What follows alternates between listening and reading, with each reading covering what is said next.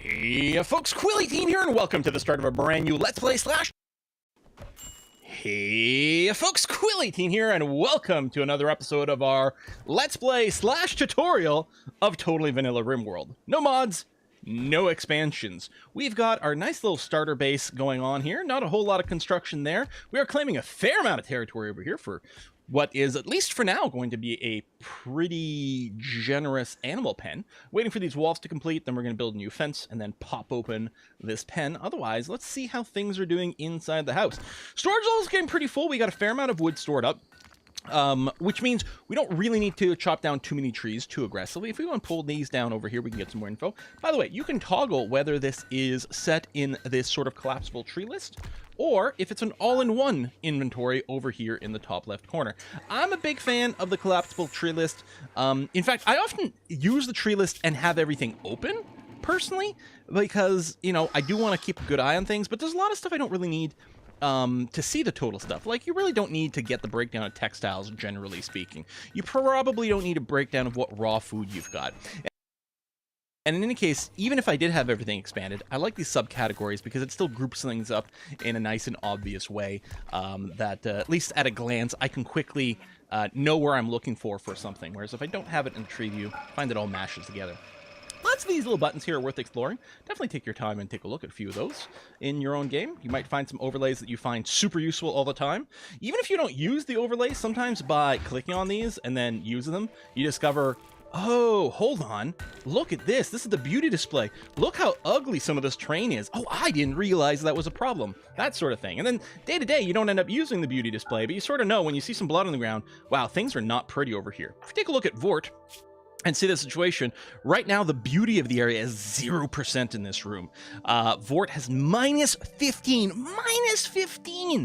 to her mood as a result of this being an ugly environment.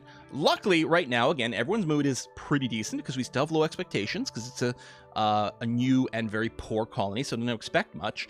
But it could certainly cause a problem, especially if some of these other modifiers start to add up. And the last thing you want, especially early on in your colony, you really don't want one of your persons to have a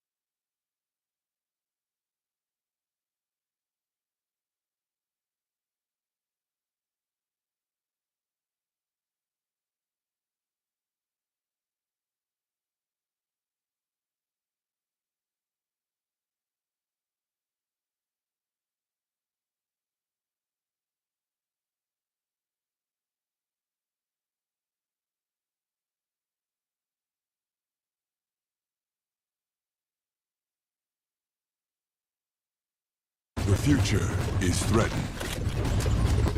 Sending coordinates now. By enemies often unseen. When there are battles to win for America's future, there is one constant. Marines.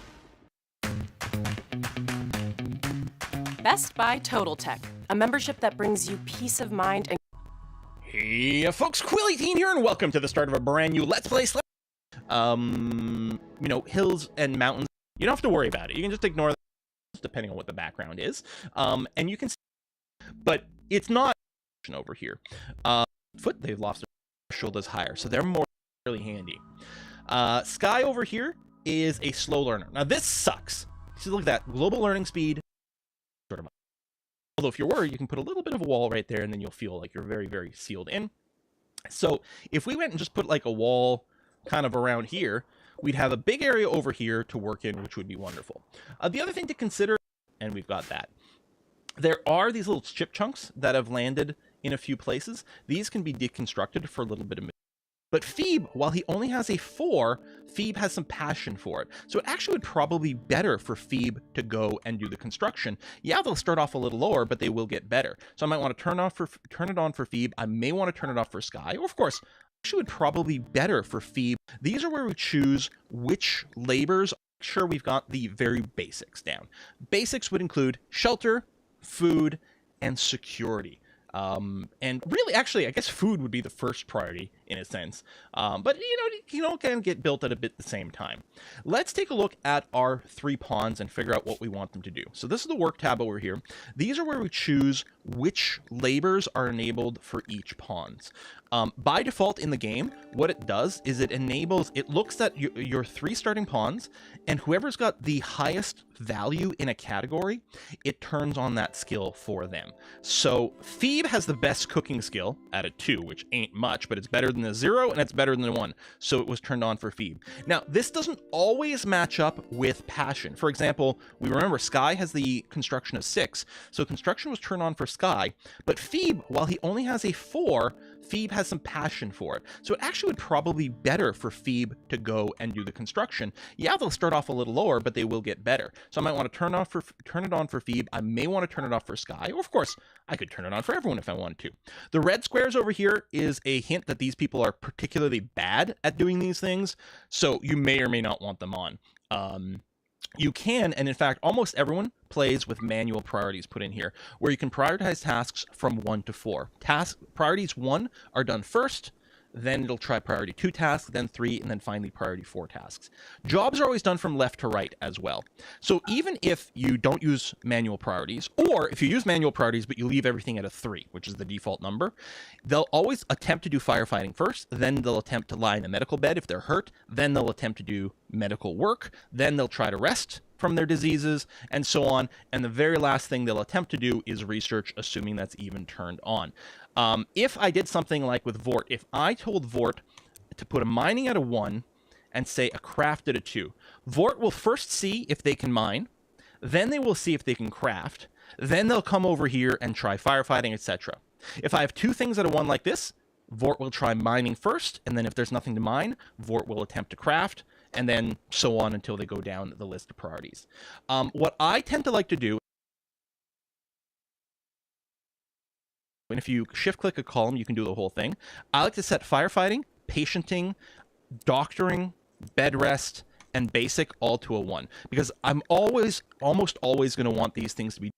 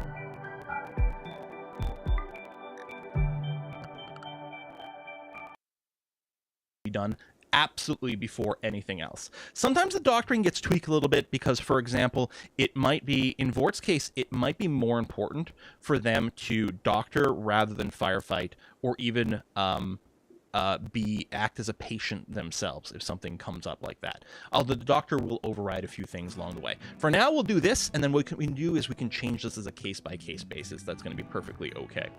For now, what I'm going to do, we don't care about wardening right now. I'm just going to go ahead and turn that off for the moment because we don't need it. We'll turn off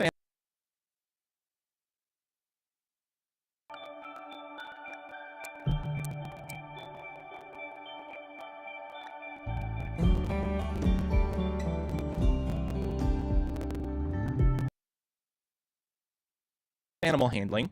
I'm also going to turn off cooking. So I am actually generally a big fan of having proper cooking right at the start of the game. Other people really like to set up a nutrient paste dispenser right from the start of the game. I prefer the proper cooking so that we can get some important for them to doctor rather than firefight, or even act as a patient themselves if something comes up like that. Although the doctor will override a few things along the way. For now, we'll do this, and then what we can do is we can change this as a case-by-case basis. That's going to be perfectly okay.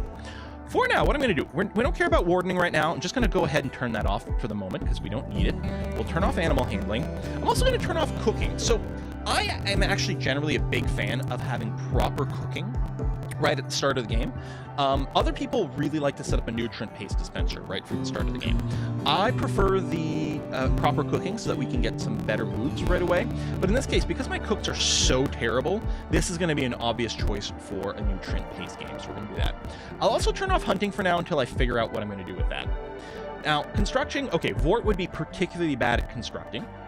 And then we've got these other... Actually, you know what I'm going to do? I'm going to turn all these off so we can talk about how I might want to look at things.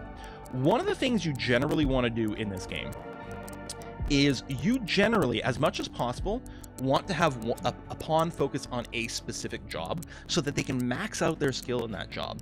It's better to have one pawn who's gotten their skill up to 10 rather than two pawns with skill at 5 doing the work. So if you can focus on someone on something, it's ideal. And of course, you want them to focus on something they're passionate about. So for example, looking at these, I'm going to say, okay, for construction, Vort and Sky.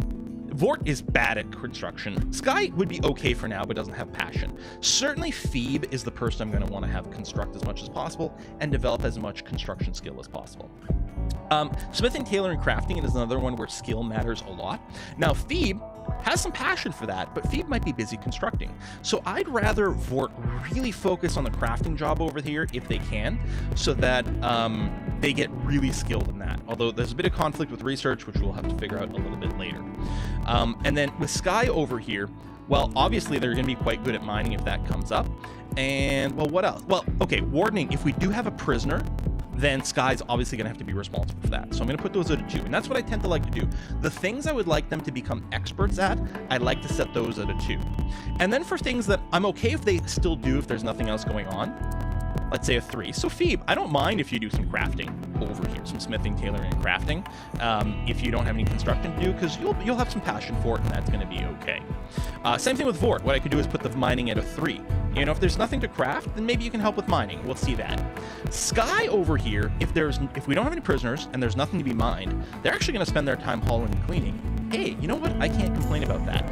The problem with this is it doesn't leave anyone to do growing and plant cutting, which obviously has to be Sky's job because literally Phoebe and Vort cannot do it because of their traits. And planting food and cutting down plants is actually a very critical and important job. So even though Sky is only a skill 3 and doesn't have passion for it, I'm going to have to do this, but I'm definitely going to be on the lookout to see if we can capture or recruit in some way another pawn that hopefully has passion for planting, because that would be incredibly helpful for us. In the meantime, our food might have to mostly come from hunting, so I'm sure we're going to be enabling that, but we'll look at that a little bit later on. And if we are going to be hunting, that means we're going to need to do butchering, which is part of the cooking job.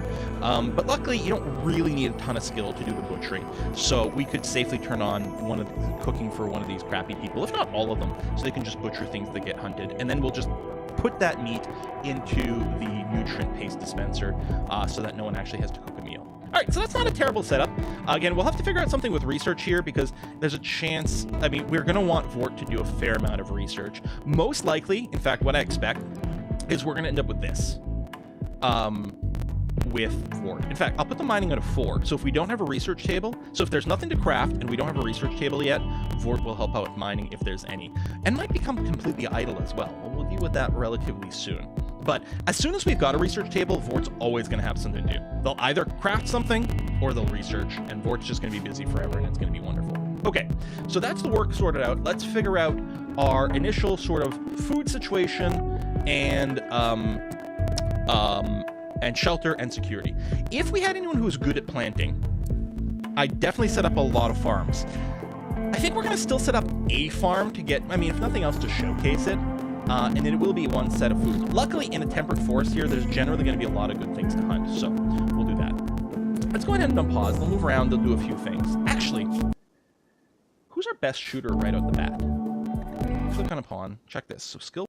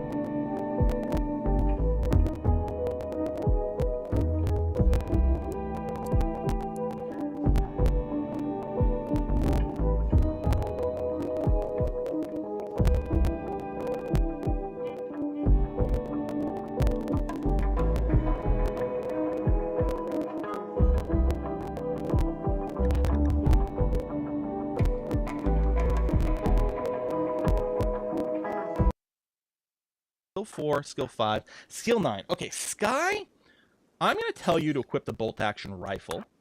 And I think you're going to have to be our hunter if you're not too busy. Vort's got a skill of 5, but Phoebe does have double passion for shooting and bloodlust, so I'm going to give you the revolver. And then Vort, you're going to give you the knife. You don't have a passion for melee, but I'll equip that. Those are all the weapons we've got right now.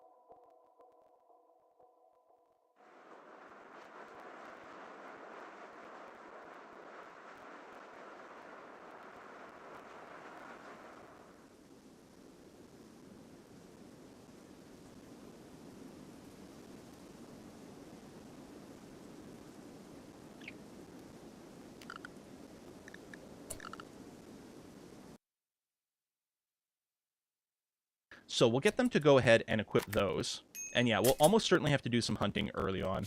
And what I might do, Vort's got a melee weapon, we don't want them to hunt. But the other two, really, I could give them a fairly high priority hunting job, and that's not a terrible thing.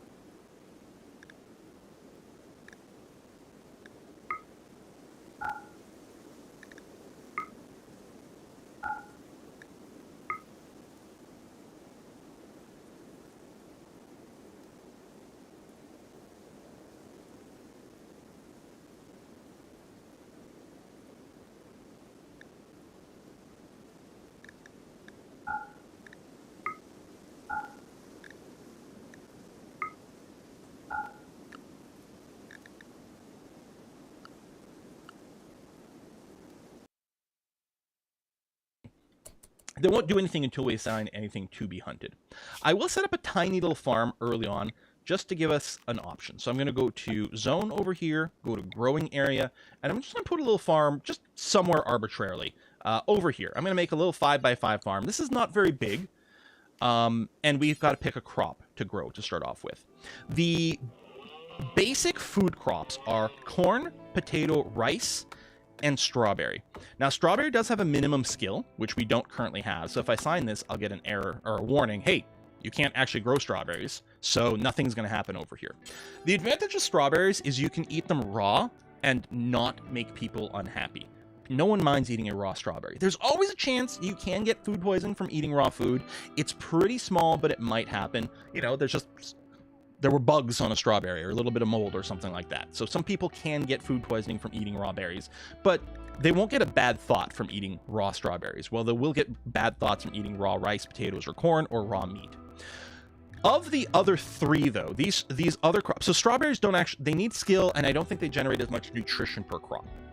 Rice, potatoes, and corn basically will all generate the same amount of nutrition from a particular farming plot. The difference is how long it takes for them to grow. Rice plants grow very quickly, so you get less nutrition per harvest, but over the course of the year, rice, which grows very quickly, and corn, which grows very slowly, will give you the same nutrition. Corn grows very slowly, but gives you tons of nutrition when you do get around to harvesting it. Rice grows very quickly, but doesn't give you as much, and potatoes are in the middle. Potatoes also get impacted by the fertility of the ground the least. So if you've only got some pretty crappy terrain, potatoes are going to not care about that as much. They'll be fine. On the other hand, if you're going to be growing things in very fine terrain, this rich earth over here, potatoes won't really benefit from the rich soil. Instead, you're going to want to grow rice or corn. Now, potatoes, there's a reason potatoes are set by default when you set up a farming plot, because they are so sturdy and they're in the midpoint in terms of growth time versus nutrition. Rice plants give you more consistent food because they come in so much quicker, but they do take extra labor because you're having to replant them more often. It's probably not a bad idea to get a rice crop set up as your first crop, though, because it will turn around faster and you'll get some food a little bit sooner. And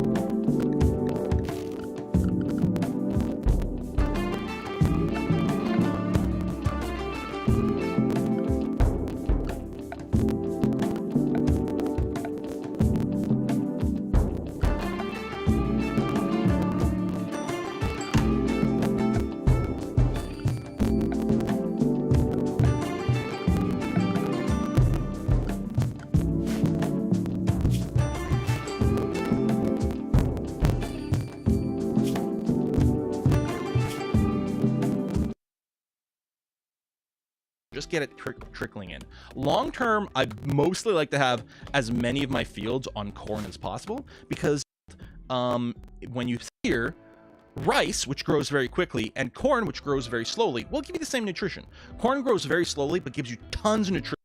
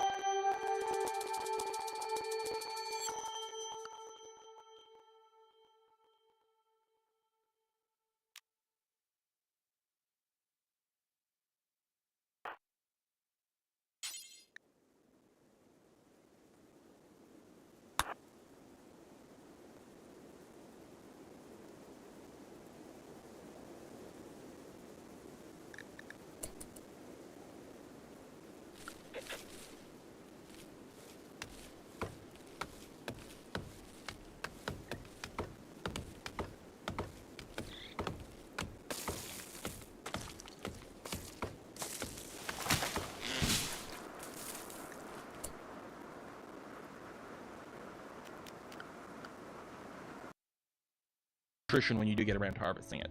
Rice grows very quickly, but doesn't give you as much, and potatoes are in the middle. Potatoes also get impacted by the fertility of the ground the least. So if you've only got some pretty crappy terrain, potatoes are going to not care about that as much. They'll be fine.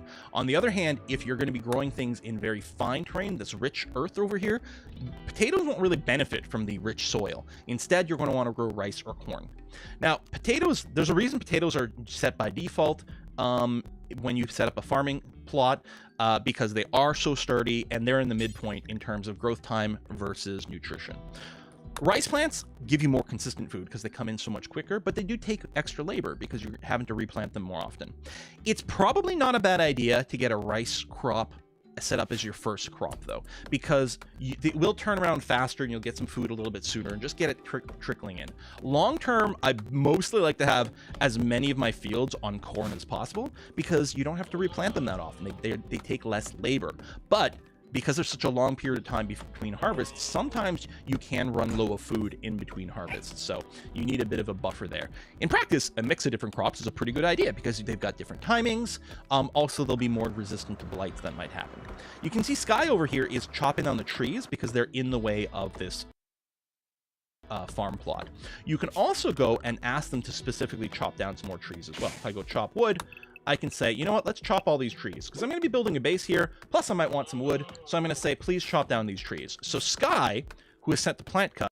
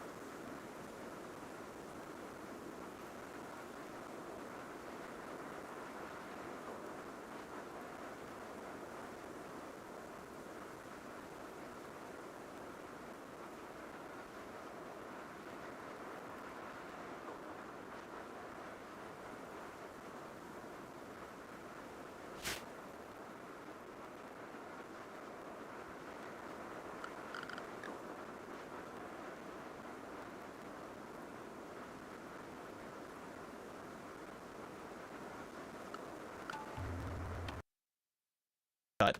Well, first she's going to try to grow, and then she will do plant cutting jobs. So she will eventually come around and chop down all of these trees. Let's get some shelter. When night comes, we are going to want to have a place to sleep. So I'm going to build a house. The pull-down menu over here shows you all the material you currently have access to. So wood, steel, and silver. Now, it tells me I don't actually have any wood. That's what it's, the little red text over here. It's a little...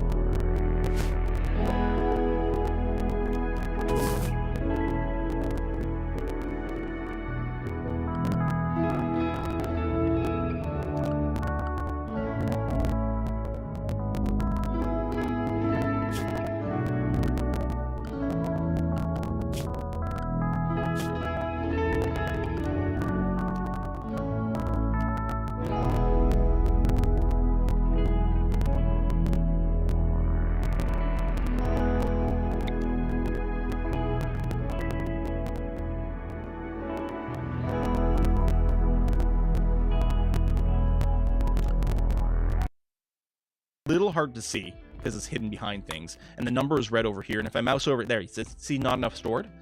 There's wood on the map. There's 57 wood here, 52, 55, 46, but it's not in a storage stockpile. So the game is telling you, you don't have any wood stored. That doesn't mean you don't have access to it. So I'm going to build a little place for us. Now, how big do you build these things? There is sort of a kind of a maximum practical size. If things are too far away from a wall, you can't build a roof. And that distance is, we'll say, about 6 tiles, which means that in practice, a wall that's like this, let's say I go 13 by 13 by 13 by 13. This is an 11 by 11 interior space, which means the middle tile of this room, which is actually technically right here. So this right here is the middle tile. This is only 6 tiles away from a wall, which means all of this is going to get roofed up. So this whole place would get a roof. If I built a room bigger than this, the middle wouldn't be able to get roofed up. I'd have to put a little piece of wall in the middle or a column, which is effectively the same. This will support more roof. But the nice thing about 13 by 13 when you're dragging it out, or an 11 by 11 interior space, is this is the biggest size you can build that will always be roofed. And it's a little bit lazy, but it's kind of convenient to make that your first room. This will give you enough space to do absolutely everything. It's also subdivides in a very sexy way, right? If I do something like this, you know, I split this in half, and all of a sudden both these places are kind of handy. I can even split it in half again, and like, oh yeah, I get these nice little sizes, and they all kind of work out. On the other hand, you might want to go with much prettier designs. You can go with any kind of shape you particularly care about. What I'm going to do is I'm going to go ahead and start... Actually, you know what? I will start like this. I'm going to make all these little subrooms. We're going to figure out what we're going to do with them in a little bit. Now, whoever's assigned to construction, which is currently Phoebe, will go and help out here. I could turn on construction for Sky as well, because she's quite good at it, but Sky's really busy. I don't want her to take any time to construct. She's got important stuff to do with all this plants. So right now, we've got that. Now, Vort isn't doing anything yet. They're just wandering around. They've got nothing to do. Fair enough. You know what I might do? So if we do have the ability to start crafting, they'll keep busy. What I could do is I could designate a little bit of an area to mine. We've got some steel over here. We've got some compacted machinery in here. There's jade there. There might be some other things around the map as well. What I could do is I could go and say, listen, could you mine this little area here? You know, just mine a little bit of that. And Sky does have mining enabled right now, but I could turn off Sky's mining, and then Vort would just go and do this mining. I don't really need this stuff right now, though. So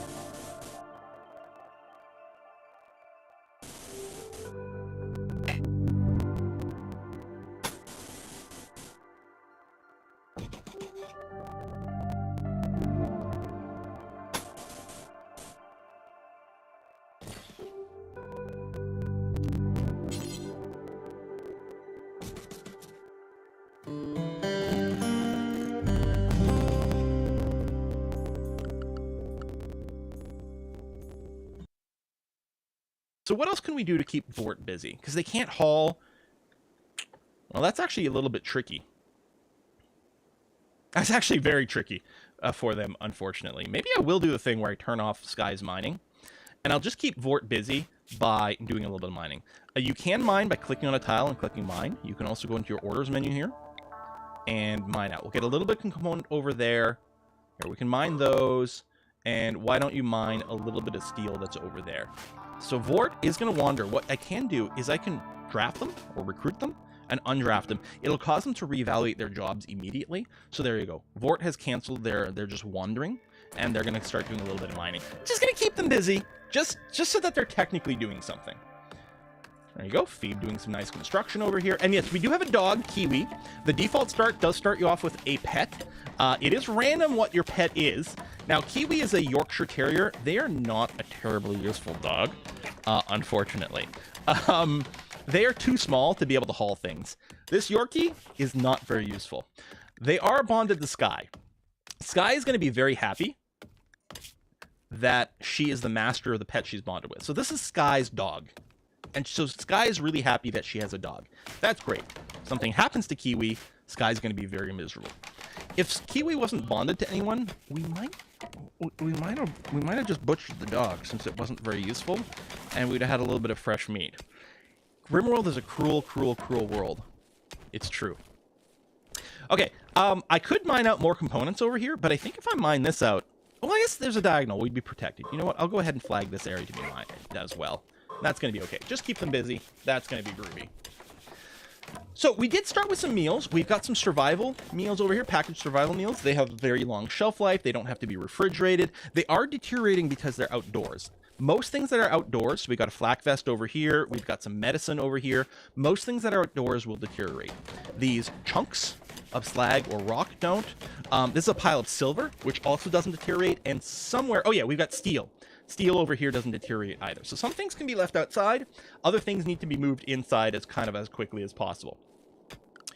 Yeah, it's such a shame that Vort can't haul, because this would be great busy work for Vort early on. I think I keep saying he, but it's a she. My bad. Sorry to misgender you. Oh, are they all female? I thought Phoebe was a guy. Wow, I'm terribly sorry.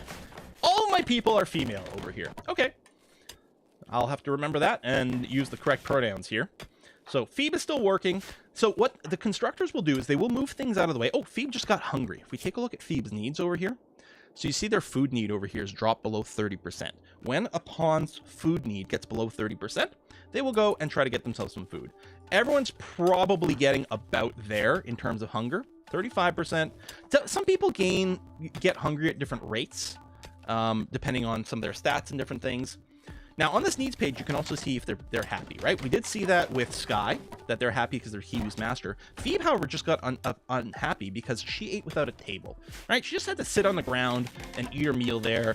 And, you know, some people will call that a picnic, but some of us think that's completely uncivilized and not acceptable. And Phoebe is definitely one of those people. In fact, everyone in RimWorld does not like to eat without a table. We ultimately do want to keep people happy. On the needs thing, there's these little tick marks over here. These ticks represent if their mood gets below a certain point, they might have a mental break. And depending on how low it is, these mental breaks can become more and more and more severe. You know, in the little minor area over here, the minor break risk, you know, they might just mope in their room for a little while. Whereas an extreme break risk, they might go out and decide they have to murder someone. Like, they're that cranky. Now, different pawns, you'll see, will have these break thresholds in different places. Sky and Vort both have normal mental break threshold positions. But Phoebe, these thresholds are a lot higher, which means a mood that Vort and Sky would be perfectly happy with would be considered a very poor mood for Phoebe. Why is Phoebe like that? Because they are neurotic. Their mental break threshold is increased by 14%. They basically have to have 14 more points of positive mood to be in the same mood as everyone else. That is a really big problem. Phoebe is going to have a lot of mental breaks, a lot more than everyone else. It's going to be that much more important that we keep Phoebe as happy as possible. Now, when you start your colony, everyone's got this initial optimism, and they have very low expectations. This is based on, I believe, the wealth of the colony. Everyone here knows the colony is poor, doesn't have a lot going on, so they know they're not going to get pampered right now, and they're going to just have to deal with it. But that will change as things continue to improve. Now, we can kick up the speed, which we will do. And we do get some notices over here like, hey, we don't have any colonist beds, and it is actually almost time to sleep. Now, we could go into furniture, and we could build some beds, which takes wood, which it says we don't have any in storage, but we do have it. We could put those down there. We could have made beds first. At least when they slept, they would sleep in a bed. Yeah, they'd sleep outside, but they'd be in a bed, and that would help their mood. It's not critical. We can also just put down sleep spots. This is not furniture. This will say, listen, when you want to go sleep, just sleep here. Then they'll have slept on the ground, which they'll be unhappy about. But if we did quickly build a room, at least we could put them indoors. Right now, it doesn't really matter. I suppose what I'll do is I'll go and put down some beds. We will ultimately want to have everyone in their own personal bedroom because that will make them much happier. But for now, we're going to have to do this shared room over here, a bit of a barracks. And Phoebe, what I'm going to do, I know you're going for a walk, and the reason they're doing that is because their recreation was a little bit lower, and they just want to entertain themselves. But I'm going to tell Phoebe, listen, I'm going to have to interrupt your walk. Please go and prioritize making a wooden bed over here. We would like our people to maybe have a chance to sleep in a bed before nighttime. Phoebe just botched this construction. When your construction skill is low, sometimes you will fail to construct something. It wastes some material, and mostly wastes a lot of time is the concern. So it takes 45 wood to make a bed. There's only 23 of 45 in here. So Phoebe wasted half the wood trying to make this bed, which is really unfortunate. Yeah, material and time. I mean, we don't consider wood to be that costly, but the time investment is a big deal. The quality of the bed is also affected by the construction skill. So this is fine, it's just a normal bed. You can also do poor and awful, like it can be quite bad, or it can become like good or excellent, or even masterwork and legendary. You can really make some very fancy things as people get better. So it looks like we will have beds for everyone to sleep in. They will be sleeping outside because we don't have walls or a roof up here yet, but it's going to be okay. Notice that even though Phoebe is not assigned to plant cut, in fact, isn't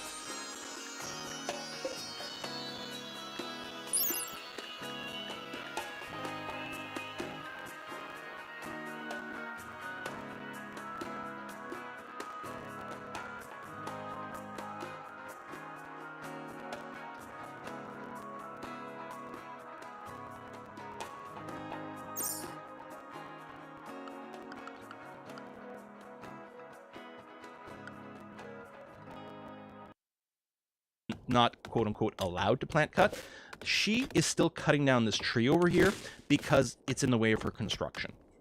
So at least they will do that on their own, which is kind of nice. On the other hand, it's better if people with the actual skill do it, because so Sky has skill working with plants. She will cut down trees faster and I believe get more wood out of it as well. So you can see how long it's taking Phoebe to cut down this tree, right?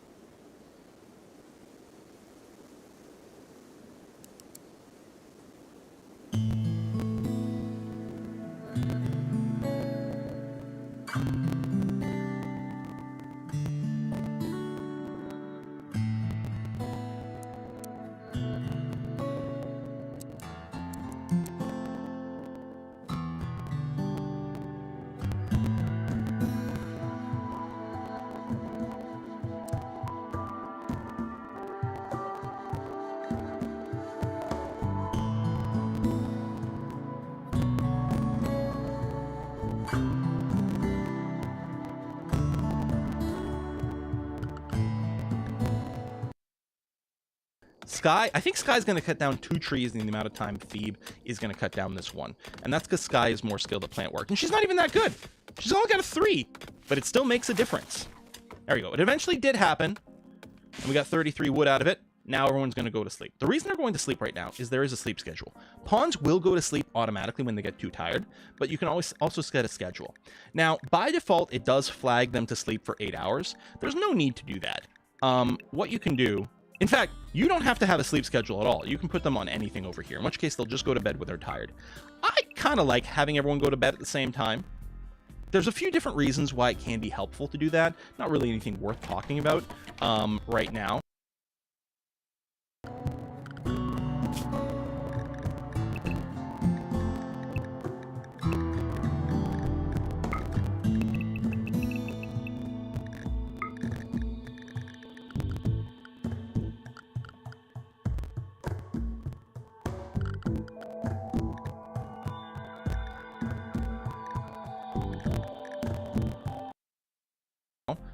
But if nothing else, it just feels right. Pawns don't really... Your normal pawns don't get upset being awake at night, although they do get a debuff if they spend too much time in the dark. Therefore, if they're going to be doing, you know, most stuff, especially outdoor stuff, it makes sense to put them to sleep at night, because then they won't get the darkness debuff. Some pawns will have the night owl trait. Night owls do not like to be awake during the day, so you're going to want to explicitly set them to have a schedule they sleep during the day. Ancient Danger. So when you set up your map, there will be these areas that are walled off, and the first time one of your people gets near it, you'll get this note about Ancient Danger. There is something horrible and dangerous inside of this. If we were to go and deconstruct one of these walls and pop this open, there's a very good chance horrible things would happen to us. We are not ready to deal with that. So this is just the game telling us, hey, don't pop this open, don't deconstruct these walls or whatever. What I like to do is I like to go into my orders here. There's a planning tool, which just lets you draw arbitrary stuff. I like to put like a D marker on places to remind myself, oh yes, this is dangerous. There you go. Or, you know, you can draw an X or something like that. That's pretty handy. There's sometimes more than one. And yeah, you can tell because you'll be able to find walls. We might only have the one on this map. But yeah, I knew from the start this was going to be a danger zone, because when you see constructed walls that are, you know, all enclosed like that, that's almost certainly the case. Some of your maps will also have various ruins. They might have little bits of walls up and around. I think actually I'm thinking mostly with the expansions, especially with ideology, there'll be a lot of extra like little wall bits and debris and things all over the map. So there'll be more doodads depending on the expansions. But there we go. Yeah, we don't want to pop that open. Anyway, we are 43 minutes into this video. It's definitely time to put a cut in this bad boy.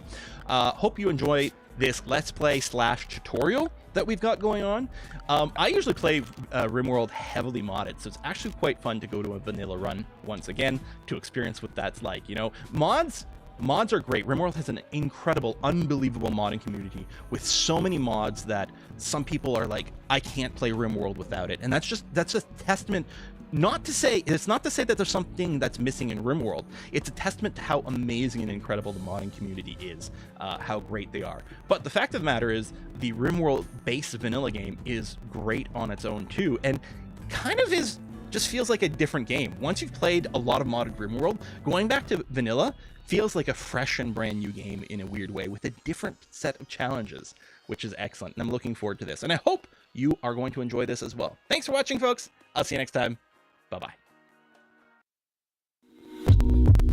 Hi, and welcome to Expert Picks. I'm Sierra, a home expert from Best Buy. Today I'll show you a few Android smartphones. Hey folks, Quilly here, and welcome to episode 2 of our absolutely unmodded, with no expansions, totally vanilla run of RimWorld. It is our Let's Play / tutorial that we've got going on here. Trying to keep up a good pace so we get enough gameplay, while also trying to explain everything to someone who might be brand new to RimWorld and is looking for some instructions on how to play. I mean, there are some great just standalone tutorial type things out there that explore particular mechanics in depth. Here we're going to try to do a learn as we play kind of vibe. So Vort is still doing things that we're not really necessarily going to want them as long-term miner. Oh, maybe we do. I don't know.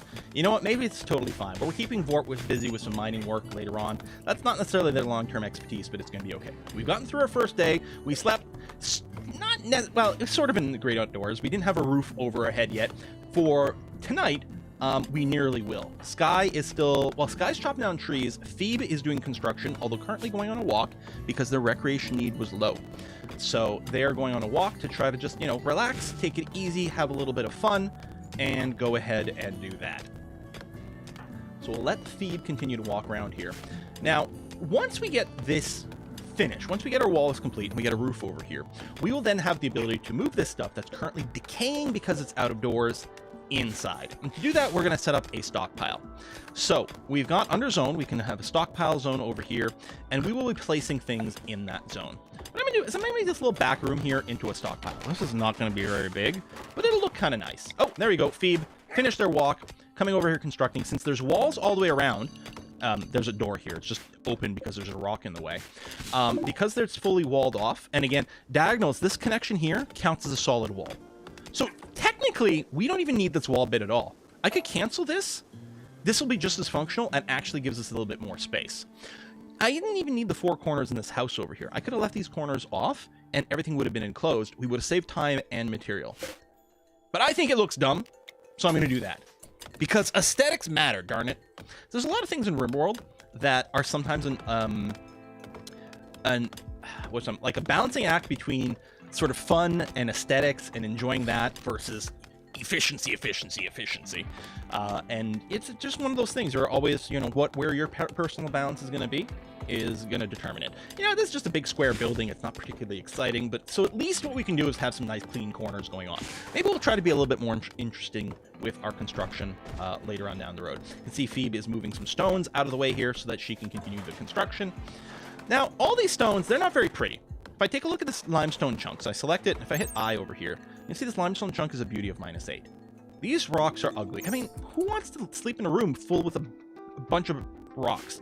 It's terrible. In fact, if we click on this bed over here, we can see some stats about this room. This barracks, a barrack is a room with multiple beds in it, is awful. Awful, awful, awful. And a big part of it is because it's dirty and it's hideous. It has very poor beauty. Now, the dirt is mostly because it's literally a dirt floor, and the lack of beauty is going to be mostly based on the fact that there's all these stone chunks in here. We should get them out of the way. So what I'm going to do is I'm going to go into my zones over here. I'm going to make a dumping stockpile, and I'm just going to put it over here for now. Now, stockpiles, this is a stockpile, this is a dumping stockpile. They are actually exactly the same thing. Both of these have storage rules that you can set. Literally, the only thing that is different between these is A, what their name is by default, and B, you can rename these, right? I can call this whatever. I can call it like blah. There you go. Now it's not a dumping stockpile, it's a blah. The difference is between the stockpile tool and the dumping stockpile tool is just what is allowed to be stored there by default. This dumping stockpile has everything turned off except for chunks and corpses. Only chunks and corpses can be stored here by default, whereas if we look at our stockpile, everything can be stored here except chunks and corpses, and also uprooted plants, which we don't have to talk about. We can just ignore that for now. But yeah, that's basically it. So the dumping stockpile is your garbage pile. Now, so right now, everything that's not a stone chunk or for chunks and corpses, I can call it like blah. There you go. Now it's not a dumping stockpile, it's a blah. The difference is between the stockpile tool and the dumping stockpile tool is just what is allowed to be stored there by default. This dumping stockpile has everything turned off except for chunks and corpses. Only chunks and corpses can be stored here by default, whereas if we look at our stockpile, everything can be stored here except chunks and corpses, and also uprooted plants, which we don't have to talk about. We can just ignore that for now.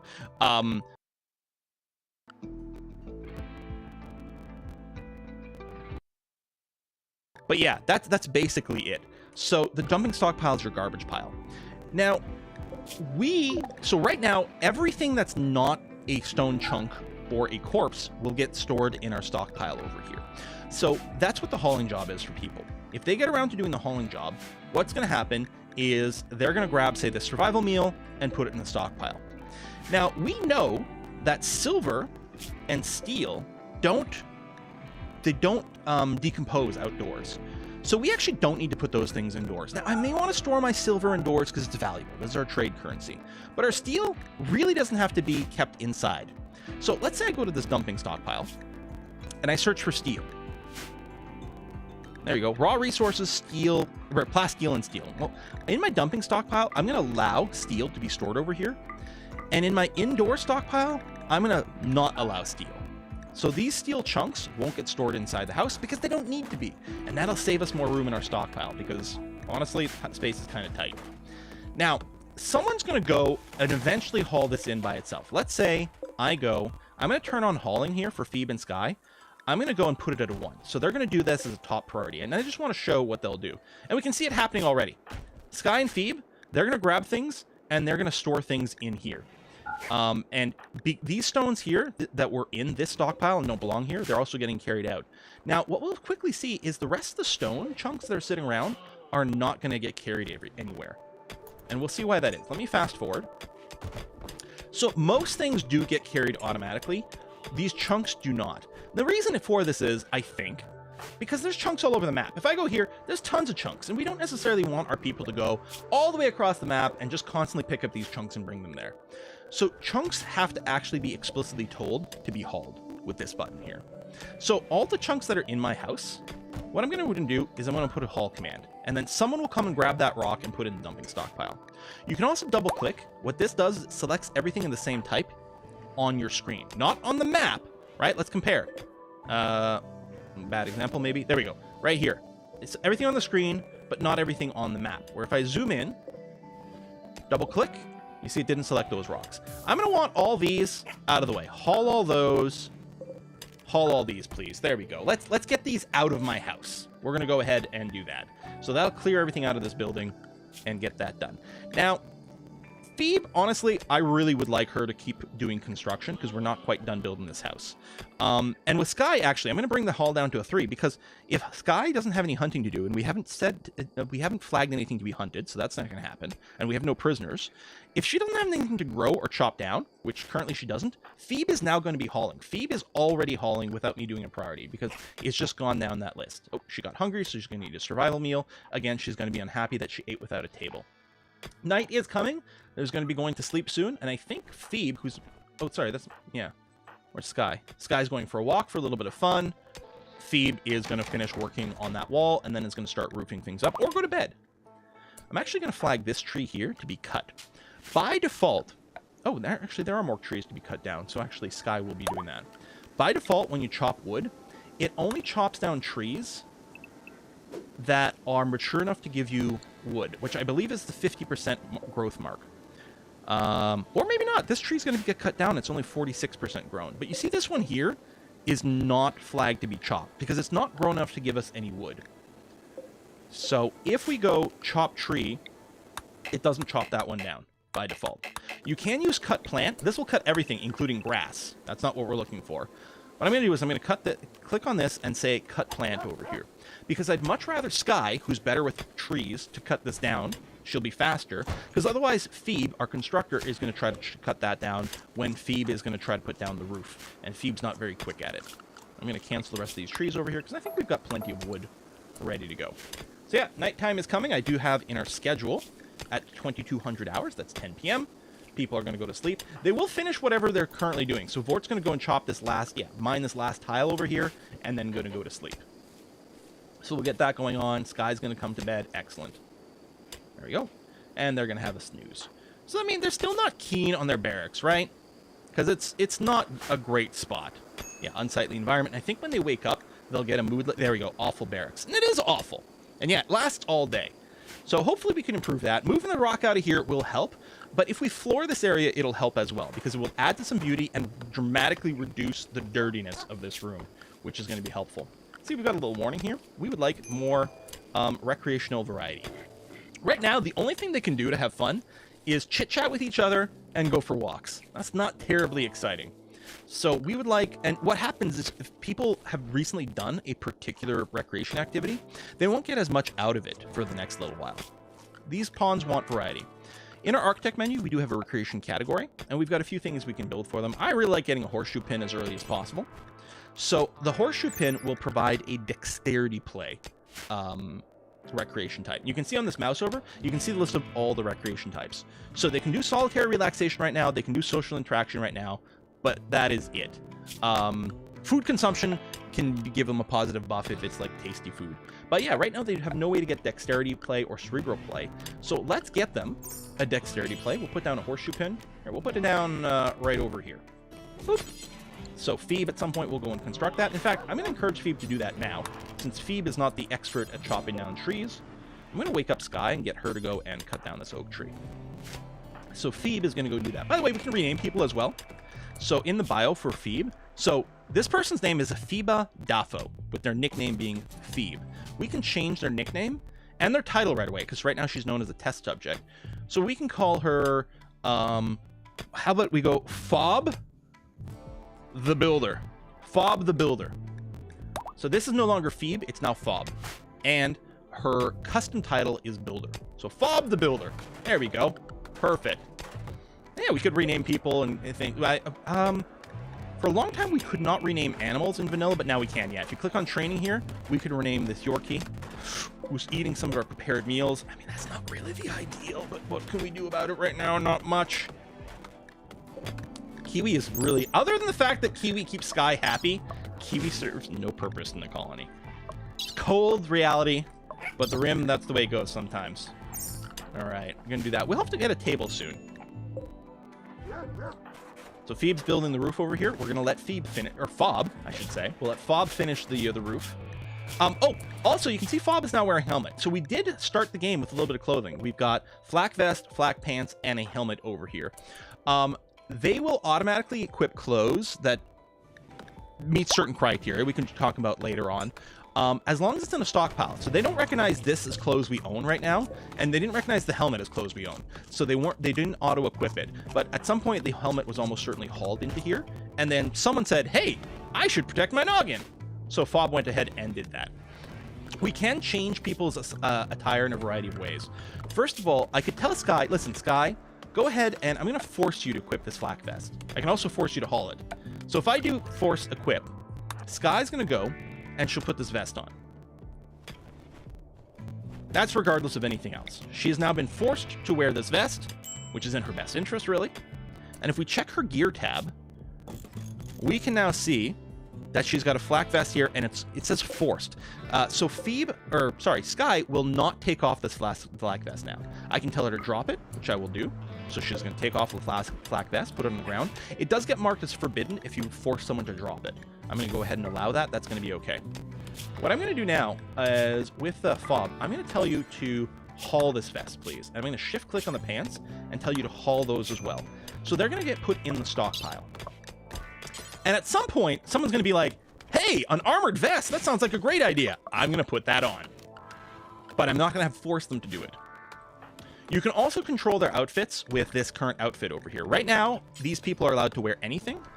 There's these little pre-mades that we can use for different outfit designs. We can also edit and specifically say, listen, you're not allowed to wear t-shirts. No t-shirts allowed over here. I don't want to see any bare arms. But right now, just setting this to anything is going to be perfectly okay. No reason to do otherwise at the current time. But you might want to have specialized outfits for things later on if you've got particular plans. Maybe you want everyone to have a certain theme. That's entirely possible. So Fob has no construction to do right now because they're not constructing. There's nothing to craft, so they're just on hauling duty over here. So they're just hauling the rest of it because they're out of work. They've made the horseshoe pin, which Vort is playing with. Great stuff. Let's put a little bit more work in here. Let's try to, well, actually, I might want Fob to prioritize hauling these chunks, but they'll get around to it at some point. We make that bedroom prettier. The other thing we can do, and this is not terribly important right now, but I'm going to do it anyway, I'm going to put down some flooring. And right now, I can do concrete with steel. It's not very pretty, but it works. Paved tiles is neutral in terms of look. It's neither pretty nor ugly, so you could use that. Or you can use wood floors. I really personally love the look of wood floors. They are flammable, though, so they're really not the ideal for long term. But I love the wooden floors. So we're going to get Phoebe to come in over here. They are finishing their hauling job, which is great, but at some point they'll come and just build this wooden floor. And that will make this barracks a lot nicer. The wooden floors are better than the bare floor, plus it'll keep it a little bit cleaner, although we're still going to need to get the rock chunks out of there at some point to really make it practical. Vort, you're digging at compact steel. Yeah, I flagged a bunch more little mining jobs to keep Vort busy for now because we don't have anything else going on. But we would like to get some crafting stations down pretty soon. Right now we're still okay. Well, we only have 13 more meals. We actually do have to get the food situation resolved ASAP. Okay, let's work on that. So we know we're not going to get this rice for a while. We're going to need to supplement our diet with some meat. It's just what the situation is going to be. So to do that, we're going to need a couple of things. First, certainly, we are going to need a butcher's table so we can butcher the meat. But then we're going to have to cook the raw meat if we're going to do anything with it. And unfortunately, we don't have a particularly competent cook. So what we're going to need instead is we're going to use this nutrient paste dispenser. Although we do need a construction skill of 5. Sky can do it. Or if Fob levels up, because they were currently at a 4, but they're probably close to getting to 5. A mouse over construction. They're getting there. But I'll probably just turn on Sky's construction for a little bit so she can build the nutrient paste dispenser. What this does is you can put any raw food into a hopper next to this, and it will give you a nutrient-paste meal. It is not very tasty. It actually gives your population negative thoughts because it's not good food. It's not tasty food. But at least they won't die, and that's important. Pro tip: try not to die. But this does need electricity, so we're gonna have to set up some power and things for all that. I'm also going to set up a little kind of a freezer area. We'll explain why that is later. But you know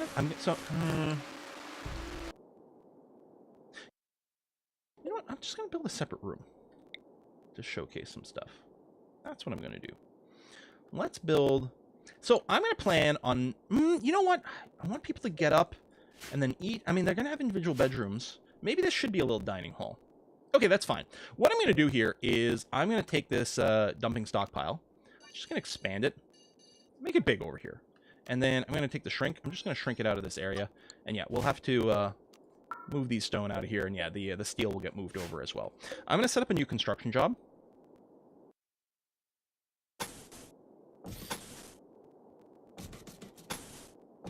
Like so. I'm also going to do some deconstruction over here. I want to leave one of these. This will make sense in a little bit. I promise. There you go, a little bit of flooring. We're still botching some stuff. Fob's still working on getting their construction skill up a little bit higher. But hey, they're practicing.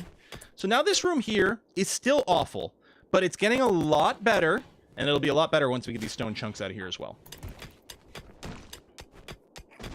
Actually, Fob, I'm going to save you a lot of walking. I'm going to tell you to deconstruct this wall. There you go. So now there's a little opening over here that you can poke through.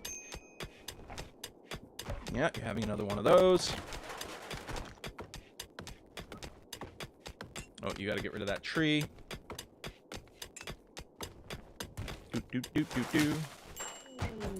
Oh, we have a visitor. A digger from the colony is visiting. This person may have a few things to trade. We could also...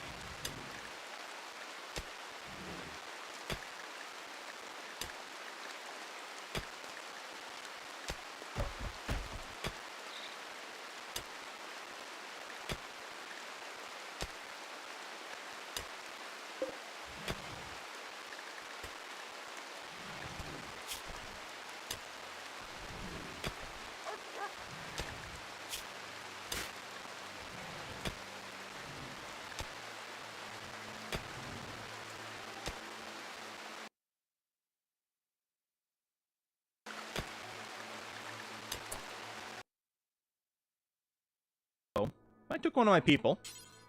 And if so, this area over here, what I'm going to do is actually, you know what? I'm going to change my mind. I'm going to go and clear this area as well. Excellent. So I'm going to put in this nutrient paste dispenser, and I'm going to position it here, and I'll explain why I'm positioning it here later. We're going to do that. Now, we know Fob doesn't have the skill for it. Again, we could unlock it for Sky, but we also know we need power for this. Plus, we're going to want some lights inside the house. So we know we need some power. We've got a button here. At the start of the game, we've got a few options. We can do a wood-fired generator, so we burn wood for power. We can burn chem fuel. Chem fuel is a thing later on. We can also build a wind turbine. The wind turbine's power generation is going to fluctuate depending on how windy it is, but it doesn't require us to constantly burn wood.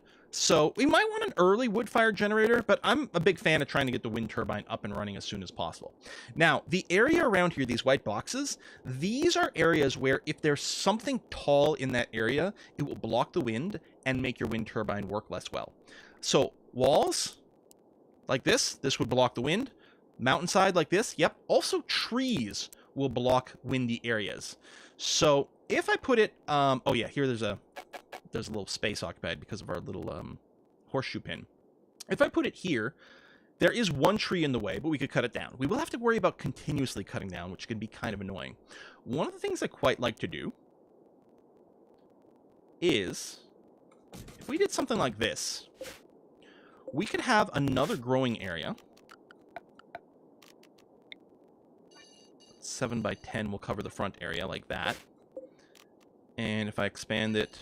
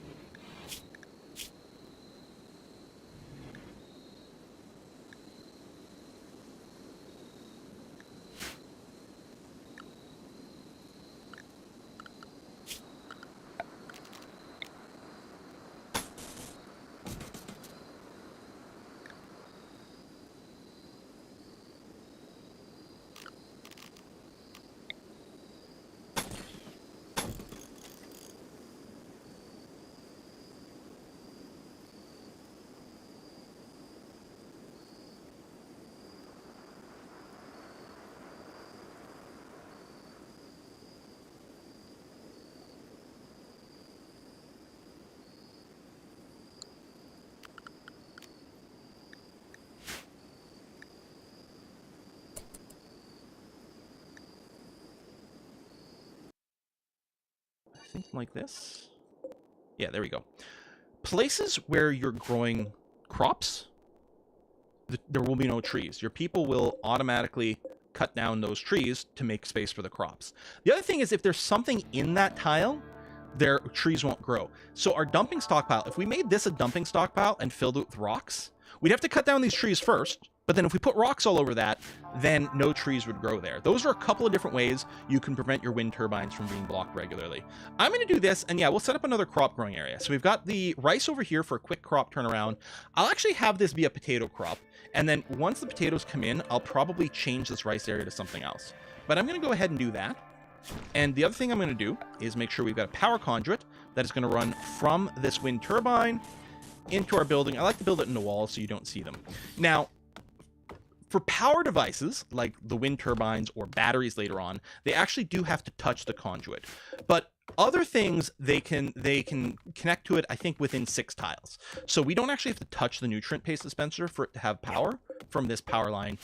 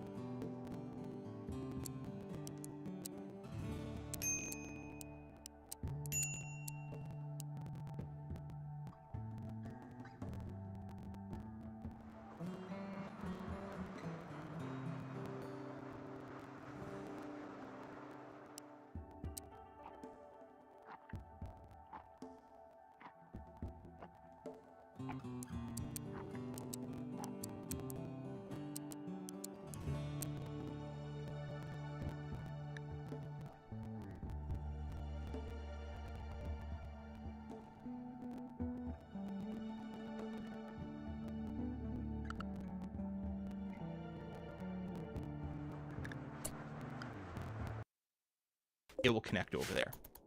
So let's let this happen. So Vort's still doing some digging, that's fine. Sky is going to be chopping down these trees and getting ready to do some planting. And then Fob, well, Fob is going for a walk, but we could actually force him and say, listen, get started on this wind turbine right away and start doing some of this construction, please, if you can. The fact that Fob's skill still isn't great and she's still botching some things is kind of annoying because we're wasting more and more material, but we're going to have to do it. And yeah, it would be nice if Fob could get to level 5 construction so that she could build the nutrient paste dispenser. But again, we can use Sky to do it because she did come in with a skill of 6. If we didn't have the nutrient paste dispenser, then we'd have to do some cooking, which would be a bit annoying because our cooks are terrible. But normally I like cooking. We can either do a fueled stove, which burns wood to cook, which would be great if we don't have power, or you can do an electric stove. The other thing you can do is put down a campfire, which is under temperature. You can build a campfire, and you can do some cooking there as well to get started. Now, cooking takes time, but unlike nutrient-paste meals, which upset your people, simple meals do not give a debuff. And in fact, if you make fine or even lavish meals, they give a positive mood buff to your pawns and keeps them happier. So we'll see what we can do here. You know what, Kiwi? I'm tired of you sleeping just anywhere. I'm going to go ahead and give you a, I think it's under furniture. We can do an animal sleep spot. I think, yeah, Kiwi is small enough they could actually sleep in a sleeping box, which does take wood, but it's kind of nice. Or just give them a designated spot on the ground for their sleep spot. Tell you what, in the interest of saving wood, I'm just going to put down a little sleep spot. Next time Kiwi goes to sleep, she's going to claim this little sleep spot in the corner of the room, sleep with her people, which I think is cute. Also, if an animal gets hurt, it's these sleep spots that go to for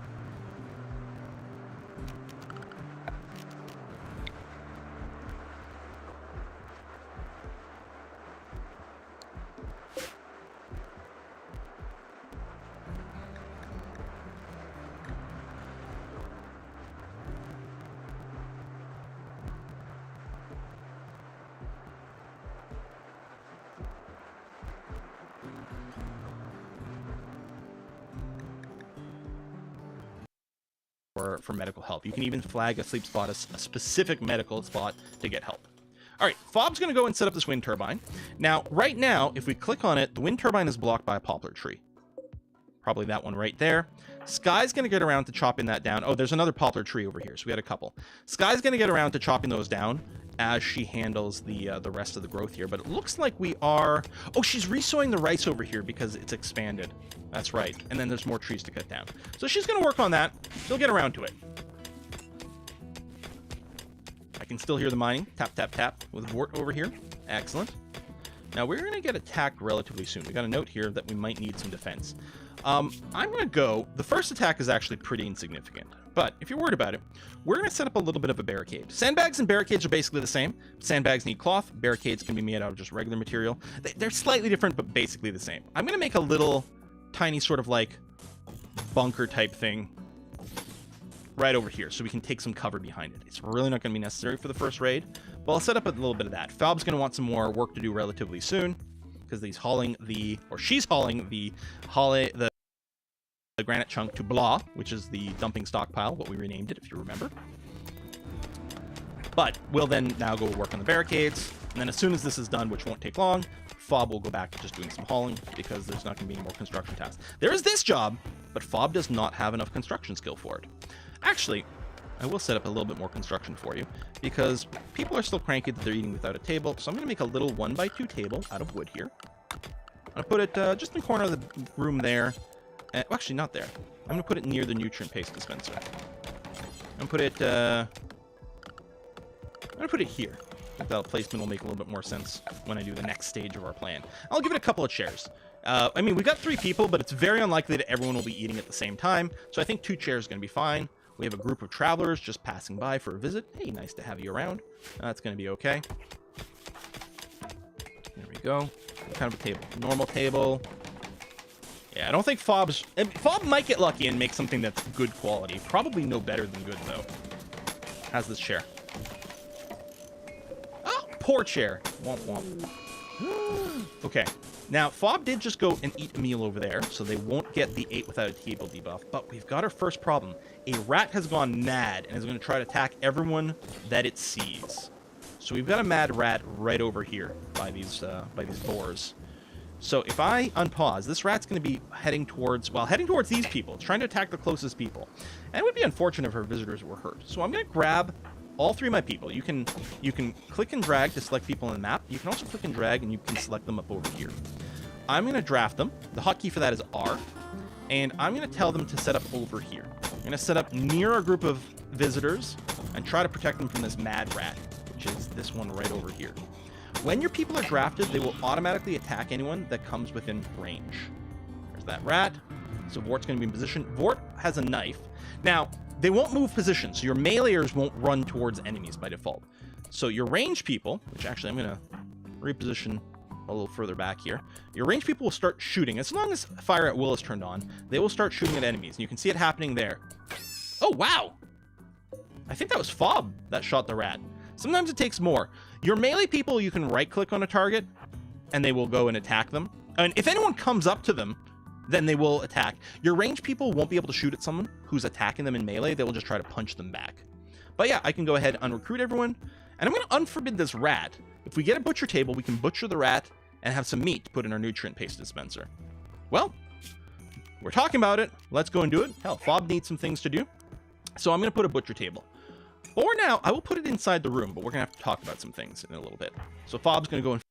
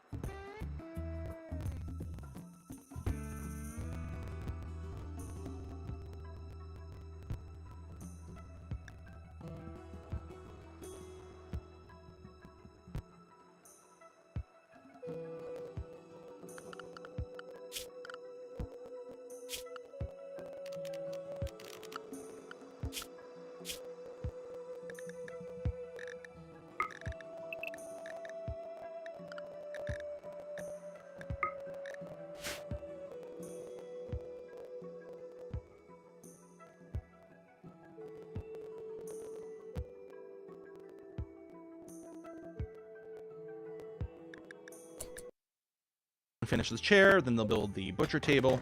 Be great if their skill got up. Oh, they do have a constructions at 5. So now they have enough to finish to build the nutrient paste dispenser. How lovely. I should get some lights in the room too. We've got a little bit of power. Let's go and get a couple of standing lamps. Maybe just one standing lamp for now. I'm going to put it right there. Actually, Fob, I'm going to get you to build that first because you'll do everything a little bit better if you have some light in the area. There we go. Just takes a second for the light to connect. Now we got a little bit of light because people move and work slower if there's no light. And again, if they spend time in the darkness, if they're in the darkness, they get a negative mood lit over here. Oops, left in the cold. It's 23 during the day, but I guess it got cool enough at night. I think if it goes below maybe 16 degrees at night, they're unhappy about that. So we might need to look into some heaters or something. We shall see. But there you go. Fob's going to make the other chair. Oh, botch while making the nutrient paste dispenser. That's unfortunate because it might have cost us components. Nutrient paste dispenser is up. Excellent. Now we get a message here. We need a food hopper. The nutrient paste dispenser can't do anything if it's not supplied with food. So what we want to do is we want to go and put a hopper in here. And we connect it up to the nutrient paste dispenser thusly. So Fob, and I'll go and tell you to do this right away, please. A nutrient paste dispenser has the same storage button as our stockpile. So our stockpile here, you remember, we had this one in the dumping stockpile with the storage button that lets us control what goes there. The same thing happens with the nutrient paste dispenser. And what we want to do is put things in here that can be turned into nutrient paste. The default allocation is pretty good. It allows all vegetarian products, all animal products, that's milk and eggs, as well as all meat products except for human meat and insect meat, which makes people unhappy if they eat it by default. If you're running certain ideologies, or if you have cannibals in your group, then things might be a little bit different. But the default allocation is pretty good. The other thing is this hopper, the priority set is by default set to important. Our normal stockpiles here are set to normal priority, both of these. That means if something can be stored in a hopper, it will be stored in a hopper before it gets stored in our regular stockpile. So basically, if we end up with raw meat, raw vegetables, they'll get put in the hopper first, which is great because then people can use it to get nutrient paste meals. Fob is going to go and make the butcher table here. There we go. So now we have a butcher table. Now, a butcher table is the first structure we've built that requires a bill assigned to it. This is a job. By default, nothing happens to the butcher table. We have to put in an order and say, listen, someone go and butcher a creature. So this is going to make one-time job to go and butcher something on the map. Now, this is a cooking job. If I click details, actually, I don't know if it lists. Oh, yeah, cooking skill is what gets used for this. There's no particular skill requirement to do butchering. Someone who has the cooking job turned on will go and grab some animal corpse somewhere and butcher it. We know there's a dead rat over there, so it's possible to do, but we have no one set to cooking. What I'm going to do here is I'm going to tell everyone, anyone who's got a moment to spare, go and butcher. Fob is currently doing a hauling job. They're hauling the corpse of this to this stockpile. We'll let them finish that, but then after Fob does this, someone should go and decide to cook the rat. Someone who's in between jobs.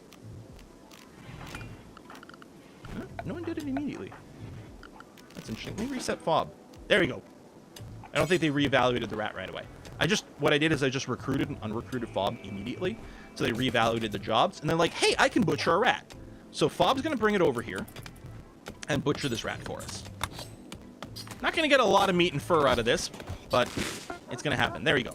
So Fob is now carrying 20 units of rat meat, and there's also some light leather on the ground as well that we could use from clothing making. And Fob, if the hopper was full, or if we didn't have it, would have carried it to our stockpile. But because the hopper is here, Fob's going to put it in the hopper, and now our people are going to be able to use the nutrient paste dispenser. And they will use the nutrient paste dispenser before survival meals. Survival meals are at the bottom. Oh, we did have some more meals over here that haven't been brought in. Survival meals are the last thing that your people will eat. Not because they don't like them, but because they last forever. They are prioritized the least because, you should eat everything that will perish first. Now, even though this rat meat is endured, it will still spoil. So most things will decay if they're outdoors, right? The survival meal is decaying because it's outdoors, just like the medicine, just like the pants were. They were decaying because they're outdoors. However, they don't rot because they're not raw food. Almost all food stuff, other than survival meals, do rot if they're not refrigerated or frozen. Things that are refrigerated, i.e. kept cool but still above freezing, will last a lot longer. Things that are frozen will last forever. What we want to do, because this is going to go away in 2 days. Now, in practice, someone's probably going to use the nutrient paste dispenser before that happens, so maybe we don't worry about it. But eventually, we're going to have more food that we're just going to fill these hoppers with, and we might have more food than we're going to eat in a day or two, and then things will start to rot, which would be very bad. So we're going to make a freezer. Now, it so happens, and I didn't know this for a long time, that the nutrient paste dispenser here, all of the squares in this count as a wall. So if we go and do this, one wall and one door over here, this whole area here will count as its own room. What's great about that is then we can go into temperature and build a cooler and refrigerate this room. So I'm going to click here. Do we not need the replace mod anymore? I guess not for something like this. If I build a cooler here, we can have this whole room refrigerated. In fact, refrigerated so much that it's a freezer, in which case nothing in here will ever deteriorate. So all of our food that's in the hoppers won't do that. Oh, you can see this is out of power. Why? There's no wind. There's a little meter here that will fill up, the little yellow bar that will fill up the windier it gets. Right now, there's not enough wind to power both the light and the nutrient paste dispenser. So the nutrient paste dispenser is unfortunately out, which means people are eating survival meals. That's kind of annoying. I won't get to show that off. It'll get windier soon.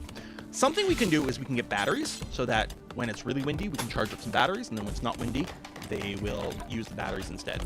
So this is a whole room. There's actually a button over here. Room stats display.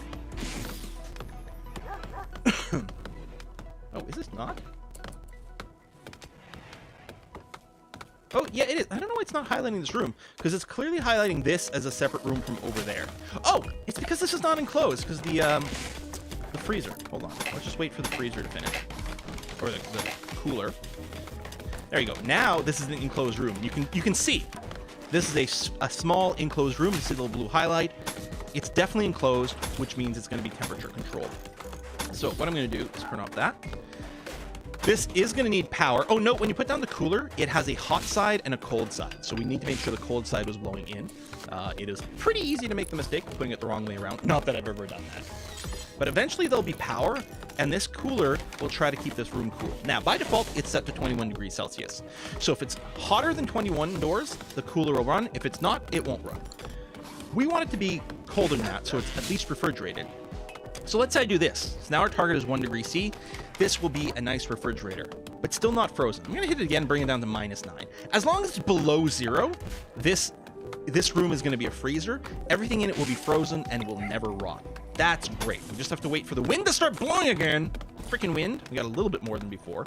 Enough for the nutrient paste dispenser to be working. But yeah. Now, I think our puppers will also prioritize eating the raw meat over our survival meals now. So at least that's good. Oh, there we go. Now there's enough wind. See the yellow bar filled up a little bit more. This cooler is now working. And if we check the room, it's -6, -9 now. It'll fluctuate a little bit because you lose some heat through the walls. Also, every time someone goes through this door, a little bit more heat will leak through. But now we've got ourselves a freezer. Now, what we'll probably want is more than one hopper. I'm going to put a bunch over here.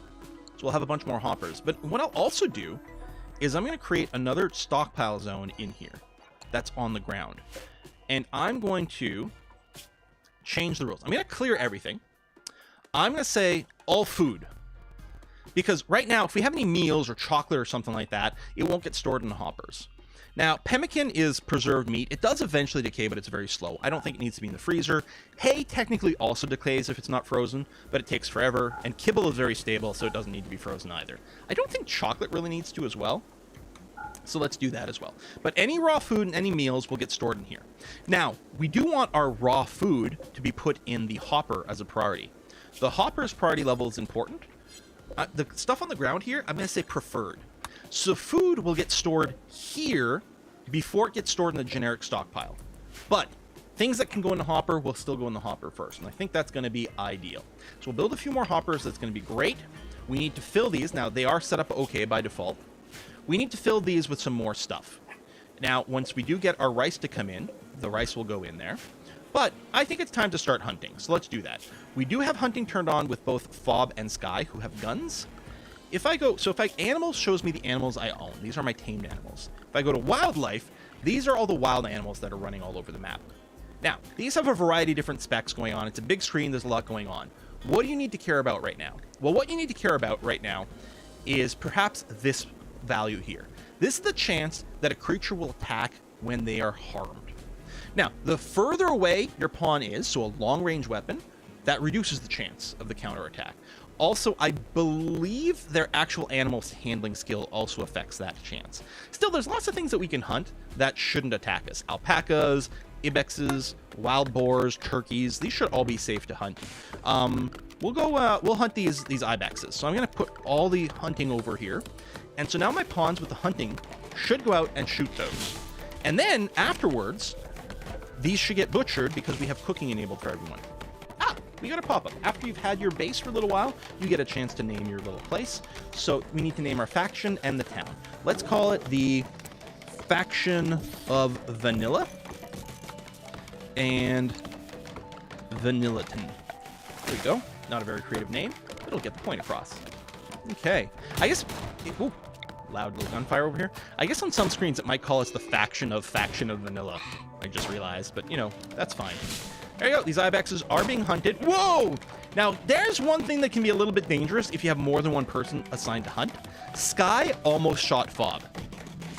It might be a good idea to only have one person hunt. Sky was our best shooter and has the longest range weapons. I'm going to turn off hunting for Fob because Fob almost got shot. And that would have been bad. There you go. But Fob is going to bring this.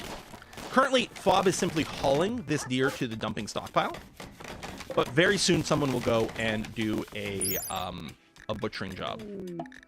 Oh, a wanderer wants to join. An actor named Honey wants to join our colony. We don't know anything about them, but we're going to go ahead and accept them. Hello, Honey. Welcome to the party. Are you injured? No, you're good. What's your bio? You're super immune. That's nice. If you get disease, you'll heal faster. Slowpoke is poor. I don't like it when my people move slower, but we'll deal with it. Honey is a night owl. So a night owl will be unhappy during the day, but be very happy at night. They've also got some pretty interesting skills over here that I quite like. This seems like a pretty good thing. So what we're going to do is we're first going to check the schedule.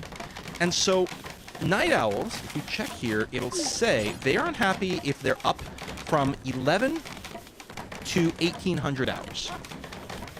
So what we're going to do is we're going to set a schedule where Honey, when it gets to 11, go to bed and stay there until 1800 hours. There we go. Sleep through the day. I like it. And then you'll be up during the night and be happy. And we're going to do the same thing I did for the others.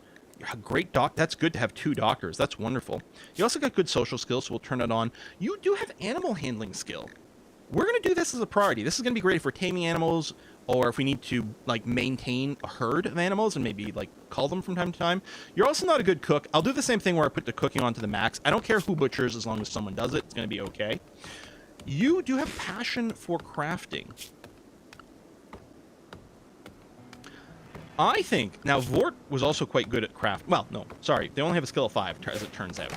They're really good at researching. We really are going to want Vort doing research all the time. So we're going to make a couple of changes here. Vort, I don't think is going to end up doing any crafting. Maybe I'll leave it on a 4. If there's literally nothing else to do, then sure, maybe you can craft something. But really, Honey's going to be our permanent crafter, is the deal. I think I'll do the same thing over here. Honey is going to be on craft duty all the time because Honey can't really do anything else. Although, they do have a plant skill of 5, which is better than Sky's plant skill of 3. So I'm going to turn off Sky's planting and have Honey take that over for now. And that way Sky can focus on hunting, hauling. You know what? I guess mining. Put a mining of 3. It'll be the same thing. Vort, we're going to want Vort to basically be researching all the time, and then maybe some other things, which right now, Vort can't research. We don't have a research desk. But long-term, Vort's just going to do research all the time. Sky is going to be the primary miner, and when they're not, they're going to haul. Fob is going to construct, and when they're not, they're going to haul. And Honey is going to deal with plants for now, but this is really a part-time job. We don't actually have to deal with plants that often. Mostly, Honey's going to be responsible for crafting. I hate that they also can't haul, but overall, not too bad. We will need another bed, though. For now, we'll just add the bed to the to our little barracks over here. That's going to have to be okay. Let's get a light in here. Yeah, that's going to be okay. And then we could even make this prettier. We could put down some little end tables and things. It'll add to, like, the comfort of these beds. Let's put a little bit of that in. And we can give them a dresser in here as well. There you go. It'll still just be a barracks. It still won't make them super happy, but it'll make them happier. We are going to have to get individual bedrooms soon, but maybe not quite yet. Anyway, with that, so theoretically, and we got a couple more bodies there. I'm surprised no one's doing the butchering. Well, you're currently partying. All right, we'll let them do the party, and then they should butcher these ibexes. Sometimes you might want to put the... We might want to do that. Actually, it's not a bad idea. On my stockpile zone in the freezer, I'm going to change this. I'm going to allow animal corpses to be put in the freezer as long as they're not rotten. So fresh animal corpses will be put in the freezer so they won't decay if we don't get around to butchering them, rather than just putting them on the ground outside here. That's going to be wonderful.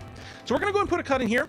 Next episode, we got to keep expanding and hopefully start researching. That would be quite nice. Thanks for watching, folks. I'll see you next time. Bye-bye. Yo, are you still trying to lose weight with exercise alone? Guys, it ain't gonna happen without the right diet. That's why there's Nutrisystem for Men. They deliver the right foods with the right nutrition right to you, including protein-packed shakes to fight hunger and new premium meals portioned for men. So stop sweating your hardcore workouts. Lose weight with 50% off when you order right now.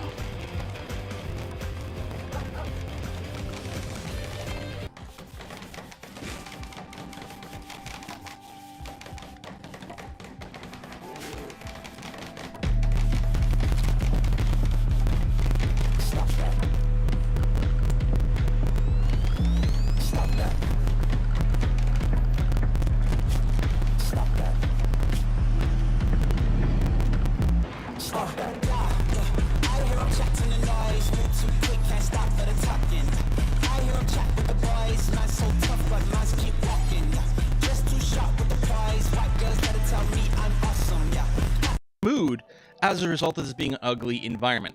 Luckily, right now, again, everyone's mood is pretty decent because we still have low expectations because it's a new and very poor colony, so don't expect much. But it could certainly cause a problem, especially if some of these other modifiers start to add up. And the last thing you want, especially early on in your colony, you really don't want one of your persons to have a bit of a mental break, even if it's not a bad one. If it's just, oh, I'm going to just do a sad wander for an afternoon. Well, we only have 4 people. Losing someone for a period of time is going to be a significant drain. How do we keep this area clean? Well, I mean, certainly we can make sure that someone's cleaning priority is a little higher. That's going to definitely help. You can force someone to go to work. So Sky's coming through here. I can say, listen, could you prioritize cleaning the area around here a little bit? Just grabbed her and right-clicked on the ground somewhere. That only works with someone who is cleaning it enabled. So I can only do that with Fob and Sky. If I told Vort to try to clean up here, Vort would not do that because she will never do any cleaning. Some things, like the blood, is being generated by the butcher table. So right away you're like, maybe I should move the butcher table somewhere else. This is going to be especially important whenever we start cooking, as opposed to having a nutrient paste dispenser, because the blood on the ground, not only is it unbeautiful, it's also unclean and can lead to food poisoning if you're cooking in the same area. But yeah, we're getting a constant supply of blood on the ground thanks to the butcher's table, so we probably want a separate area. The other thing that can help a lot is with flooring. This room here is also not pretty because it's got some blood on the ground. I don't know, blood of a rat. I'm thinking someone dragged it around. The way dirt kind of works in the game, I'm assuming it applies to blood. I don't usually think about it because I'm not usually spreading blood around because of various things. But the way dirt works in RimWorld is when any of the pawns, and that includes animals, includes some animals in some ways. I think certain animals have slightly different mechanics, but certainly for people at least, when they are on a tile that's got any dirt, and that includes something like this tile here, this is just soil. There's no actual dirt or trash or blood on this particular square, but because it's got soil, it's inherently dirty. People can grab it and track it on their feet, and then as they enter new tiles, they can deposit the dirt on those tiles. And it gets worse and worse the dirtier things are, at least I believe. I can't tell you the math in the background entirely, but that's the sort of thing. Even if we were to floor this area, this bedroom here has a lot of dirt all over. And that's because every time someone comes in, they're walking around here, they get dirt on their shoes and then deposit in here. We can dramatically cut down how dirty things are inside our house by minimizing how many areas people transfer dirt onto flooring.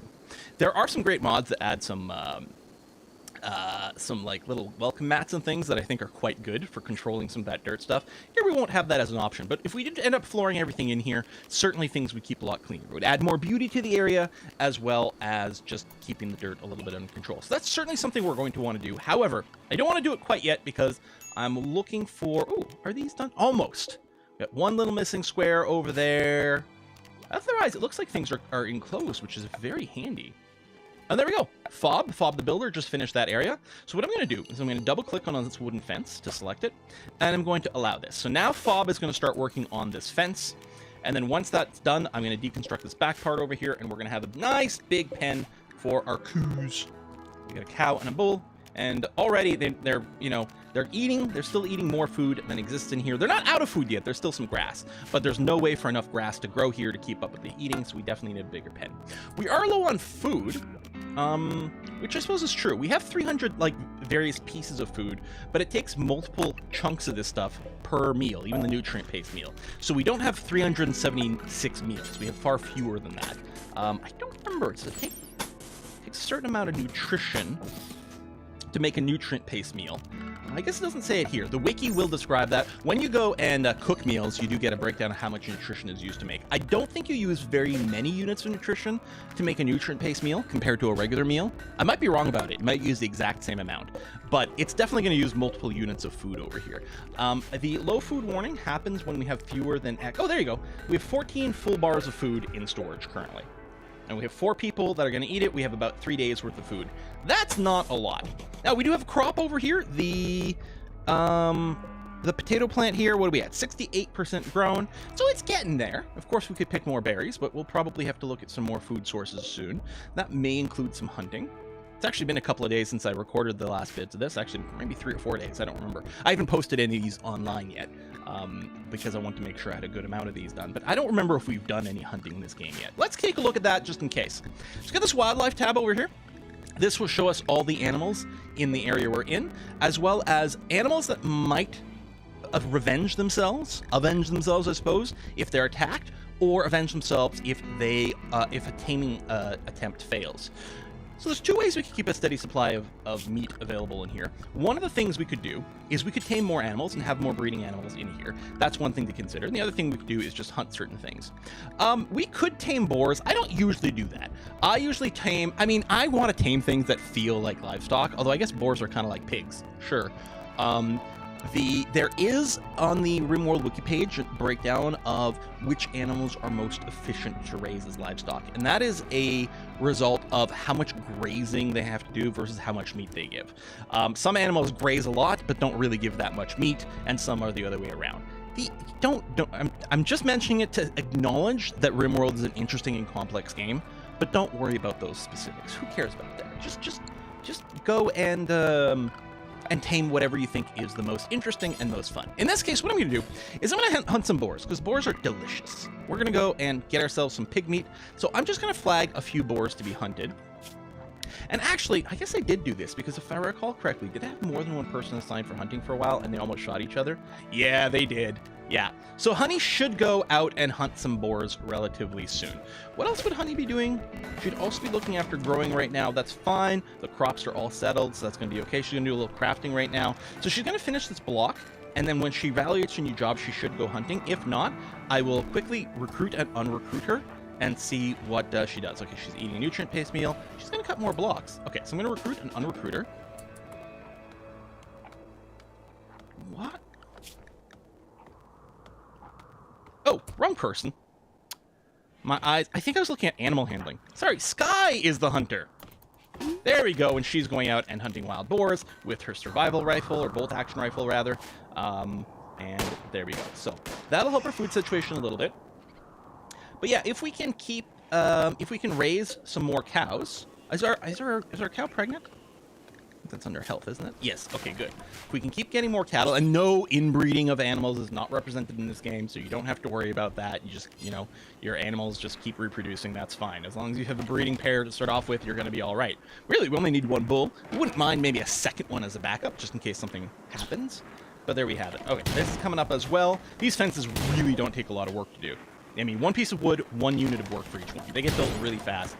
they get built as quickly as power conduits. Actually, I hadn't realized that, because power conduits are 1 metal and 1 unit of wood. We just finished our machining tech, so we can build a machining table to craft guns, grenades, flak armor, and also shred dead mechanoids. We can talk about that later. What would I like to get next? I might want to get Devil Strand. Well, though we don't have a great grower yet. Devil Strand is a plant that you can grow that gives you really amazing fibers for clothing. Much stronger than cotton. I think it's got better temperature range. Devil Strand is really great to make a lot of clothing with, especially the outermost layer of clothing, so like maybe a duster or a parka if you're in a cold area. That can be really useful to make out of Devil Strand, but you do need a fairly good plant skill to be able to do it, and we don't really have someone in our group to do that, so often I would prioritize that fairly highly. I don't think that's a good fit for us. Drug production wouldn't be the worst idea, because we can use this to make medicine and also to make panoxycline. Panoxycline is a medicine that your pawns take to prevent diseases. They take if they can take a dose once every 5 days. It lasts for 5 days. So if they take panoxycline once every 5 days, they will be unaffected by a large number of different diseases. I think flu, plague, malaria, a few other things that can get. How often your pawns get diseases depends, well, first of all, on what difficulty you're playing, but also where you have settled. Jungles, I believe, have a much higher disease prevalence than other places. I think places like deserts are very low on diseases, but of course deserts have their own problems. So depending on where you are, you may prioritize panoxycline more than other things. I love auto doors, although they will consume a lot of components. I might go for, like, I guess machining leads to other things. Right now, it's just grenades, Molotov cocktails, I guess. But yeah, it does lead to more things. We may want to be able to craft our own guns. We may want to be able to quickly get up to armor. I don't know what my plans were. I think I did discuss that oftentimes I like to go to microelectronics fairly quickly because it gives us a much better research bench that does research quite a lot faster. Maybe I'll go ahead and just do that. It is a long research project, but I do like to get it early because it accelerates absolutely everything else. Microelectronics also unlocks a communications console that allows us to trade with ships in orbit. So we'll get quite a lot more trade opportunities, which is incredibly useful for us. So Fob the Builder, I was having to cut down that tree that was in the way, but otherwise is almost done the fencing. Are you just getting a meal right now? Oh, you're relaxing socially. How nice. Did we do any work on the schedule? Okay, a little bit. So I did go and tune the sleep schedule for these people because if for some reason they're not that sleepy, they don't really need to sleep in the morning. Mostly at 10 o'clock at night, they're going to go to sleep and then they'll sleep until they're fully rested, and that's going to be okay. And then Honey is a night owl. She's on opposite schedule. One of the things I quite like to do is I do like to put in an explicit recreation time. So currently, during the anything schedule, if someone's recreation need falls below 30%, they will go, I believe it's 30%, they will go and try to do something to entertain themselves. One of the advantages to scheduling in recreation time is, and we can do it this way, is that if the people are doing recreation at the same time, they'll spend more time together and they will develop relationships. We can check the social relationship people have. Wow, Fob and Sky have a fantastic relationship at plus 100. Now, if someone's abrasive or, say, a misogynist, that might backfire. You might want to keep that person away from social situations. But in this case, this is going to be pretty nice. If you do have people who are romantically compatible, then they can also develop a relationship, in which case they may ask you to build them a bedroom with a double bed so that they can share their sleep time together, which will make them very happy. The downside to having people develop strong relationships, whether it's friendship or becoming lovers or getting married, is that when one of them dies, the other one will be extremely unhappy. But in the meanwhile, a couple that gets to sleep together will be that much happier, and they'll also save space because they can share a bedroom, which is great, fewer rooms required, and you could invest more in that one bedroom, make it very pretty. We are going to be raided here, though. A group of tribespeople from the Red Tiger Toxo have arrived nearby. They will prepare for a while, then attack. It's important to read that because sometimes they're going to attack right away, sometimes they do prepare for a while. So here we've got a moment before they're going to do anything. They're going to spend, it says a group, it's actually just one person over here. We've got Kai, the treehouse builder, has shown up. They've got a bow, although they're not very good at shooting. Teetotaler nudist. This person here actually would be a great addition. If we can somehow capture Kai alive, their huge plant skill would be wonderful. They've got passion for it. We don't have an expert planter yet. They're also great at crafting and have passion for it, which is going to be lovely as well. Nudist is interesting. Kai is not happy if they have to wear clothes. So right now, actually, they did show up with clothes. They've got some a cloth tribal wear. So they're actually unhappy right now because they're wearing clothing. Nudists are extremely happy when they're naked. And this means nudists are actually pretty easy to keep happy if you just keep them nude. They're going to be thrilled with their life. The downside is if you're in a place that has a very cold area, or if you want someone to fight and they have to put on armor, they're not going to be happy having to wear armor or having to keep a parka on to stop their bits and pieces from freezing off. You know, you want to take care of your people, even if it means that they're going to be unhappy about it. Anyway, I don't think we'll have a hard time defeating Kai. Kai's not wearing armor, is only using a bow, and they're not very good at it. But I think it would be very handy if we could capture them alive because they have great skill. And nudist is awkward, but not actually a problem. This, I believe, okay, I guess we're not in a permanent summer area because it would say permanent summer here. So it is going to get a little colder in the winter, but maybe we'll just keep Kai indoors for then, or we'll temporarily force them to put on some clothes so they don't lose their bits and pieces. Is Kai male or female? I interpret Kai as a male name. They are a male name. All right. So, at some point, Kai will try to attack. Because we've got everything walled off here. Oh, speaking of walls and such, I'm going to go deconstruct right over here. Let our crews go out into the larger field over here. And yeah, and then also while we'll have this larger field, we can consider taming more animals to add to our herd. In fact, I'm going to want to flag some of that right now while I'm thinking about it. I think that the deers aren't actually not bad. So there's ducks and bows. Bucks and does wouldn't be a bad thing to tame, like one doe and one buck to get that started. I believe ibexes are considered to be very, very, very optimal. We don't have any here. We might get a herd of that later on. That wouldn't be bad. Turkeys and things, well, not the male turkeys, but turkeys can lay eggs. Or am I thinking of my mods? Sometimes I get confused in my game about, hang on, let me check. If I check my stockpile and I check raw food and animal products, okay, unfertilized and fertilized eggs. Okay, eggs are in normal RimWorld. So yeah, I might say a few things that are actually based on mods, but at least there I was right. Right now, I'm not going to be worried about too much. Mostly, we'll just have our cows, and that'll be okay. But we could consider ibexes. I like muffalos because you can shear them for wool. The cows are great because we can milk them for milk. Sure. And there are a few other animals in between. Some of the animals can be used as pack animals for caravans. That muffalos would include that, so you can carry a lot more things on your caravans across the world whenever you go and venture out into the world. And some animals are rideable as well, and that will mean that your caravans not only can probably carry more goods, but your people will be able to ride them and therefore travel faster. So everything is blocked off here. So what I think will happen when Kai decides to start their assault, they'll walk up to one of our walls and start to hit it. We could potentially prepare for that ahead of time. We could actually put a defense outdoors, and I might want to do something like that. I'm going to build a new barricade kind of up in this area here. I guess it doesn't need to be quite this big. We don't have that many people. We'll put a little construction job in there and see that happens. Okay, they're beginning their attack, so it doesn't matter. Now, I'm trying to remember, are all of our people able to fight? No. Honey is non-violent, so we'll leave Honey behind. And Vort is only using a knife. What I'm going to do is I'm going to right-click and drag on Vort. This is something even a lot of veteran RimWorld players don't know. I didn't know about it for a very long time. You can right-click and drag people to reorganize. What I like to do is keep my pacifists over on the far right side, because that way when I select them, I can easily just not select the pacifist.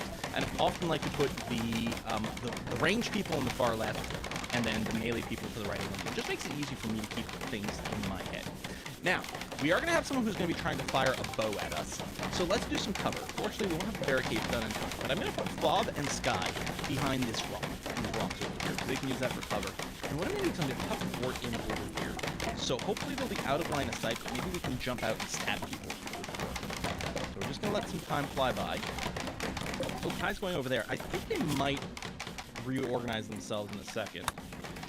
If they got close enough to us, they would reevaluate your attack routine. Are you going to go and smash this wall over here? I mean, I can't blame you. That's kind of legit. So you can click and drag and position people. Quite handy. That didn't used to be in RimWorld. Used to need a mod for that. So Kai just set that on fire. Oh, and then they're like, oh, hold on, there's someone for me to attack. So we're going to reevaluate. Now, Sky's got the long-range weapon. And Fob's a short range. It doesn't really matter. I'll put you here, I'll put Fob here, and I still do the same thing where I take the Vort, kind of cut you off into an edge here. Or you know what? Go over here. That way if Kai comes through here to try to shoot, Kai will try to get some cover. I don't know what range they have on their bow. There, you can see it there. So they're going to try to get behind one of these trees. I don't think Fob's going to have an angle of attack there. We're going to have to switch forward. Okay. And what I'm going to do is I'm going to have Fort... Oh, never mind. Come in from the side. Well, I guess we're not going to take this person alive, unfortunately. What I'm going to do is I'm going to allow all these. So that way we can take this jade that they were carrying, and we can take this bow, which we might just end up selling. I don't know. Is Vort a brawler, or did we just not have a melee weapon? No, okay, so Vort, I can actually tell you, equip the short bow. It's not a great weapon, but it might be better than stabbing things. Since you're not an expert at melee, and you actually do have compassion for shooting, we may as well get you a ranged weapon. But eventually someone will go and haul this stuff into our storage place. Although it's actually full, so there's no room in here for our jade or for the knife. The dead body could eventually get hauled to our blah, our dumping stockpile, but also will get hauled to the grave. I'm going to have them take care of that right away. Vort, I'm going to get you to, let's strip Kai down. You know, that way they'll lay to rest as they want to be in life. And then we also get this tribal wear. Now, this tribal wear is tainted because it was worn by a corpse. No one's going to be happy if they wear this. It's going to make them feel very unhappy. I think if they're a psychopath, they might not be bothered by that. It also won't sell for much, but we may as well go and claim it. And then now, Vort, what I'm going to do is ask you, please don't consume. Oh, you don't haul. Sky? Yeah, prioritize burying them, please and thank you. And yeah, we don't have anywhere to store some of these things. But yeah, we'll lay Kai to rest. Skyclad, I suppose, as they say. Oh, right, I forgot. Stuff's on fire, yo. There we go. Got that little fire that Kai started. Someone will come and repair this wall at some point because it took a little bit of damage, but that's not a high priority thing. We don't have to worry about that. Yeah, we still need to let the cows out, but that'll happen soon as well. The priority system for construction, people do construct before they deconstruct. So Fob won't go and deconstruct that area while there's something to build. So we'll do that. In fact, what I'm going to do is I'm also going to toggle this door. I'm going to say to hold it open. What we're going to do here is we're going to intentionally leave a hole in our base. And what's going to happen the next time someone attacks us, they're going to see that gap and they're going to come in this direction. And we'll have a little bit of a barricade set up here so that we can do our fighting in this area. We'll talk maybe about some more advanced defenses later on. We might talk about kill boxes. There's also some specific defensive structure you can do. We can improve this defense quite a bit. We can talk about why this works later on. But if you alternate walls and barricades, what you can do is you can put your people behind a wall, and they will lean over and fire around the wall at enemies, but enemies will have a far reduced chance to hit you with this kind of structure. I guess for now, it's enough to say, hey, here's a cool thing you can do. If nothing else, it actually does look kind of neat, so why not?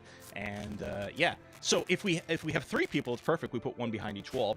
If we have more people than that, well, some of them just stand behind the barricades, some are behind the walls. It's still better than anything else. Although with this tree here, no one's going to be able to stand right in that spot. So what we'll probably want to do, actually, is put a little bit of flooring here to prevent the trees from growing the area.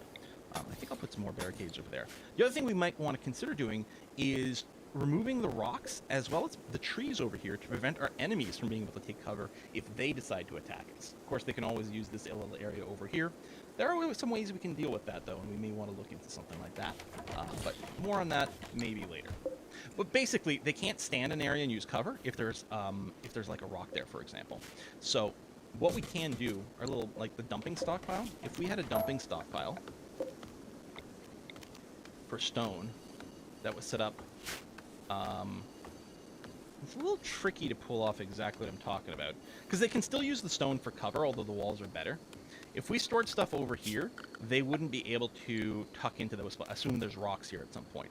But they could stand behind here in these rocks. On the other hand, that's pretty far away. If I just keep extending it out here, eventually we get to the point where it's too far away for anyone to take cover. But let's not worry about that right now. So Fob's going to go and finish that. I'm going to ask someone to chop down this tree. Whoever's assigned to plant cutting will chop down that tree for us. That's going to be okay. And Fob, actually, I know you're going for a walk, and I feel bad interrupting this, but I'm going to get you to just, all you need to do is remove one piece of fence here, and that's going to be enough.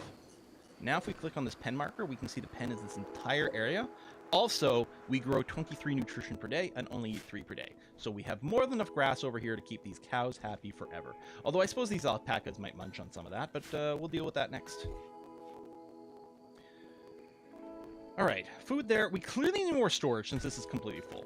This is a great little starter base, but we are reaching the point where we need more. So I'm actually going to ask for these barricades to be deconstructed, and we're going to start some new buildings here in just a moment. What I might do is just keep going with this sort of 13 by 13 block that we've got going on, because it's quite handy. And I think I might make one large stockpile. There's reasons why that's advantageous. But for now, let's let FOB, there you go. Construction is very low on the queue. You construct first, then deconstruct, and then you repair. If people drop something, it will leave a door stuck open. So someone dropped the blocks here because they had nowhere else to put it, and it will jam this door open. So do keep aware that that's something that can happen. And it's particularly bad if you've got a freezer, because what can happen then is the freezer door gets stuck open and your freezer doesn't really freeze anymore. Hauling some steel. So people have gotten down to their haul task over here. And you know what? We might just want to let them do that for a little while before I assign them new tasks. Might just want to give them a chance to go and finish some of these hauling jobs. We'll get a bunch of steel inside of our base, which is going to be more convenient for the next construction stuff. Plus, if there's something that happens and for some reason we have to seal ourselves up inside of our base, our resources will be there. As long as no one is idle, and no one is. You'll see a little clock there, you'll get a warning on the right-hand side. As long as no one is idle, you know what? They're doing useful stuff, so why not? We can also get them some bedrooms finally, because they don't like these barracks. The barracks have two things. First of all, a barrack doesn't make it has innately makes people a little bit disappointed, especially if it's an awful one like this one is, because it's small and it's dirty. But also the barrack by itself, because people want their privacy, right? They prefer their own bedrooms. Not only do they get that, but a lot of times you will see this disturbed sleep, and that's the problem. They're trying to sleep, then someone comes in and out of the barracks, and they wake each other up. And so you end up getting more and more mood debuffs from the shared housing. So getting some proper bedrooms up would be something that would be very useful to do relatively soon. What I'm actually thinking is building a series of bedrooms around this area here and converting this stockpile to maybe a dining room that'll be kept clean and separate from the workshop over here. That might not be a bad thing. People will get up, they can go through the little dining room. I mean, the nutrient-based dispenser is over here, but I'm sure we're going to restructure things at some point. At some point, I'm hoping we can get a cook. That's going to make a big difference. And then, yeah, maybe we'll just expand and set up a big storage room over here. It'll be near the workshop, so they don't have to walk too far. I think that's decent. You really do want to try to minimize how far people have to walk for things, and I think that's not going to be a bad idea. Also, one of the things with keeping the storage room sort of its own isolated area, because some things like, let's say we're doing something. Let's say we set up a tailoring workshop somewhere, and you might think, oh, well, why don't we keep the leather and stuff right next to it? And it's not a terrible idea, but a lot of the things that you have are naturally not pretty. If you take a look at this pigskin over here, for example, beauty is -4. So it's quite convenient if it's close to the tailor's shop, but you may not want it to be in the actual room where people are working or living because it's inherently unpretty. So usually an enclosed stockpile is good. There is one interesting exception to that, though. Under furniture, there's a shelf. So a shelf works exactly the same as a storage stockpile. You build it, and it's 2 squares. So it's going to be 2 squares, right? 1 and 2. And they work exactly the same as 2 squares in a stockpile on the ground. The difference is that the shelf prevents the beauty, or rather ugliness, of the object from affecting the room. So you can put a little shelf as a storage right next to your work sites in a way that won't cause problems. A shelf can also be placed outside, and it will prevent things from deteriorating. Things on a shelf count as if they're inside of a room under a roof, so that they don't deteriorate. So that's kind of neat. Downside is shelves use up material, so you know you're gonna have to spend some of your extra wood or even steel or something like that to make a shelf. But it can be worth it. We got a transport pod crash. Paolo has just dropped here. Okay, he's got a few wounds. Most of it can be fixed up. He does have an old gunshot wound, which is, ooh, that's really bad. His torso is at 7 of 40. Although that includes the bruise. Still, though, that old gunshot's pretty bad. The reduction to his torso will probably affect his moving and manipulation kind of in general. So that's not ideal, but it's not a deal breaker if he's got some good skills. And he does. He's got double passion for cooking, crafting. He's an expert artist as well. Art, you can make art which is beautiful, and makes people happy from being around beautiful stuff. It's also a good way to make some serious money. He's also super smart.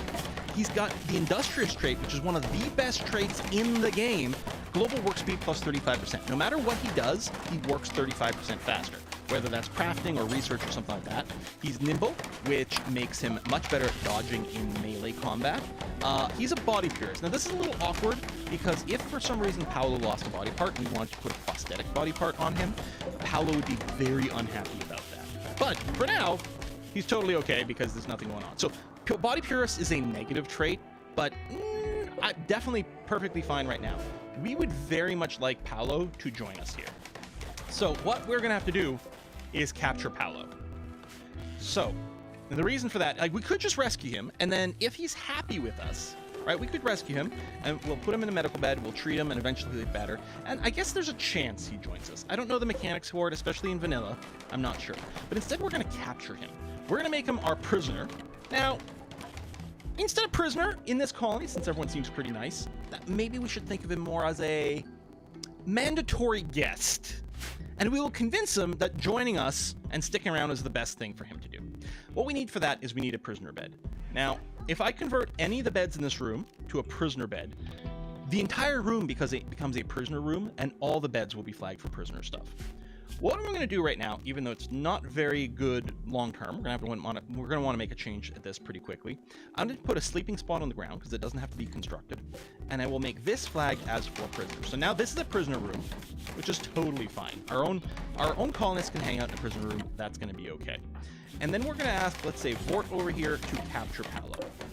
Now, if Paolo was from a faction, it would actually tell us here that, you know, capturing this person would make someone upset. But Paolo is just from space, just a space refugee. He's not part of any faction, so no one's going to become upset with us capturing Paolo. So we're going to go ahead and do that and bring him into the base. There we go. So Paolo is now our prisoner. We've got a prisoner button over here, and we have to choose what we want to do with him. By default, there's no interaction. We will keep him fed, we will keep him healthy, but that's the extent of whatever we will do. We are going to want to recruit him. So what's going to happen with recruiting, the prisoner has a certain amount of resistance. And we're going to have chats with Paolo, as long as Paolo is conscious, and we will reduce his resistance to 0, and then once he goes down to 0, eventually, well, very quickly after that, we'll have a chat with him, and we will recruit him to our group. Some people are easier to recruit, some people are harder.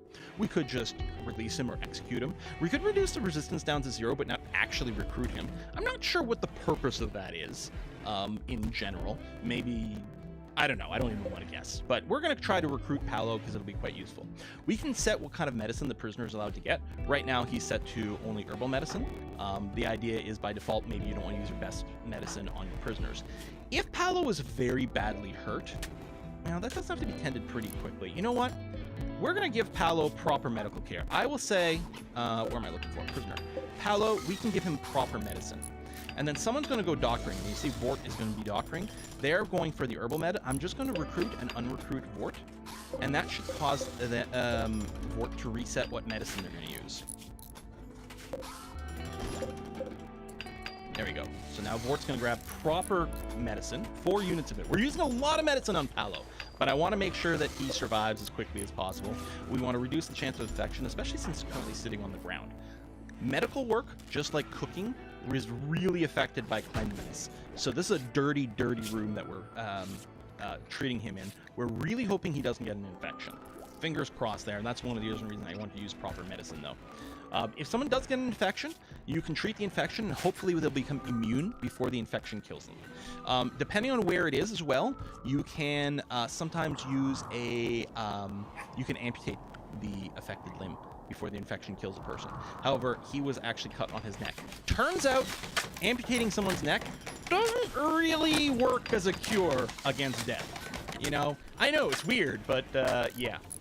Anyway, let's definitely start constructing some new room stuff. So I'm going to construct a new big building to maybe use as a large stockpile. So I'm going to go with a 13 by 13 layout. Same as the sort of core thing over here, which again is the biggest size you can do without needing additional roof supports. Well, that's not true. I suppose 13 wide is the biggest you can do. We could make this longer, but you know, 13 by 13 by 13 seems fine. We'll put doors all over the place because it's going to be very convenient to be able to access the stockpile that way. And I'm actually going to go and I'm going to make a new stockpile. over here right now. Even though it's not currently enclosed and roofed, we're going to make a stockpile anyway. And what I'm going to do is on our old stockpile, I'm going to hit the button to copy these settings, and I will paste them over here. So this stockpile will act exactly the same as this stockpile over here. When someone picks up something and wants to haul it to a stockpile, they will pick the nearest. They will check like based on priority, but assuming all priorities are the same, they will just deliver things to the nearest stockpile, generally speaking. What I'm going to want to do is I'm going to do that now. I'm going to delete this stockpile because I want everything from here moved out of it. We'll move it to the big stockpile, and what I'm thinking I'm going to do is I'm going to make this into a prisoner room for Paolo short term, so that they're going to have a slightly better space to live in. I'll plant a light bulb, and what we'll do as well is we will build a bed in this room. Notice it tells me I don't have enough wood stored because none of this wood is in a stockpile currently. But obviously we can totally build this. It's not going to be a problem. So we're going to get the stockpile set up. And yeah, that'll help things a lot. In the end, we need a lot of storage room in RimWorld. There are plenty of mods that add extra storage space, makes your stacks bigger, or has different storage options. But without any of those, you do use a lot of space for storage and stockpile. Or a lot of place for storage in RimWorld. There are certain things you can do. There's certain things that are not worth keeping around, and you can continuously sell things. If we build a smelter, we have the option of burning some of the like bad clothing, bad weapons, just to clear up some space. And sometimes you just end up doing that. Okay, Fob's gonna have to chop down the tree. That's fine. What I'm gonna do actually, just to make sure we get a proper tree cutter doing this, I'm gonna put a chop wood command. Okay, just doing that. And this one's not mature enough to be proper wood, but I'm gonna ask for that plant to be cut anyway, just so that we get one of our proper plant workers to go and cut those down as quickly as possible. We got a minor break risk. Fob's not feeling fantastic. They're ravenously hungry. Well, there you go. I was going to say, at some point, you're going to finish that wall. Oh! I didn't realize that. This nutrient paste dispenser, because it's technically being accessed by a prisoner over here, this counts as a nutrient paste dispenser only for prisoners. So none of my colonists can use this. Fob's about to go and eat raw pork. That might make them sick. So I'm going to make a new sleeping spot over here, set as a prisoner. I'm going to go and deconstruct the old sleeping spot. So this is no longer a prisoner room. I'm going to interrupt anyone. I'm just going to recruit. I'm going to draft and undraft everyone. So anyone who was about to go eat raw food, they're going to reevaluate what they're going to do. So now they're going to go and use the nutrient paste dispenser, and someone will eventually move Paolo. Paolo.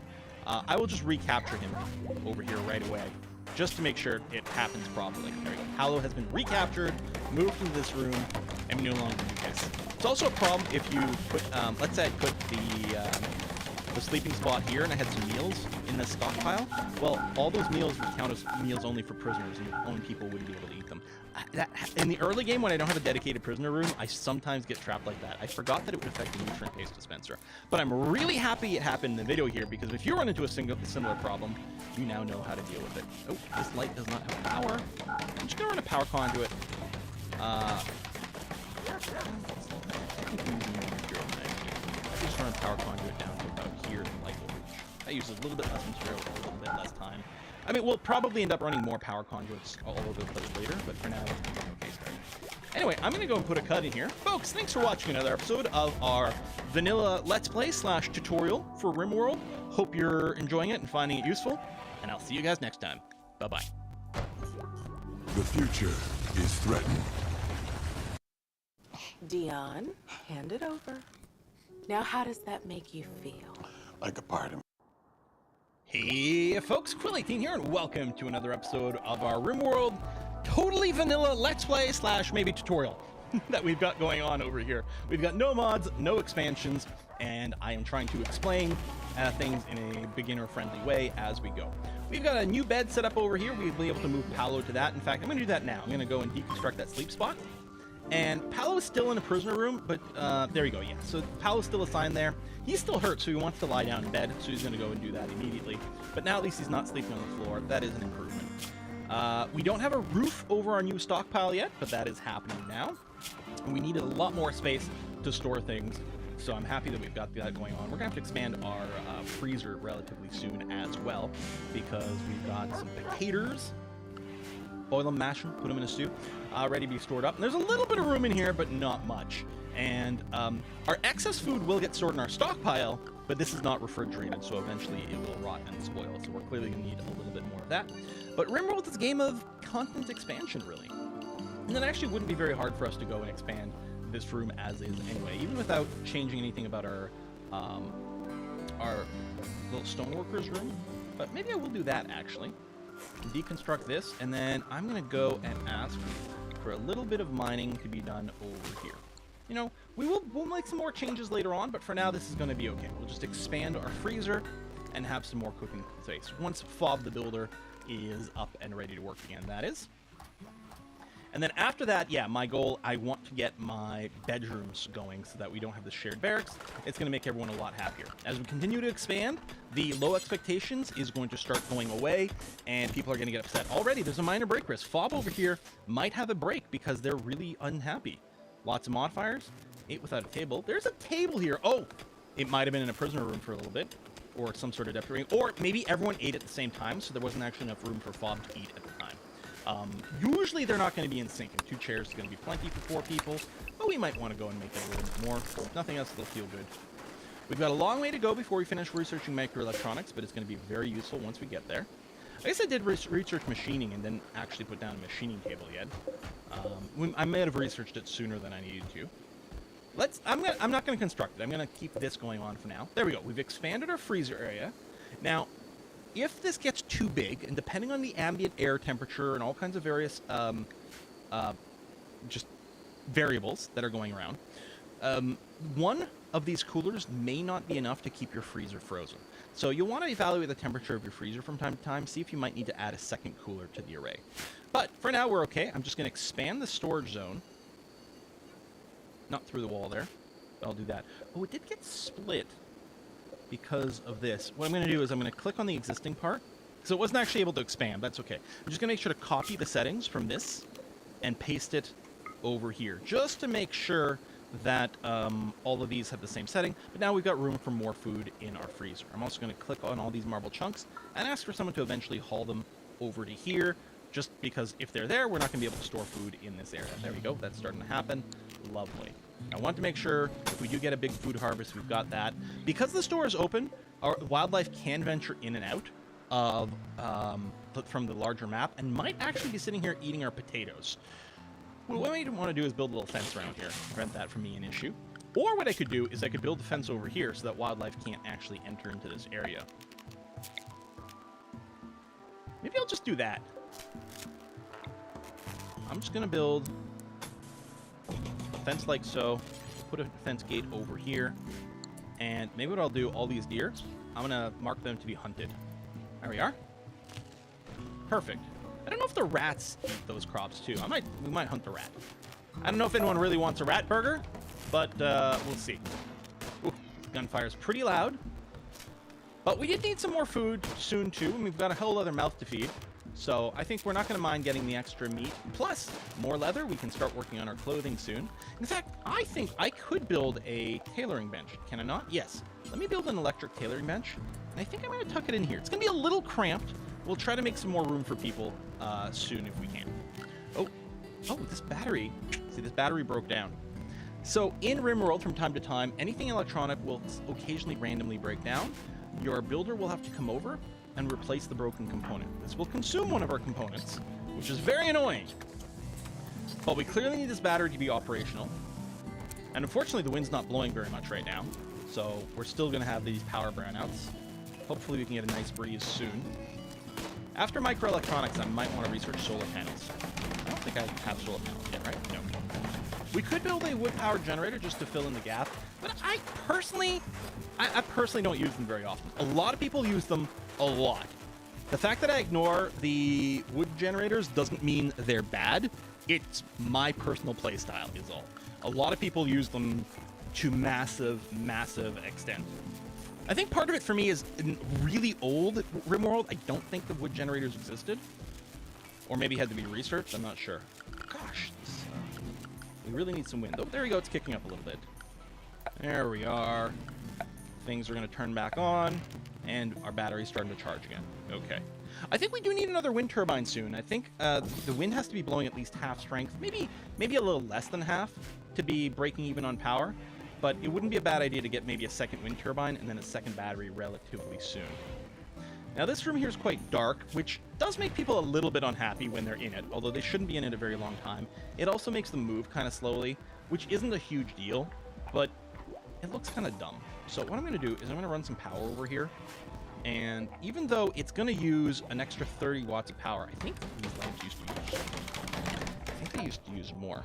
I think they used to use 100 watts, but I guess they have gone from incandescent to LEDs. I'm going to put a standing lamp in there. This will be one space that can't be used as a stockpile, but it's just going to look nicer to have a light in there. I think this was probably a waste, but I like it. One of the things that some people might ask about is the width of hallways. How wide should you leave your gaps between buildings and whatever? Or if you're, let's say you're living inside of a mountainside, how wide should you carve out your hallways? One tile wide will lead to people kind of bumping into each other a fair bit, and it will slow them down. So you really want to leave at least 2. There's also a really interesting argument to be made about a 3 tile wide gap. And the reason for that is, let me just pause and do a little example here. If we had a hallway that was 3 tiles wide, what we could have for our doorways, we could do this, and then if we get attacked, we can have one person stand here, one person stand here, and use cover to fire through the doorway that way. So a 3 tile wide hallway can provide a better defensive kind of structure, because if it's only a 2 tile wide, then you end up like this. You could put one person here, but not 2. And also, then you only have 1 door. Well, that looks kind of silly. Maybe use double doors. I tend to like to do this. I like to do double wide hallways, and then put a double door like this at the end, because I think it looks cool. It's not better, but I think it looks cool. And that's really what it comes down to. So, develop your own building style. Eschew square buildings if you want. Do things that are much more interestingly shaped. I'm just going for a very, very simple little setup over here right now. But depending on how you're playing RimWorld, you might be playing on high difficulties, and then you need just efficiency and simplicity because you're just trying to desperately stay alive. Or maybe you were playing more for aesthetics and things, and you might have installed a bunch of cosmetic mods, for example. Okay, that rat's pretty tough to kill. I suppose as long as we shoot it out of here. I think the rat can go through the fence. It's so small.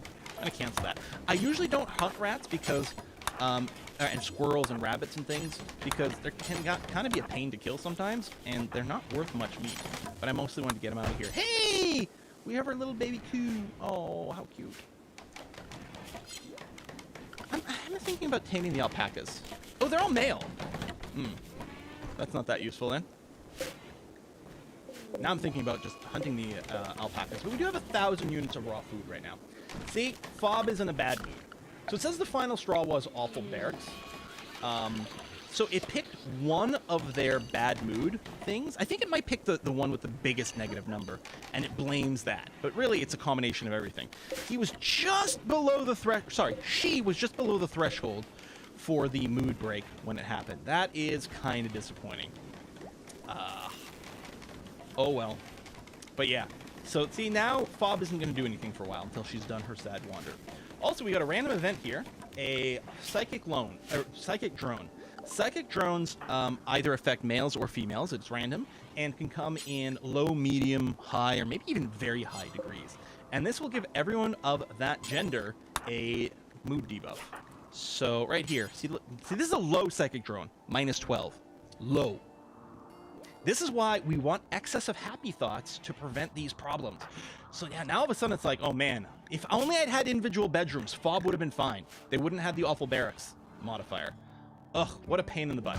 All right, well, maybe we want to start looking at something, to fix that. So what are we going to do? Well, let's assume this is going to turn into maybe a little dining room. What I'm going to do is I'm going to get some bedrooms. And how big do you make your bedrooms? Well, so there are different sizes that affect the space for things. You can see these barracks are considered to be rather tight.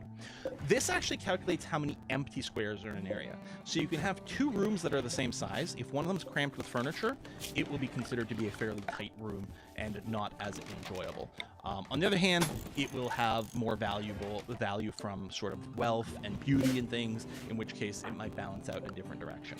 I tend to build sort of maybe 5x5 rooms, because I just feel that that's kind of a nice little number. It also works really well if I'm making these 13. So if I'm doing the walls that are 13 to a side and the space internally is 11 to a side, it subdivides very nicely into rooms that are 5x5 internally. So 7x7 if you're counting the walls, 5x5 internally.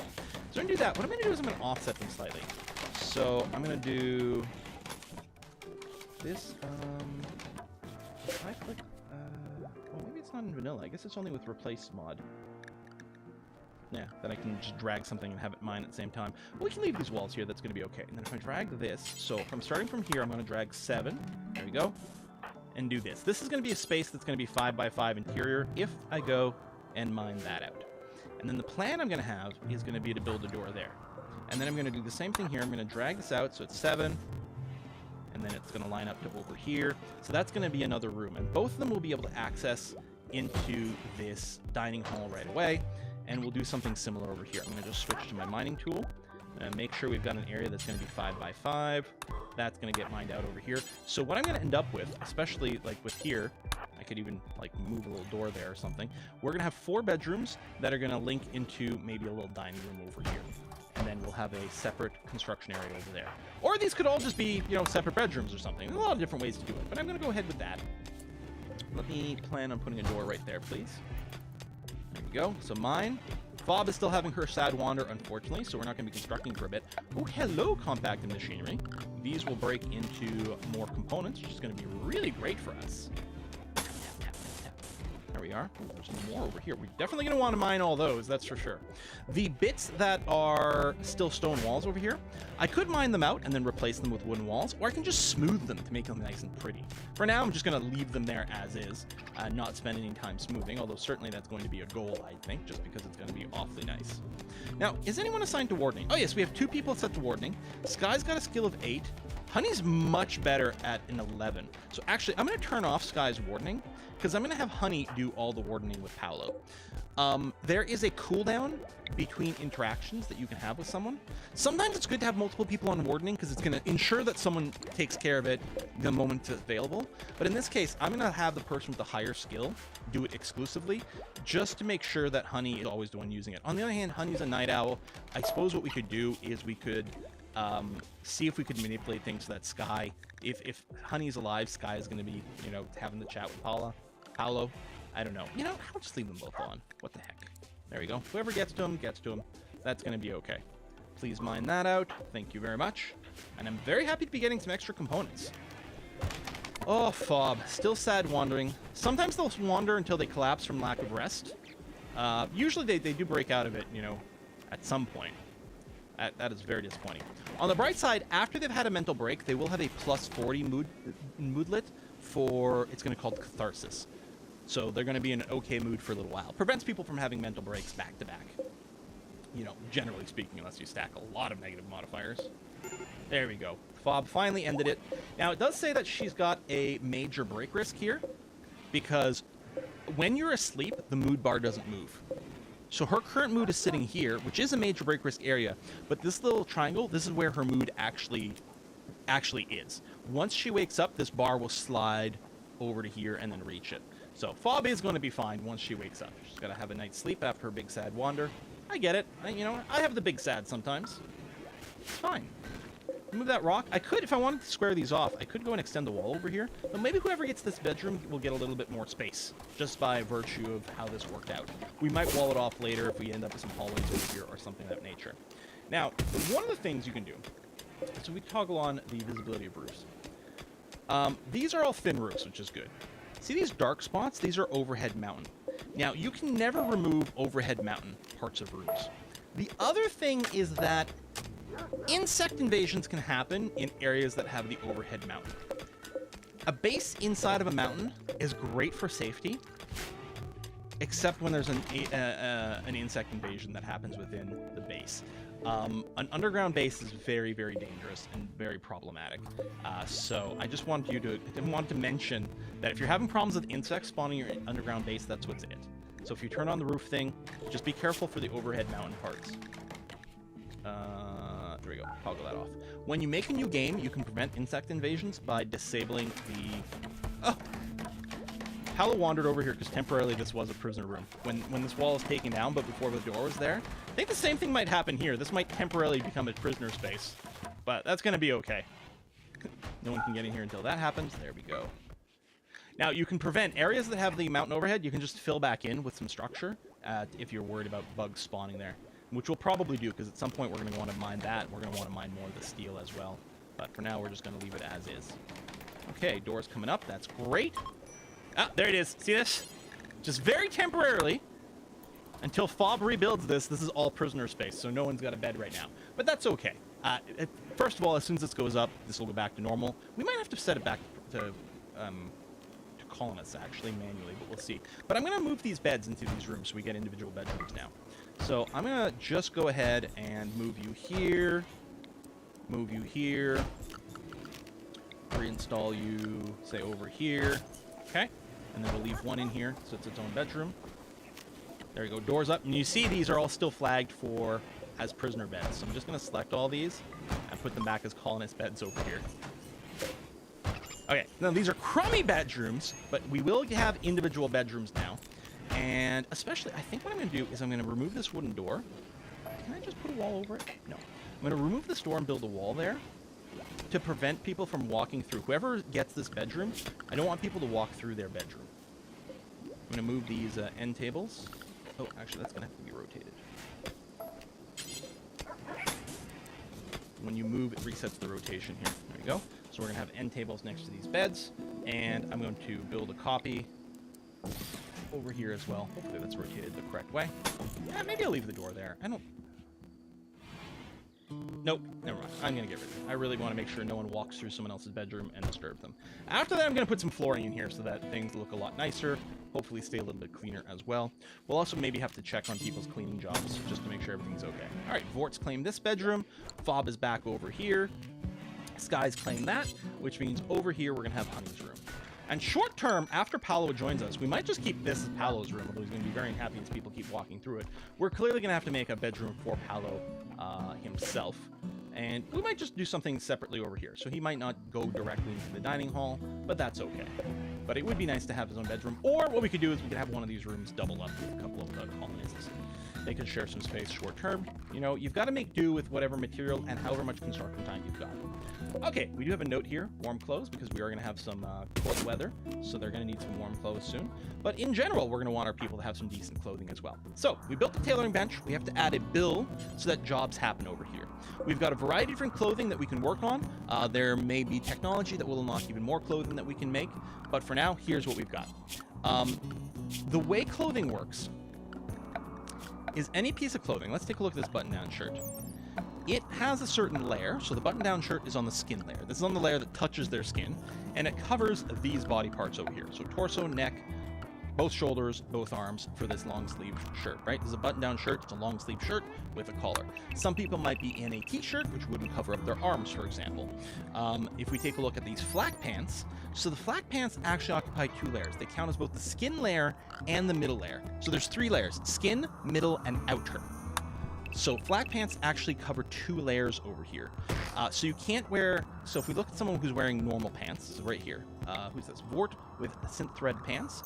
Synth thread pants just occupy the skin layer. So you can't wear both regular pants and flak pants because they both interact with the skin layer, and therefore that's not okay to do it. Some clothing is like full body basically, and yeah, some cover just different bits and pieces depending on what's going on. So when you're figuring out, you know, what kind of clothing to make, you kind of have to think about the body parts that are going to be covered as well as the layers involved. To stop people from feeling like they're nude is they need to have something that covers their legs, right? They need to have some pants on of some kind. And female pawns, by default, if you have ideology, you can change some of these rules and things like this, but by default, female pawns also want their chest covered. Otherwise, they're going to have debuffs from feeling unhappily nude. Unless they're a nudist, in which case they don't want those body parts covered up. So if we'd been able to recruit Kai, then we would want to keep those pieces exposed as much as possible. For clothing, so if we're talking about just the tailor, let's ignore the flak pants because we can't actually make flak pants right now.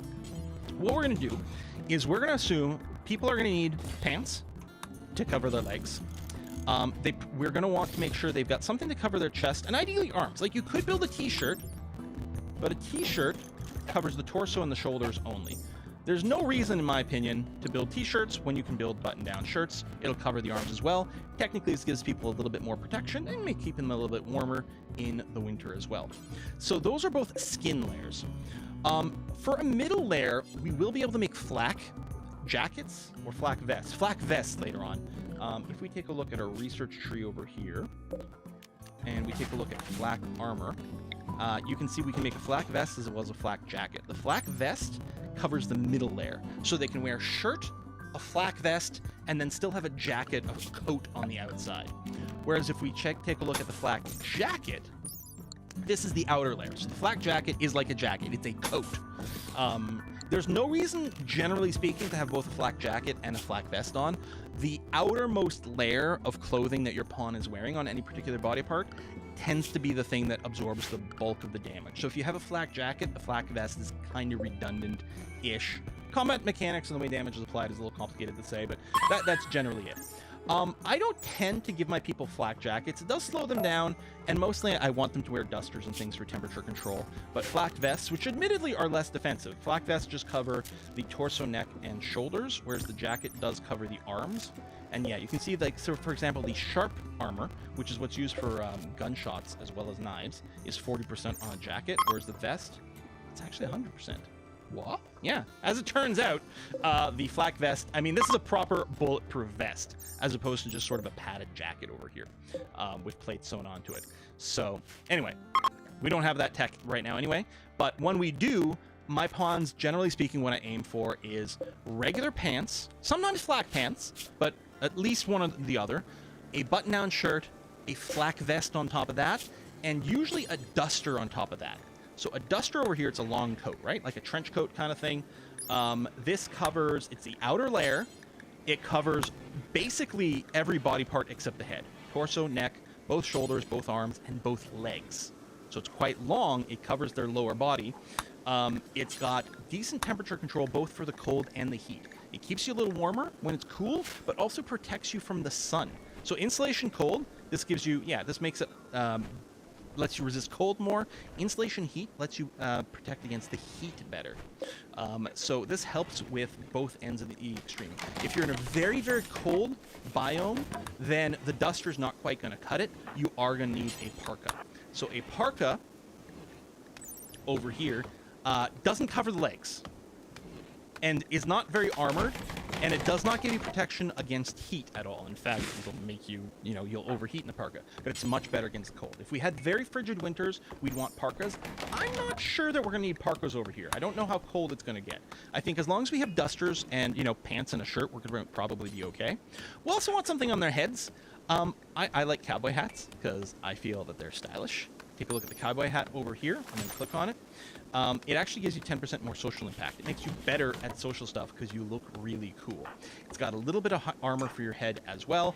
It doesn't really give you much cold protection, but it's quite good against the heat because it gives you shade. The other head option early on can be the bowler hat. Now, the bowler hat, I think, has very similar stats to the cowboy hat, but better social impact. But it doesn't look as cool to me. So I want cowboy hats because cowboy hats are cooler. You can also wear the toque over here.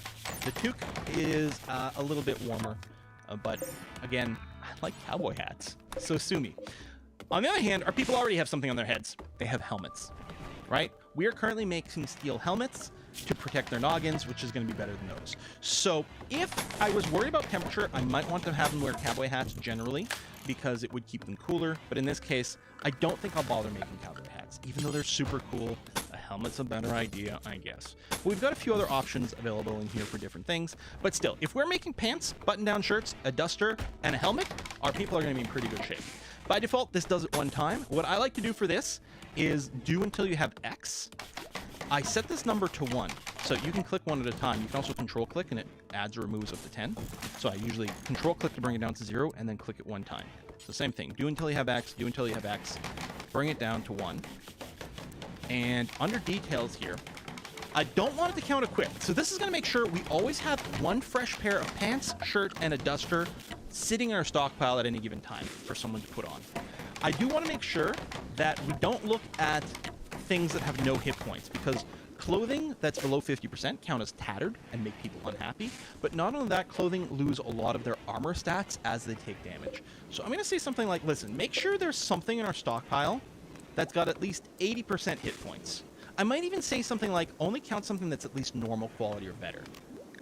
But maybe I won't worry about that. I'll say any quality is okay, as long as it's got a decent amount of hit points. You could also limit it to a particular material, and only count things that match those materials. What I may want to do here, for some piece of clothing, I might want to prevent the expensive materials, Devil Strand, Hyperweave, and Synth Thread, from being used for certain things. But in this case, let's not worry about it. I'm going to do this. I'm going to set the same hit point requirement for the shirt and the duster. This will make sure we always have one relatively new piece of clothing waiting in our stockpile at any given time. Either one of our people will wear it, or if a trader comes by, hey, we can just sell that and make some more. That's going to be okay. So that's going to be great.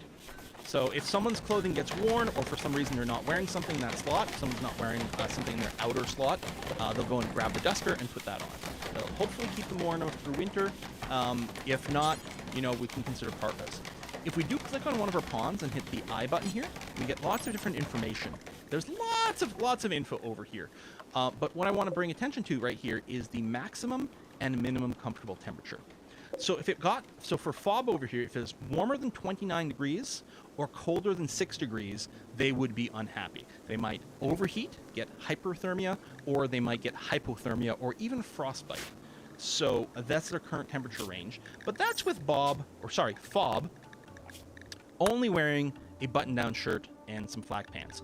If we give fob a duster, that range will expand a little bit, especially on the heat side, but also the cold, and hopefully it'll be okay. If it's predicted to reach 1 degree Celsius, I think we're going to be fine with just a duster. And there we go. Honey is working on that, making a duster currently, and we're going to see some people equip themselves relatively soon as these things get made. I do want to give a shout out to tribal wear. So tribal wear is not something you make at the tailoring bench. Oh no, it is there. But if you don't, you can save time. Rather than constructing a tailoring bench, under production, you can build a crafting spot. This doesn't need to be built. You just plop it down, same thing as a butcher spot. It just exists instantly. In the crafting spot, you can make a limited number of things, including tribal wear. Now, tribal wear deserves an honorable mention because it covers the torso and both legs. Tribal wear is enough to make people not feel naked. It does not use very much material. It doesn't take much time, doesn't take much material, and it's a good way to prevent the nudity debuff. If you're desperate for quickly getting some clothes, if you don't have very much material, because one piece of tribal wear takes less material than a full shirt and pants combo, and you don't have to build a tailoring bench to get it done either. But here, you know what, we're going to be quite civilized. We'll get some proper outfits going on. That's going to be okay. So Honey wasn't able to construct that much. She did start on the duster, sitting over here. I would actually quite like it. Before we end this video, I'm going to force, I know Honey, you were trying to sleep. You're a night owl. You're going to be unhappy with this during the day. I'm going to force Honey to finish the job of working on the duster. I'm also going to take a look at Paolo here to see how he's doing. His resistance down to 7.5. We're halfway to convincing him to join our little party here. That's great. Now, he does need to be fed, but our warden is responsible for feeding them and having conversations with them. All right, Honey's just about to finish this duster. They're going to dump it in the stockpile, and someone is going to go and equip it. Turns out Honey went and equipped it right away. Let's take a look at Honey's comfort level here. So she is now comfortable all the way down to 0 degrees Celsius. So if it goes below freezing, she'll still get chilly, but right now she would actually be fine based on the predicted temperature. And even if it goes below 0, she wouldn't start freezing immediately. So there we go. That's not bad at all. So again, we might still need a bit more. The other thing we're probably going to want is some heaters inside of our actual buildings, especially in the bedrooms. People become very unhappy if they slept in the cold. So what we're going to want is, before winter comes, and you know, I've heard that winter is coming, we're going to want to have some heaters in the house. You don't need one necessarily. You don't need one per room. It'll depend on how cold it is, what the insulation of your base is, the layout, all kinds of different things like that. Oh, that wall's popped open. I need to put a door in there now. So you'll have to monitor it, see how cold or what it is. But most likely here, especially if I'm just concerned about the bedrooms, a couple of heaters is probably enough for the bedrooms as long as we have vents. So vents allow temperature to flow from one room to another. So I'm going to build a vent here, here, and here.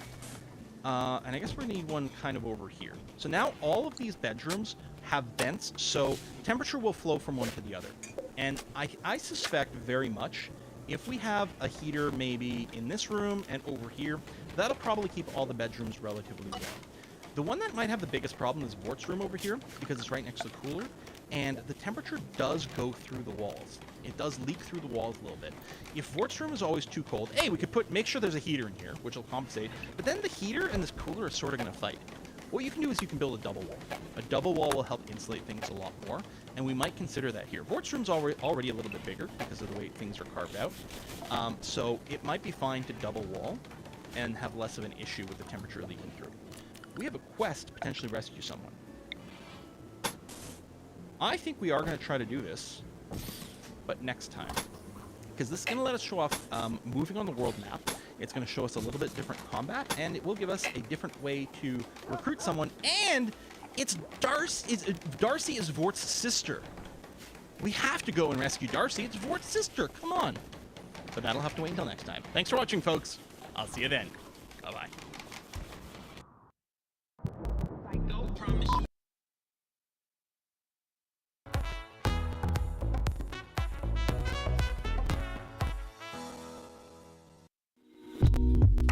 Hi, and welcome to Expert Picks. I'm Sierra, a home expert from...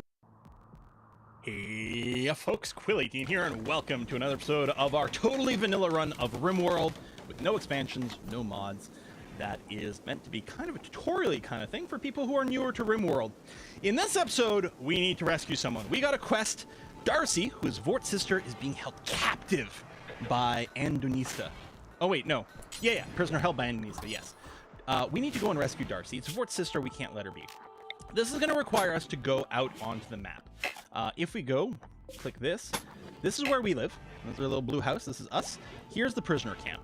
So it's not very far away, but we have one problem. We don't have any meals we can bring with us. Our people are going to have to go and eat while they're on the world map. And all we could do is bring maybe some raw potatoes or raw meat with us right now. Your people can forage a little bit for food on the way, but that's probably not going to be enough to do it. We need something else. There's two, well, so first of all, if we were just cooking some regular meals, we could bring them with us. If we, ideally we'd have survival meals, which have basically unlimited shelf life. Well, they do, as long as they're not outside, they have unlimited shelf life. The other option is pemmican. Now, we have to research pemmican and or survival meals. If you do have a tribal start, you actually start with the technology to make pemmican. Otherwise, so pemmican's kind of like a kind of thing, a little bit different, but that sort of thing. We could research that. We could also research survival meals, which is going to be somewhere right there. Packaged survival meals. Actually, turns out they're the same amount of research number. In which case, maybe we just go for survival meals. We are nearly done the microelectronics, but I think this is a priority. I'm going to switch the research to packaged survival meal. We don't lose our progress on microelectronics. The progress is still banked. So we're going to do that. Fob is sleeping... Oh, this became a prisoner room again. Why are you sleeping on the ground? Hold on. I'm going to force Fob to finish this vent. There we go. So that this is now a civilian room again. Sorry about that, Fob. My bad. We'll have the prisoner room in a more isolated block for maybe next time. Oh, yeah, the same thing keeps happening here. Oh, boy. There you go. That is a regular name. Okay, Ship to the Stars. Ship to the Stars, this is one of the ways that you can win RimWorld. There is an AI somewhere on the map, way over here. So we are here. Right over here, there's a landed ship. If we can make our way there, we can leave this planet. That is one of the ways you can quote unquote win RimWorld. There's a few different kind of victory conditions, end game things that you can aim for. Honestly, I've never been concerned with winning with finishing that way. I've done it maybe a couple of times that you can build your own spaceship and leave, but mostly I just, play until either I get tired or everybody dies. Well, Fob's actually doing a little bit of crafting here. Interesting. So yeah, this is... You know what? Should I just make this back room? No, I want these back rooms to be the... You don't do work. Who does it? I want the back room, or this middle room to be the prisoner room, because I don't care if they get disturbed the same way. A lot of times they're going to be awake anyway. Sky's actually idle. There's nothing for Sky to do. Nothing to haul, nothing to clean. Really? Wow. I could give you like a really low construction job or something. Maybe like grow or plant cut. Let me just reset you. Nope, still nothing? Still idle? I guess I could designate a little bit of mining. I'm worried about the overhead mountain stuff. If I go and show me the roofs over here, I don't want to mine under any of these dark spots because I don't want to generate any infestations. I think I'm right about that. I should probably double check the wiki. Or, you know, you can. It's an exercise left for the viewer. There you go. To confirm the, where bugs might spawn. But there you go. I'll trim a little bit more mining and this guy can do a little bit of busy work. Just for the moment. Okay, there we go. You're botching the harvest. Oh yeah, only a skill level of 5. So sometimes we botch and then we don't get all the crops, which is not ideal. Okay, Vort's working on researching survival meals. While that's happening, I'm gonna go and set up a electric stove. Set up over here because we need to cook the survival meals. I wonder if you even have the skill for that. Hold on. Whoa, whoa, whoa, whoa! So that just occurred to me.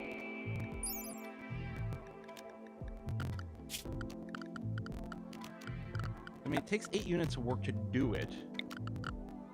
I don't know if it needs a particular skill level to do it. Because I don't think Pemmican does. Ooh. Ooh, I'm not sure. We might find out we actually can't cook survival meals. But yeah, the nice thing about them is they don't rot. Therefore, we don't have to worry about things lasting as we go. Mostly we don't have the raw food. There's technically a little way you can kind of leave... You can generate a bunch of nutrient-based meals. When someone goes over here and gets a meal, if you quickly recruit them, that will drop it to the ground, and you can forbid that meal, and you can keep that process going, and they'll leave a big stack of nutrient-based meals on the ground that you could use and bring with you. I don't know if there's anything else I can do to like kind of order up this thing. So we do have an electric stove, and I could ask someone to start cooking. So there's basically simple, fine, and lavish meals. You can also force them to be vegetarian or carnivore, depending on... This is mostly if you have the ideology mod. Some people have different dietary restrictions.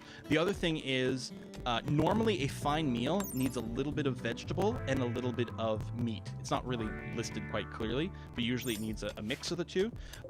With the option to make fine vegetarian meals means you can make it 100% out of just vegetables, or fine carnivore meals, you can make it 100% out of just meat. If for some reason you don't have a mix of food sources here. Yeah, see, that would be an example right there. If I recruited Sky, I could interrupt the meal and keep the nutrient-based meal around and bring that with me, but I don't want to do that. Plus, ideally, I want something that doesn't decay. Now, this trip is not very far, so things aren't actually going to decay very quickly. Now, one thing I'm not sure about, and I just realized, I think... Ooh, Honey has inspired recruitment. That's great, because the next time... Hang on, I'm going to turn off Sky's wardening. I'm going to make sure it's Honey that does it. She will instantly and automatically recruit Paulo in one go, which is going to be lovely. As soon as it's time to do some recruiting with him. So again, there's that cooldown. So whenever it's up, she's going to go over and talk to him, and she should instantly recruit him. Was he a cook? Oh yeah, he was a great cook. Oh, that's lovely. Definitely one I want. In fact, once we've got Paulo, we no longer need the nutrient-based dispenser, because we're going to get him to make proper meals for us. And that's going to be excellent. What I'll just do is deconstruct this, keep the rest of the freezer room open over here. It's going to be incredibly convenient. Now, we don't want to cook in a room that's bloody. So what actually I'm going to do is right now, preemptively, I'm going to move the butcher table in here. Now, it's going to be a cold room, which means butchering is going to be slow. A little slower because it's not the ideal temperature. I don't think that represents a huge problem. But what's important is that the butcher table, with its inherent uncleanliness of -15, plus all the blood it leaves behind, I want to make sure... There we go. There's the recruitment just triggered properly. I'm going to make this not a prisoner room. Paolo can claim that as his own bedroom for later. It's going to be annoying because people are going to keep walking through his room, but deal with it. There you go. Paulo's part of our group. Let's give him the same sort of priorities I like to do. Set a 1 to all these. And... Okay, I'm going to change these cooking rules. Everyone had been set to a 1 right now, because I wanted everyone to be able to butcher, since it doesn't really matter. But I don't want them to work at the stove. Now, I could still keep everyone's cooking maxed out. And then at the stove, I can put in a job like, hey, make me some simple meals. But I could say, under details, I could say, only Paolo is allowed to cook. Or I could say, listen, anyone can cook, but they have to have a skill of at least 5. Now, you do this as a per recipe thing. So if you have 2 bills, you'd have to set this on both of them. So if I did this, if I left everyone at cooking at a 1, but with a simple meal required a skill of at least 5, only Paolo would still cook. But everyone would be available to butcher or make kibble if I had a kibble making job at the butcher's table or whatever. However, I think I can probably just go and do something like this. I'm going to put Paolo's cooking at a 2 because I'm using 2 as this is the primary task that they're here for. And then 3 for things I'm okay with them all also doing. Like, hey, you know what? He's got some passion for crafting. If for some reason there's nothing to cook, he can craft. Now, technically in this situation, I could put cooking at a 3 and the same thing would happen because you always work from left to right. So it would do cooking first and then these. But I'm going to set it at 2 just because that's what I'm going for.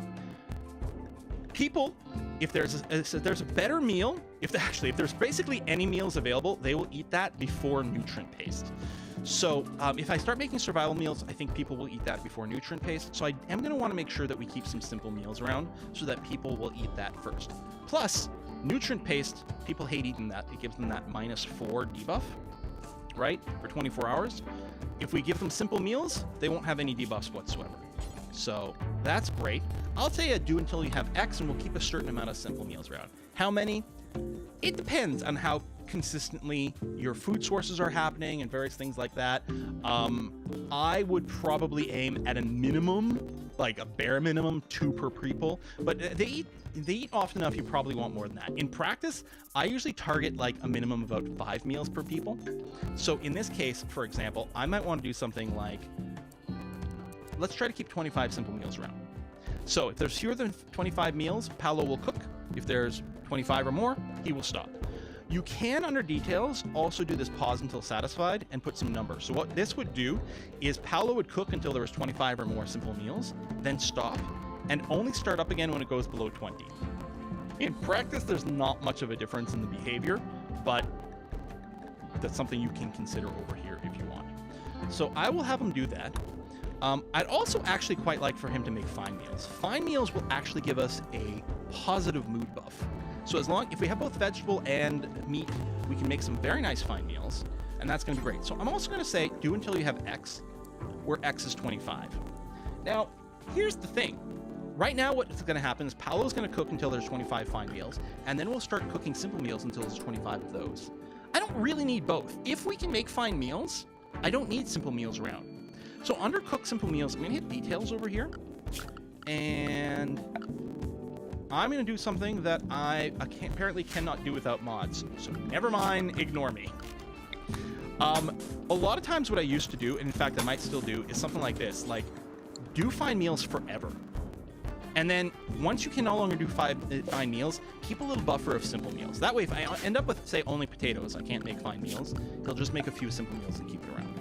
In this case, I don't want to use everything up because it's actually going to be very important for us to make some survival meals. So I'm just going to give him the job for fine meals, and I'm going to say keep like 10 simple meals around. Just in case we can't make simple meals, we'll have some, or in case we can't make fine meals, we're going to have Paolo make some simple meals for us. Speaking of, where is he? Oh, he's asleep. Okay, sure, fine. Now, he's not a night owl, so I will give him the same schedule as my standard non-night owls, like that. And then when he wakes up, I'm going to wake him up now. I'm just going to draft and undraft him. We're going to force him awake. He's going to start cooking. So you see here, he's grabbing some potatoes and some meat, and he's going to make fine meals for us, which will get stored here. I'm going to ask for this nutrient paste dispenser and all these hoppers to be deconstructed. I'm just going to use this tool over here to deconstruct all those. So fob, there you go. It's going to start working on that right away. Now that's going to pop open our freezer. So as soon as that's gone, I'm going to ask for these walls to get built. And remember, construction is a higher priority than deconstruction, so they'll rebuild the walls right away, then go back and deconstruct those. And what I'm going to do is I'm going to remove that stockpile, take this one, and properly expand it to fill this area. There we go. And our meals should get stored over here. In fact, what I'm going to do is I'm going to take the stove and I'm going to move it right there. And I'm also going to give Paolo a chair because he's going to spend a lot of time here and I want him to be comfortable. I'll let him finish this job.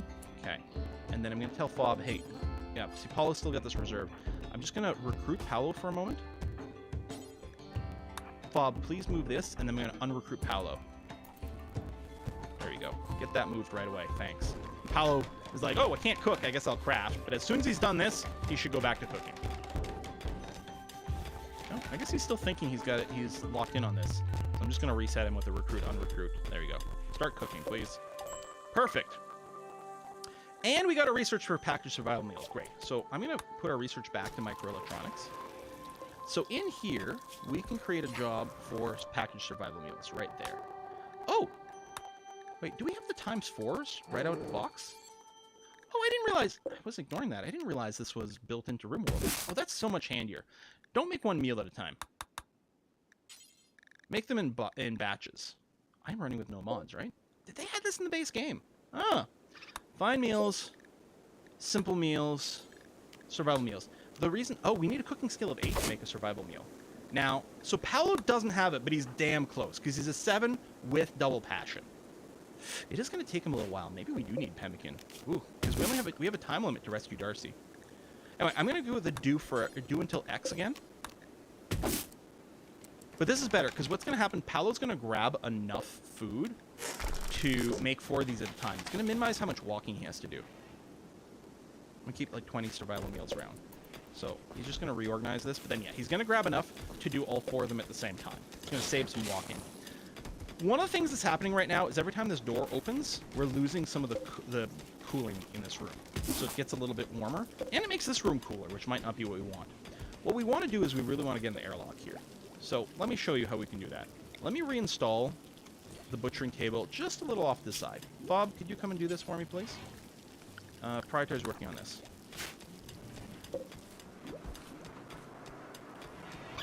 Cheers, thanks. So what we want is we want there to be 2 doors to get through to come in and out of this room, with a gap in between, ideally. And that will prevent temperature from leaking through all over the place. So what we want is a door here and a door here, and we actually want to get rid of the old door in the middle. Now, because diagonals count as being sealed, we actually don't need more walls. This will work as an airlock as is. It'll look a little funny. Normally, I don't do that. Normally, when I build an airlock, I have, you know, like, we have a room here. Room here. And then I have another room over here, let's say. And what I do is I actually build, like... let me change this. It'll be a little bit easier to see. There you go. I actually build something that looks kind of like this. Take that out. And go doors like this. This looks like a proper airlock.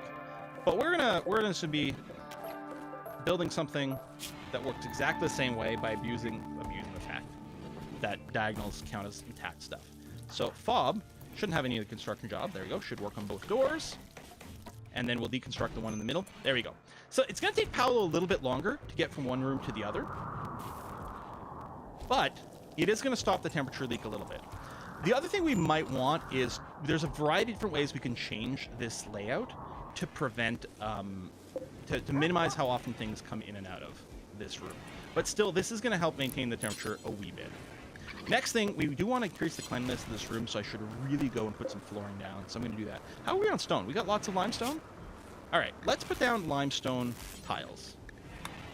Now, limestone is quite a lot stronger than wood. And so we actually might preferentially use the limestone to do like our outer walls for the fences, for example. But the stone tiles tend to be prettier than the wood tiles. So you can see the limestone tile has a beauty of 1. And I think, much to my chagrin, wood floors don't have a beauty bonus. Which annoys me, because I think wood floors are very beautiful, and I think they should have a beauty bonus, but that's just me, apparently. These are rough wood floors, right? Kind of rough cut planks. You know, it's not a pretty solid wood flooring or anything. And that's the idea. So they're very rustic looking, but I really like the wooden stuff. So using the stone tiles is good because it adds extra beauty. The other advantage is that I don't know if I said it right. The advantage to stone tiles is they add extra beauty over the wood ones. The other thing is that stone is not flammable. Wooden tiles and wooden walls can burn, quite easily in fact. Stone walls and stone floor do not burn. So ideally, you want all your stuff to be made out of stone because it's so much safer. You can also make walls and floors out of steel. Now, steel walls, even though you might not think it, do have a slight flammability in the game. And the reason is, I think, because I don't think they're solid stone. I think they're, they're not solid steel. I like to think of them as they're like steel, like plates on top of maybe like a wooden core or something like that. Or maybe it's just that steel can melt or something like that. I think steel has, so wooden walls I think is 100% flammable. I think steel walls have 35% flammability and stone is 0. So ideally you make your whole base out of stone so that fire doesn't spread. But at the same time, wood is really easy to get lots of, and I think the wood is pretty. We have a Manhunter pack of cats. Oh. So scaria is a disease that will sometimes cause these packs of man-hunting animals to come into the map. There's two ways to deal with the man-hunting packs. One way is you can just lock yourself in a building. The man-hunters will not come through walls. So if we were to go and let this door be closed, now this door is being held open. I can toggle that off, but it won't close on its own. We actually need someone to walk through that door. Honey, I'm going to recruit you for a sec. Where's Paulo? Okay, he's inside. That's good. Everyone's inside. Honey, I'm going to get you to walk out. And then walk back in. It's going to reset the door. There we go. So now the door will close. And I'm going to forbid the door. There. No one's allowed to use this door. So now no one will go out and be eaten by man-hunting cats. The other thing we could do is we should just go out there and shoot them. Because the cats aren't terrifying. They can, these crazed animals can close in on you quite quickly and can do a surprising amount of damage. We might lose some eyeballs, fingers, that sort of thing. Oh shoot, I forgot there was another door over here. Whoops. I'm going to forbid that as well. And actually, we've got this one. I forgot about all these doors. That's one way to do it. The other way is you can designate an area. So we can designate an area. Let's say, arbitrarily, I will say this area. Okay? And then if we go into our schedule, I could tell everyone, listen, only hang out in area number 1. And that's the other way you can restrict people to a particular area. In this case, I think it's going to be quite convenient to just lock our doors, so no one's allowed outside of our base. No one's going to be attacked by man-hunting cats, although they'll be loud and annoying. The man-hunting creatures here, they are infected with scaria. When they die, they have a 50-50 chance of instantly rotting. So if you get attacked by a large pack of these animals and you're wondering why their bodies rot instantly, it's because of the scaria. Eventually, these guys will die or leave the map on their own. So we just have to wait out these cats. One of the nice things with having such a large walled-in area, we have a lot of room to work. We can't mine much from inside of here, although we've got some more material there we could mine. But we've got access to wood, we've got access to food. I'm not too concerned. Meanwhile, Paolo is still cooking away. You can take a look. He's done making all the fine meals. Great. He's going to make a few of these simple meals that we're just going to keep around as a bit of a buffer. And then he's going to start making package meals. And then we're going to have to send out a caravan, which actually I think is going to mean we're going to have to deal with the cats because the cats are going to be out there when our caravan tries to go away. I'm going to build... I want to get a machining bench, but we're going to need some more power for that. So I'm going to go ahead and build a second wind turbine. I'm going to build it here. And what I'm also going to do is put down some new farm fields, because that way it'll keep those areas free of trees that would block the turbines. It's 10 by 7 on the one side. I think it's 6 by 7 on the other. It might be 5. Yeah, 6 by 7. There we go. So a little bit of an awkward little growing zone. So what are we going to do? We've got lots of potatoes. Got a little bit of rice over here. I think I'm going to want to keep a steady food supply. I'm going to make a corn place, because as discussed, corn gives you a lot of nutrition per harvest, but it does take a long time to go through. In fact, there might even be enough time in the season. How long does it take corn to grow?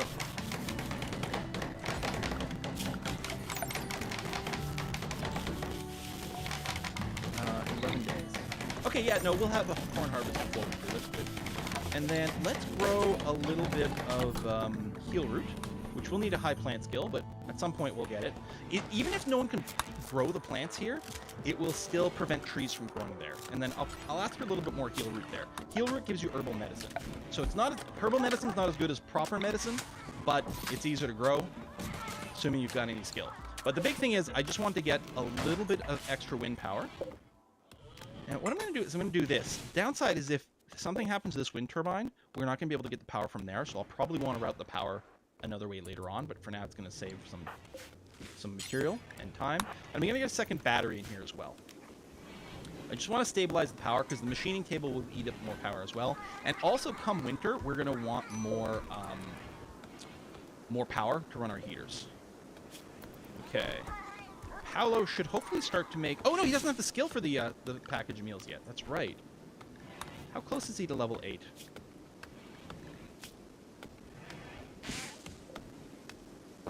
Okay, I'm going to tell you cook fine meals forever, for now. I'm going to reset you. This is just going to train your cooking. But I'm going to let the microelectronics finish, but I might research pemmican after, just because we need it. I guess I think we need meat for the pemmican, so we actually might go through all of it doing this, but we'll see. We'll see. There's no harm, in a sense, of, like, cooking all the meals ahead of time. You know, because, like, the raw food doesn't do anything for you, so maybe you should turn it on the meals. The one thing is that the more goods you have around, the more wealth your colony has, the more dangerous the raids become. And cooked meals are worth more than the raw food. So if you cook everything into meals, your colony's wealth will go up, which means the attacks that come at you will be more dangerous. I don't think that's a major enough concern, especially in the situation we have now, to stress about it. But it was worth, you know, mentioning. Okay, we got a second battery up. Wind turbine not quite up, and right now the wind's not blowing enough to actually charge anything, but we'll deal with that afterwards. I think I want to light in the freezer here. These cats, such a horrendous noise, isn't it? So terrible. Sleeping through the night, except for Honey, who's planting. Honey might need the most warm clothes because in the winter, at night, it's going to be colder. I mean, it's always cooler at night than during the day. And so it might be, she might be the one person who wants a parka. What I could consider doing, just in case, yeah, we still don't have enough dusters. I could, at the bottom of all this, add a bill the same way to make parkas. Do until you have X, where X is 1, and again, we'll just monitor the hit points. So if you've got... So everyone must have good pants, because there's a perfectly good pair of pants sitting around, and no one's equipped that, because it's sitting in here. But new shirts, new dusters might be required. And then after that's all done, maybe we'll make a parka, and then if people start equipping it, then we'll do that. We might even want to do a one-time job with the parkas, and just say, listen, just make 5, and then, you know, we'll have them available. We can always sell them in the spring if it turns out we don't need it. I'm going to research pemmican in case we need that. But I'm really hoping Paolo can make level 8 in cooking. Double passion, he does learn it pretty quickly. What's the question of how much material we have? If we have to leave the compound to go hunting, we're going to have to deal with the cats. Do we have weapons? Oh, not much. He's nimble. He does dodge and melee. So tell you what, you know what I'm going to do? Plus, Paolo's our chef. We'll give him a knife. It seems very appropriate. That way, if he's in melee, he's going to at least be dodging things while he's knifing stuff. And Vort is got a melee, or a ranged thing, so we'll do that. So we got 3 mailers, or sorry, 3 ranged people, 1 meleer, and then Honey's the pacifist again. Still, I should say. Yeah, we might need to get a little more going on here. This guy just going for a walk. Okay, that's fine. You know what? Let's hunt these alpacas. Since they're within our borders here. Yeah. Keep a supply of meat coming in, either for cooking our meals, or maybe we'll make some pemmican out of it. The research for that, at least, will go quite quickly. So what I'm going to want to do, now that I have microelectronics, I'm going to want to build the high-tech research bench. It works a lot faster, and a lot of tech can't be researched without one. But we're gonna want to expand. We're going to have to get some extra buildings going on. I think we're going to make a new dumping stockpile. Let me copy these settings, paste them over there. I'm going to remove that, so things will get moved over. Because I think I'm going to want more buildings over here. Always expanding.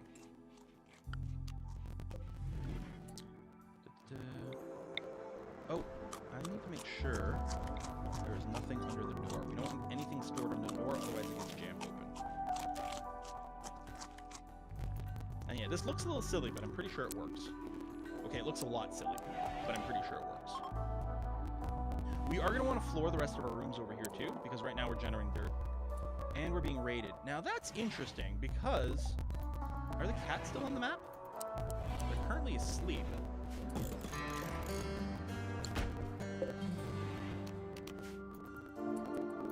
But... they should fight each other. We're sort of solving one problem with another problem here.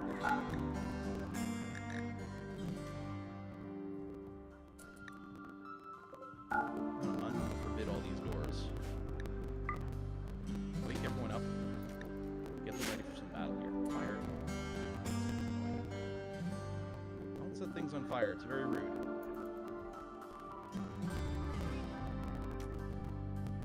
Okay, we're in position. Here comes Crow, the one who set things on fire. Excellent. I think these guys might still be hunting the cats. Yeah. The manhunt. It's interesting the cats aren't attacking these. Usually they would. The manhunters will go after the raiders. But still, I'm not going to complain about this timing. And actually, splitting up the raiders like this is quite convenient because we only had to fight one at a time. Oh my god, it's taking them forever.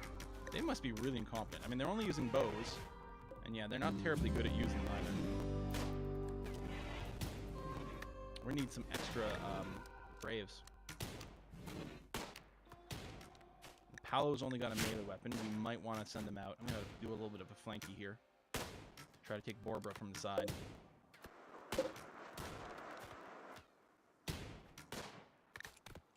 Just listen, Vort, could you shoot? Oh, you're out of range. I'll move you up. I want you to shoot this person. There you go. So we don't accidentally shoot Paolo. So this person's just trying to whack Paolo with a bow. Paolo's taking damage, but it should just be bruises. Yeah. Oh, he's got some dirt in his eye. Wow, I didn't know they could do that. Dirty fighting. Wow. There we go. They're going to try to retreat. What I'm going to do is just get a little closer here. Oh, okay. Everyone's down, and no one survived, so no prisoners. Huh. Alright, we're gonna unforbid. I suppose I could do the right click, allow everything on the map. Okay. Well, that's not so bad. Let me go into miscellaneous here. I'm gonna make some graves outside the base. We only have one extra grave left inside the base. There you go, Fob. Thank you for doing that. And then we'll get these people buried. Oh. What was that? Was it shooting? Oh, you're still hunting the alpacas. Okay. Whew. No, that's fine. I was a little bit panicked. Bob doing a little bit of repairs here. The hunting is a way to, like, continuously train your shooting, so it's not too bad. Paolo, yeah, did take a little bit of bruising. It's not a big deal.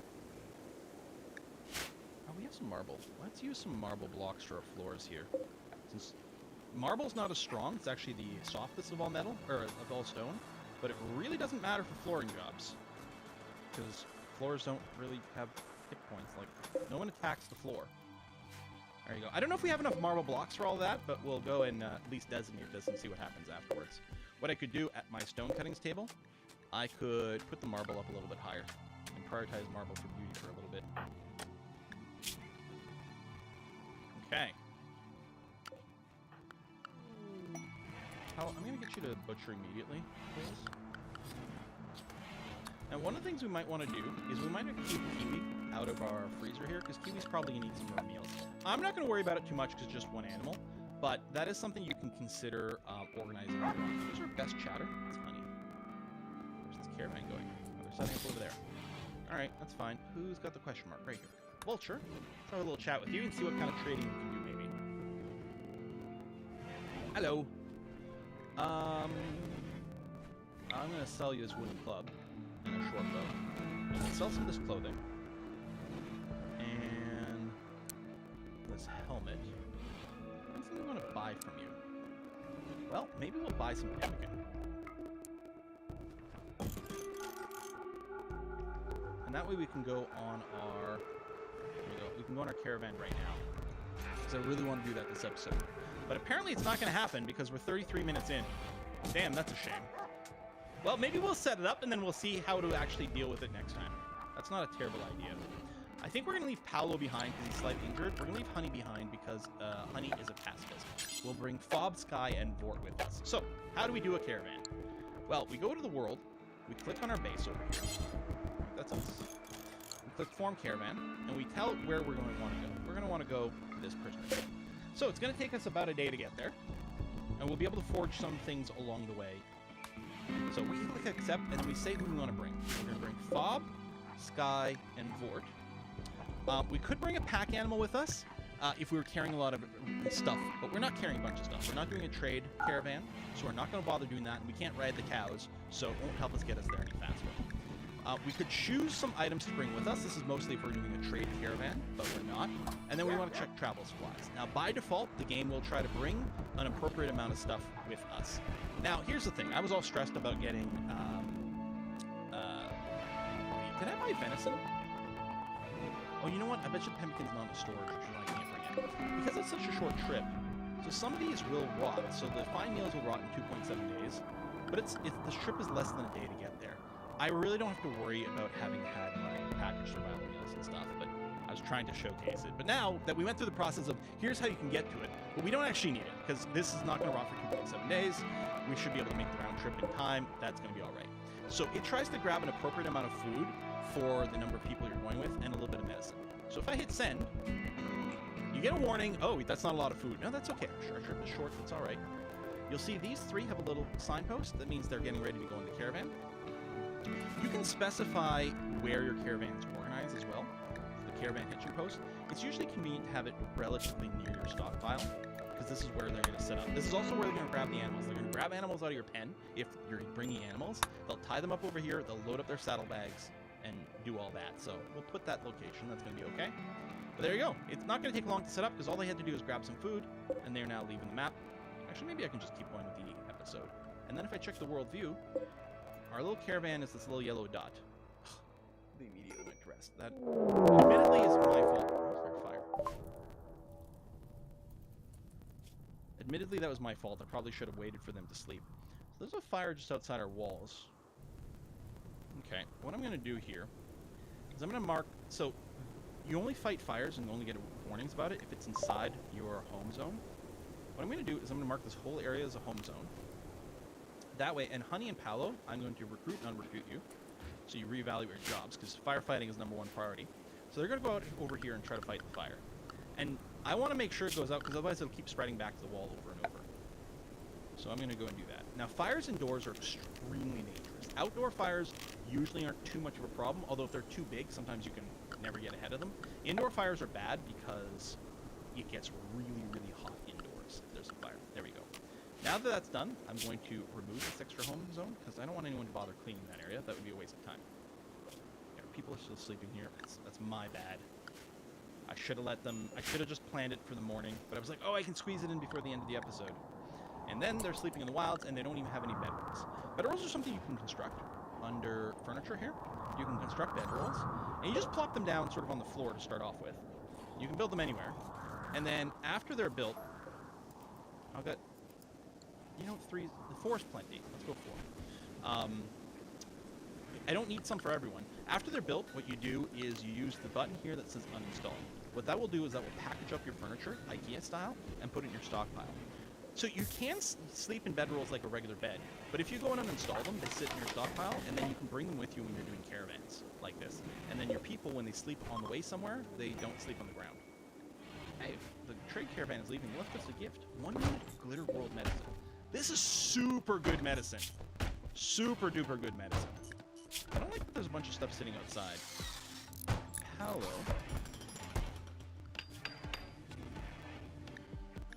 I'm sure fine for now. I'm gonna get a whole bunch of bread pressed down by 1 level. There we go. So you'll actually prioritize do some hauling, which will include burying some people. I'm just gonna temporarily get Paolo to do a little bit of hauling for us. Okay, Sky's caravan is approaching the prisoner camp. Yeah, we're gonna keep going. Boop, boop, boop, boop, boop, boop, boop. Get in there. Excellent. Okay, so we have now arrived at this prisoner camp. So I can still click over here and see my people. Now if I click on these guys, I'm on a brand new map. This is a prisoner camp. There's Darcy. We're here to rescue Darcy. Hopefully she's not a terrible person. Well, it's not ideal, but all right, we've committed. I mean, it's Vort's sister. We have to save her, even if she's a terrible person. So our people here are all drafted, and we're gonna have to go and kill Cardi here, who's got a pistol. Luckily, that's not a weapon I'm super scared of.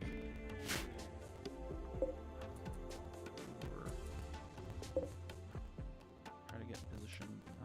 We actually should be able to outrange her. This one doesn't have huge range. Oh, look at this. If we actually back up a little with Sky. Oh, did you really seriously hit me? Oh, I think it was deflected off armor. We can shoot her. Admittedly, not with everything. She can't shoot us. Although Sky's not doing a great job. Oh, she's moving back. All right, you know what? We'll just move up here. Actually, if she's not in cover, sneak up a little bit more. Quickly take her out. Nice. Nice! Okay, I think that was the only defender. Yeah, so the area is now safe. So what we can do is we can walk into buildings now if we want. You'll see I can't actually tell my people to go in here. I can tell them to attack a door, but I can't tell them to go into the buildings. I can fix that quite easily by doing this. If I go into Architect Orders, because there's no threats here, I can now claim all these structures as my own. I can say, listen, all your buildings belong to us. And now my people can actually walk into these buildings. Still don't have vision for what's inside them. But yeah, we can walk inside these and they will be revealed. Ta-da! Look at that. The other thing I can do is there's a bunch of stuff that's forbidden over here. Well, I can allow everything, like that. I can also deconstruct. What I'm going to do is I'm going to tell all my people here to have construction as a #1 priority. I'm going to deconstruct the solar generator because we're going to get some cool materials out of that. These are just normal quality beds. I don't think they're worth worrying about. But maybe I'll deconstruct the fire foam popper, this lamp as well, because we might get some components out of it, I'm not sure. I'm also going to go and claim everything now that I can see inside of this. So I'm going to unrecruit everyone. Everyone's got construction as a #1 priority, although they might grab some meals. Oh, I can deconstruct this lamp as well. There you go. They're going to go and deconstruct some stuff, get some metal, maybe some components, I'm not sure. Okay. Now, do we actually capture? Oh, free prisoner. There we go. Oh, I should have Vort do it. Vort, go free your sister. Yay! And the rescue joined us. Hooray! Darcy is now part of our group. Actually, there's a bedroll over here. Let's, oh, sorry, not deconstruct. We want to uninstall. Because this will turn into something portable, and we can bring a bedroll with us now. Okay, so what we're going to do is we're going to go to World. So over at this prisoner camp, I can reform the caravan and tell it where I want it to go. And then I'm going to bring all 4 people with me, including Darcy. I'm going to grab this component, all this steel, this jade, this plasteel. Notice I do have a maximum mass I can bring with me, and the more we have, the slower we go as well. I'm not going to bring these blocks and chunks. I'm not going to bring a dead body. I'll grab the auto pistol. I'm not going to grab any of these. And then travel supply. Let's bring this meat. No, it's going to be close. We could bring it with us. It might rot along the way. I'll bring the vegetables, not the meat. The berries should be okay, and we'll bring the bedroll with us as well. And there we go. We do this, and the caravan is now on its way back home. And there we go. We have successfully raided a site on the map. There's lots of things we can do on the map. We'll get news sometimes that there'll be like work camps nearby. We could go and raid those if we wanted to. We can visit these towns, like here, and we can trade. I don't know. I've never attacked a proper outpost like this. I actually don't know what's involved in that. I have like well over 1,000 hours in RIMWORLD. I've never done that. So I don't know what happens if you visit an actual hostile town. But I can make a trade caravan and go over there. One of the things, if a merchant comes to you, anything you try to sell to that merchant, you only get a fraction of the value of the good that you sell to the merchant. But if you make a caravan to go somewhere else, you can sell things for the full value. Also, there will be more stuff to buy and more silver because you're visiting someone's house, not just on whatever they brought for you. And so trade caravans can be quite valuable, especially if you have a bunch of pack animals so you can bring extra weight, and also if you can have animals that you can ride because you can go a lot faster that way. So it can be quite lucrative to do that sort of thing. I don't do it very often just because it's just not the way I play, but I probably should. There's no problem. I definitely should do those a lot more often. But there we are. Nice successful mission. So we're going to put a cut in here. I'm not sure that we've covered a lot of stuff at this point. There's more I'd like to do. I'm actually enjoying this playthrough quite a lot. I do have a pretty full schedule with a lot of other games. At this moment, I'm not going to 100% guarantee that this series is going to continue. We're going to, again, I haven't posted a single video for this yet. I'll keep an eye out for comments if people have extra questions and things like that, and generally just take a look at those view numbers. So of course, do make sure to, hit like and comment and favorite and share and all those things, because, if the video is getting good attention, then I'm going to make more of this. Otherwise, I got tons of other RimWorld Let's Plays on my channel you can check out. A lot of them will be heavily modded and have, various themes. This was not only vanilla in terms of the mods, but also in theme. This is just, sort of a generic-y kind of game. The ideology system from the ideology expansion really contributes a lot to having thematic Let's Plays, because the ideology system lets you make people who are pacifists or animal lovers or raiding cannibals or technologists or this or that or many other things in between, and it has led to some very interesting gameplays. So if you are new to the channel, I do hope you check that out. And yeah, again, you do those thumbs up, leave the comments, let me know if you're interested, and hopefully we get enough attention and I'll just keep this going because I love RimWorld. Thanks for watching, folks. I'll see you next time. Bye-bye. Ladies and gentlemen, give it up for... Ugh, this rental car is so boring to drive. Let's be honest, the rent-a-car industry is... Hey folks, Quill18 here, and welcome to another episode of our Let's Play / kinda tutorial of RimWorld Vanilla. No DLC, no mods. A lot of people seem to be really enjoying this run, as am I. Even people who didn't need it for the tutorial aspect. A lot of people have gone back and played some Vanilla RimWorld and been like, oh yeah, Vanilla RimWorld is really good. That's what's great about RimWorld is, and I keep saying this, there's not one RimWorld. There's a lot of different RimWorlds with all the different mod combinations, but the no mod combination is a RimWorld, and it is pretty good. We are probably going to become less tutorial-y here and a little bit more focused on the gameplay, because I think we've covered most of the tutorial concepts that we might want to do. We will talk a little bit more about defense, though. We're going to put together a kill box, which... ourselves a Zut! Zutalar! One of our batteries has exploded. Let me double check. We do have this roofed, do we not? Yeah, roofed over there. If your batteries are exposed to rain, I mean, it's not raining right now, but if it does rain on a battery, it can explode, but it can also explode kind of randomly. Let me just go and reset people and do that. So yeah, sometimes we'll go ahead and have these things happen. This is the reason you have your batteries outside or maybe in a very well ventilated room, because if they start a fire and the fire is indoors, the air in the room is going to become, 200, 300, 400 degrees, and people are going to get burninated just from the air. So by having it be outside in some fashion, you don't have to worry about that, but you do have to make sure there's a roof over your batteries, or every time it rains, you'll get this explosion. That's pretty miserable. All right, Honey is doing that. Paolo, sorry to wake you up. Apparently I might have to adjust either my stockpile settings or something with, unforbidding, because it does appear that right now we are getting corpses over there.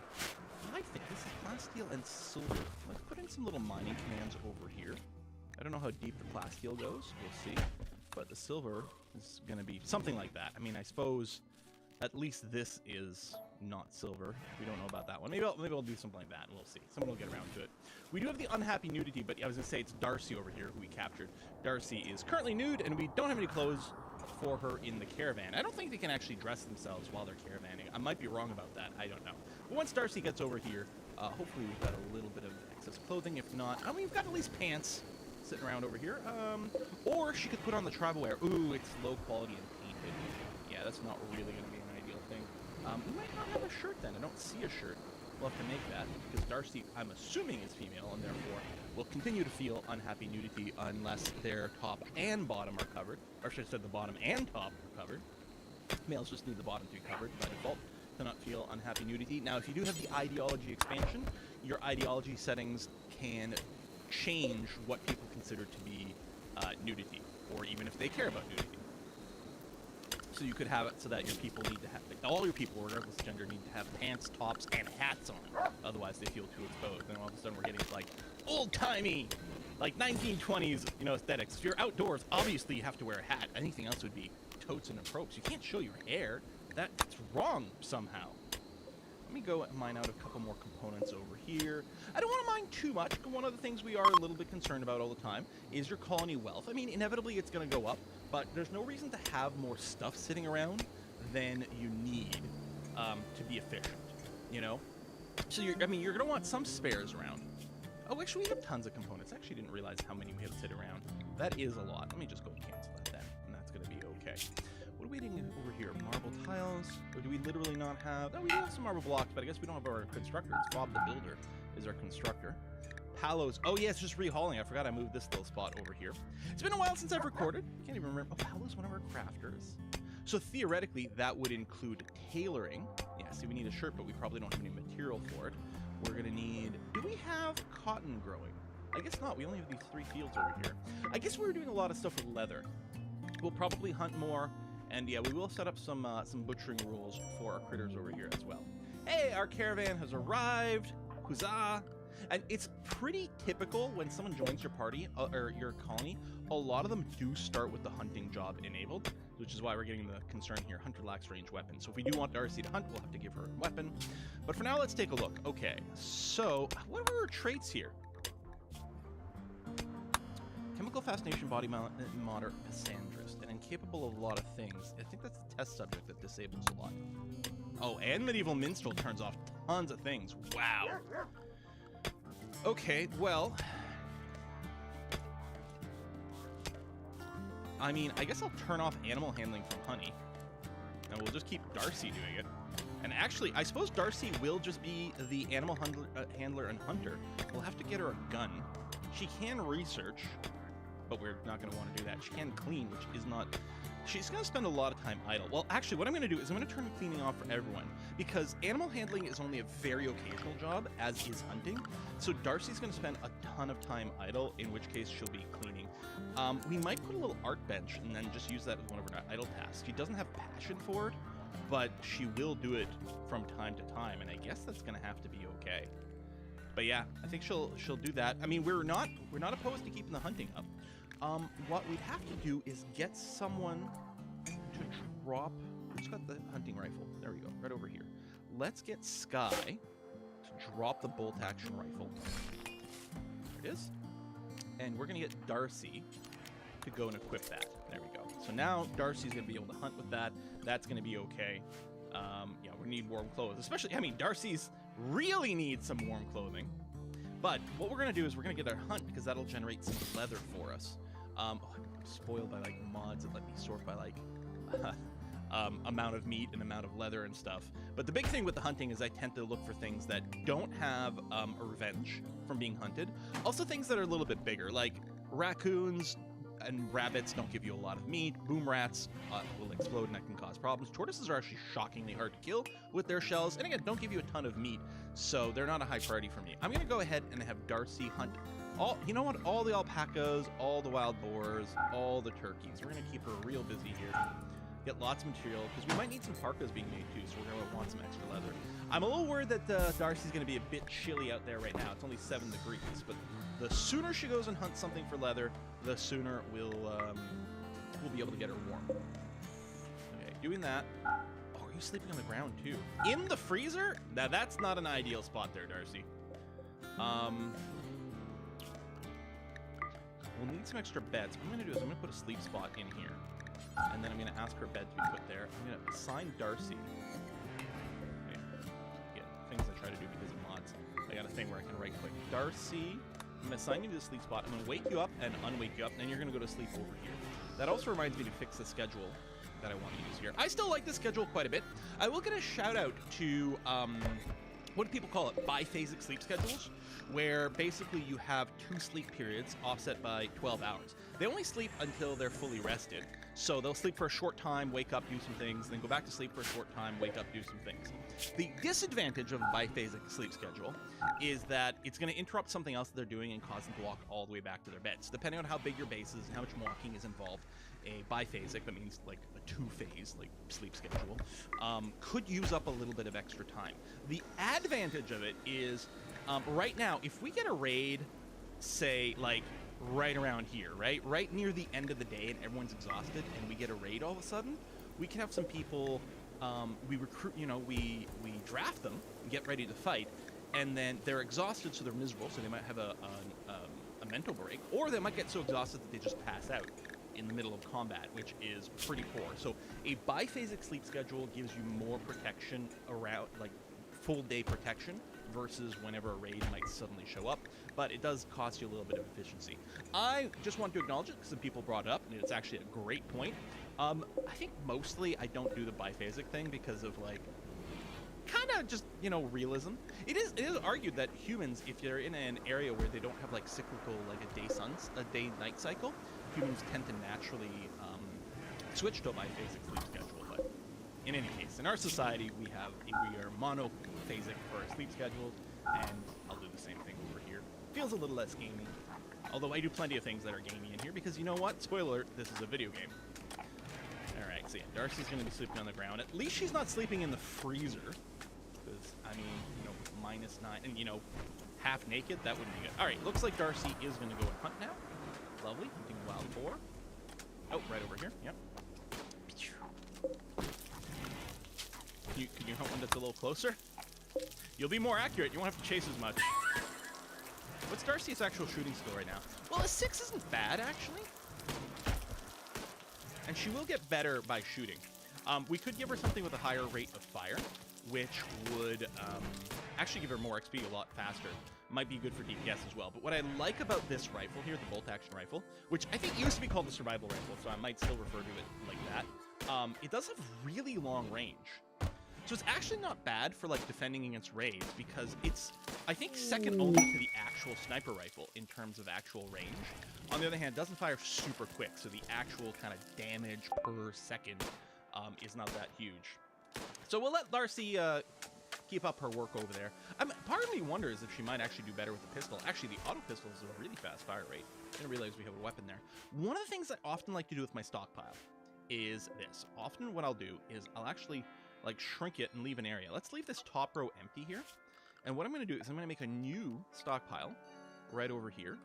And this is going to be, I'm going to clear everything, and I'm just going to enable it for weapons. And in fact, later on, I'll probably filter it more to only range weapons or whatever. But I'm going to make it preferred. So our regular stockpile is normal. The weapon stockpile is preferred. So any weapons we have will end up over there. It makes it a lot easier for me to be able to quickly equip my people. So Fob has a weapon. Sky doesn't, because of course she dropped hers. So we'll go ahead and give her the auto pistol. Vort currently has a bow, which I guess is going to be fine. Darcy, we know, is armed. Paolo over here only has a knife. And he's not a brawler, so we'll give him a full short bow instead. Melee attacks are actually very strong in RimWorld, but I prefer a sort of static defense line. Right, and Honey does not do violence, so she doesn't need a weapon. I will give a shout out to the sidearm mod, which lets you have your colonists equipped with both, say, a ranged weapon and a melee weapon, and have them auto switch in combat, so if someone starts meleeing them. So, again, we're going to go modless on this run, but every now and again I will bring up a mod that might be, relevant to some sort of topic over there that's kind of good. You could consider slowly integrating them in there. Darcy, you got to get with your hunting here, honey, so that you, well, sorry, this is Honey. This is Darcy. Darcy. Is that the name of, the character, like from Thor, like Jane's assistant is Darcy, right? WandaVision? Probably the single best character to come out of that little franchise. I like Darcy quite a lot. Thought she was funny in the first movie, and then they just expanded her a bunch. Anyway, so sorry, Darcy, I didn't realize this bed is done. I will now do that. Reassign you. Kill that.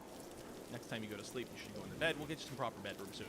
What I do want to do is I do want to expand our base. I want to get a better cooking environment, proper dining room, and more bedrooms as well. Darcy's back to hunting a turkey. I think they do try to hunt whatever's closest to them when they're looking for a job. What's this collection of valuables? Ooh. that site.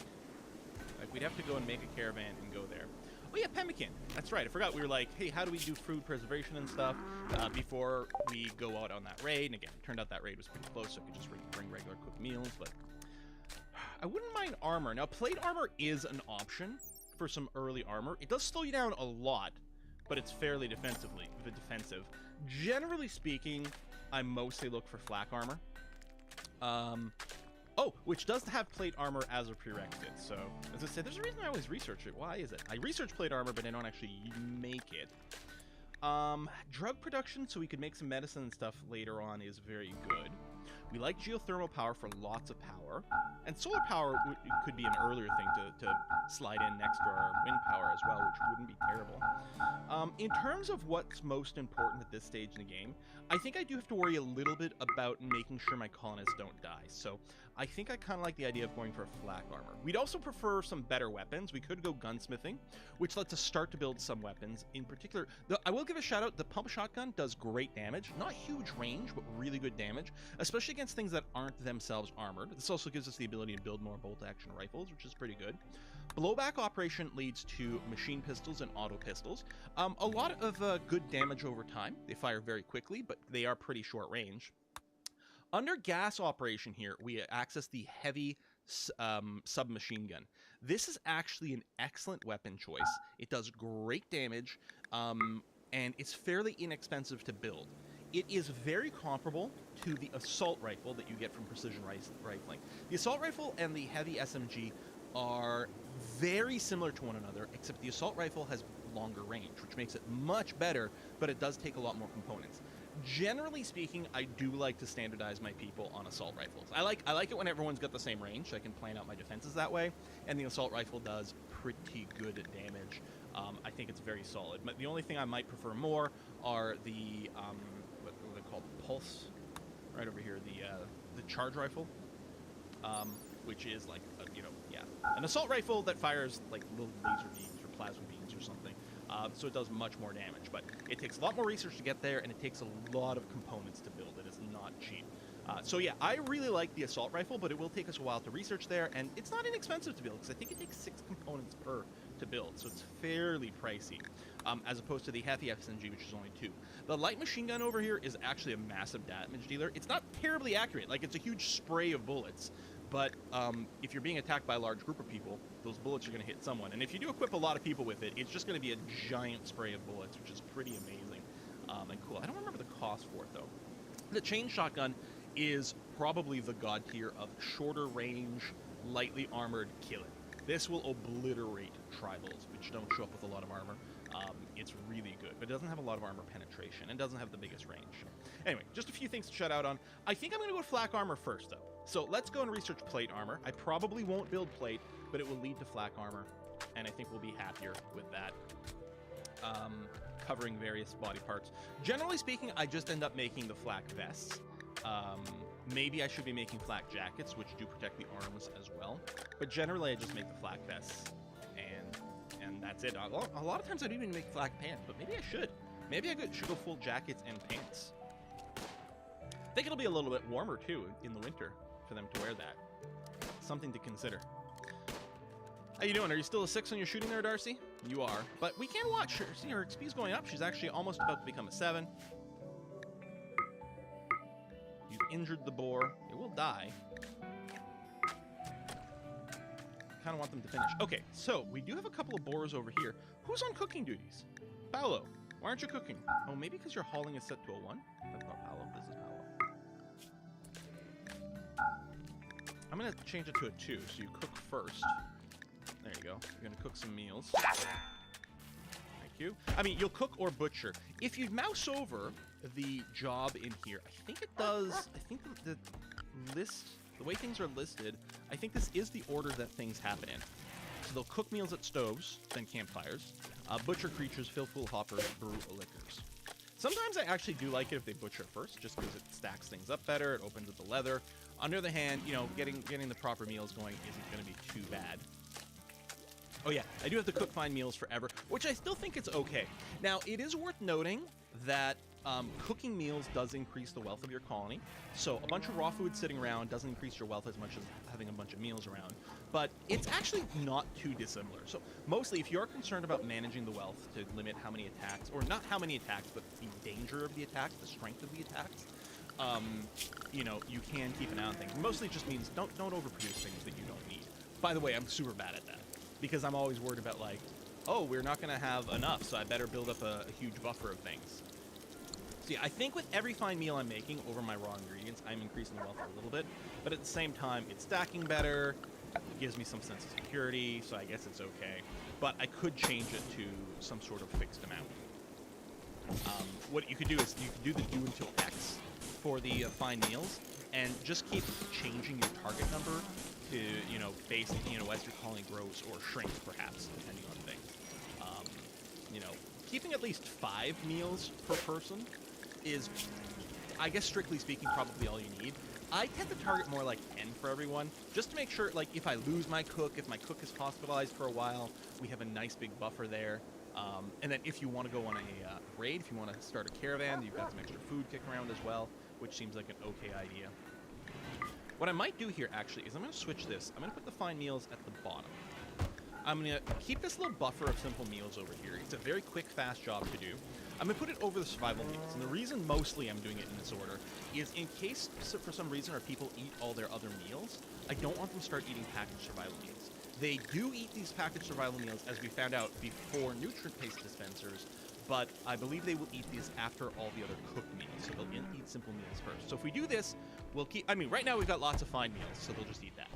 But assuming we ran out of those, they'd eat the simple meals first, which we maintain, before they go to the packaged survival meals. And I'm just doing it this way because I want to make sure we get some of these packaged survival meals done and out of the way before we go back to just spamming the fine meals forever. I might change the order after that, because I do want fine meals as a higher priority in general for their diets. But for now, maybe this is going to be fine. So there, Paolo's just making the simple meals over here.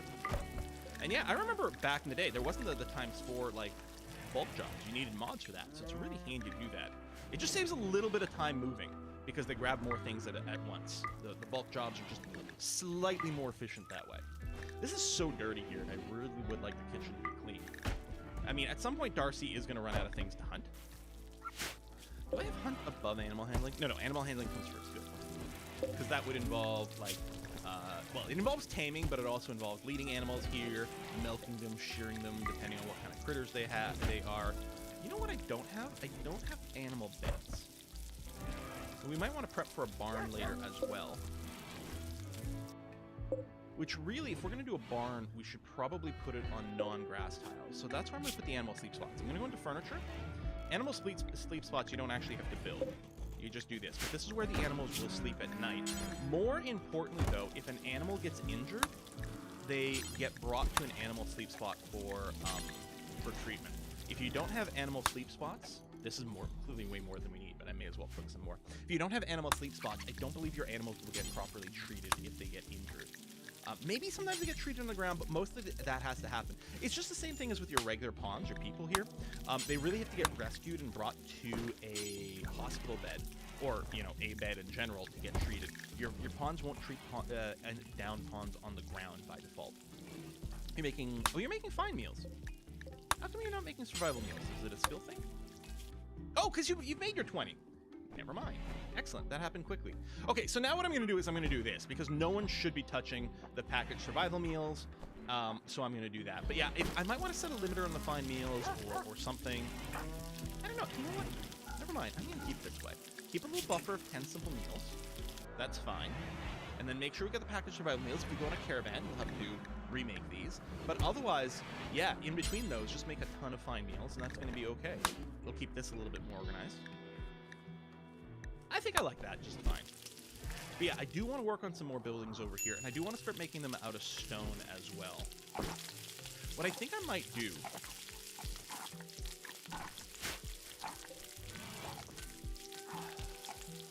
Do I want to change some of these limits or change the ranges in some way?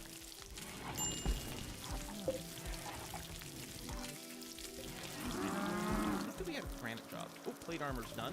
So I'm going to research flat armor. So again, I'm not going to make plate armor. This just seems, it just feels too low tech to me, although it is very effective. It's a personal preference, so right, don't judge things. It's a personal preference. Oh yeah, I do have to do until X. Marble limestone. I guess this will cover that. Yeah, I guess this is fine. Okay. I think I'm gonna make another room here. Oh, we got some idlers. Like Bob the Builder is not building anything. Well, let's give you some work. Now, there's a lot of interesting little artistic ways that you can design your bases and things. I'm just gonna go with some plain old squares over here, just for absolute simplicity. But please, I hope that in your own games you do some creativity stuff. Okay, so limestone is the second hardest substance. Granite first, then limestone. Limestone's pretty strong. It's not as pretty as marble, but it's gonna be pretty good. We're gonna make our building out of that. I'm gonna leave a little two-gapper. I think we've talked about like the gap stuff over here. A one tile wide thing, sometimes your people bump into each other and it's a little bit slow. The two tile wide, then you've got ways to have more traffic in your hallway. And arguably a 3 tile wide thing has some benefits for defenses and stuff, but I'm just gonna keep doing a 2 tile wide thing. And I'm gonna go with my 13 by 13 building, which again, 13, well, wide, it doesn't have to be square, but 13 wide is the widest you can go without having to worry about having some roof support stuff. So I'm gonna go ahead and drag this out, and then I'm going to order a little bit of mining in here so that we can round that out, and then I'm gonna put down some doors. Now, doors, I don't remember if I specifically talked about things with the doors. Doors take time to open. Okay, your pawns, when they go through a door, they'll walk up to it, and then the door will open. Like if I take Sky, if I recruit Sky, and move Sky over here, you'll see she'll walk up to the door, then it opens. I mean, it closes by itself afterwards, or I guess they're spring-loaded, but it takes a little bit of moment to go in. The time it takes to open the door is based on the material. You can see here door opening speed for wooden doors is 120. If I were to go and click on the door over here, let's say I hit I. Okay, so there you go. Wooden door, 120. If I change to steel, 100%. If I change to stone blocks, 45%. I believe all the stone is the same thing. Stone doors are nice and strong, but they're mega slow. Wood is, as far as I know, the fastest, and steel is the second fastest, as far as I know. This is especially relevant later on if you get auto doors. So auto doors, they're electrified. They open on their own. And so they open faster. And in fact, wooden or steel doors open so fast, your pawns don't have to stop. They just walk, and by the time they get to the door and want to walk through it, the door's already open. So with auto doors made out of wood or steel, your pawns can just walk through uninterrupted. Auto doors made out of stone still open much faster than non-auto doors, but it's still slow enough that it causes your pawns to stop a little bit. Anyway, that's the reason I build my doors out of wood or steel, is because they are fast. And usually, I just use wood. Yeah, the wooden doors are flammable, but if everything else in my base isn't. What's the opposite of flammable? Inflammable. Yes, that makes sense, because English is completely logical all the time. Anyway, because English comes from, like, multiple different sources and everything is weird. Anyway, yeah, because everything else is basically fireproof in the base, I'm not really worried about the doors catching and spreading a whole lot of fire, and wood tends to be effectively cheaper than steel. You know, steel is usually more valuable because you need it for other things. Although on some maps you play, like if you're playing in the desert or you're playing in the tundra, you're not going to have a lot of wood. In fact, so it might be the opposite. You might want to, wood might be precious for other things. Obviously, this is going to get blocked off here. What I'm going to do is I'm just going to copy this door, and I'm just going to move it over here so we have access. And we're going to be deconstructing some little bits and things, I'm sure, soon. Or this could be converted to a very small bedroom, perhaps. Alright, Paolo making some more fine meals. What I'm going to do here, Paolo, after you're done that chunk of meals... Oh, see, our fridge over here is full. What I'm going to do is I'm going to prioritize butchering over here. And what we'll do is it'll improve our space a little bit. What I might want to do, actually... Oh, I can't change it. That's right.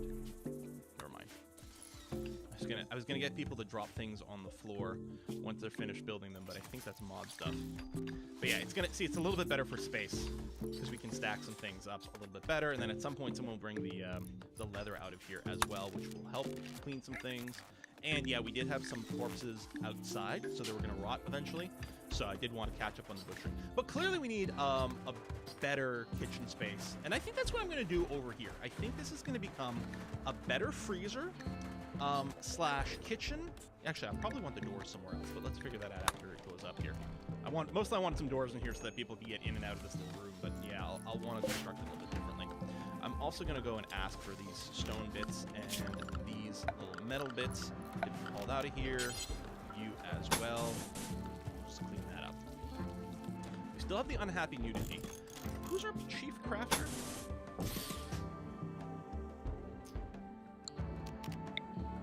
I guess mostly hunting, if it's not farming, which is a little bit... Oh, there we go. She's making a button shirt. Perfect.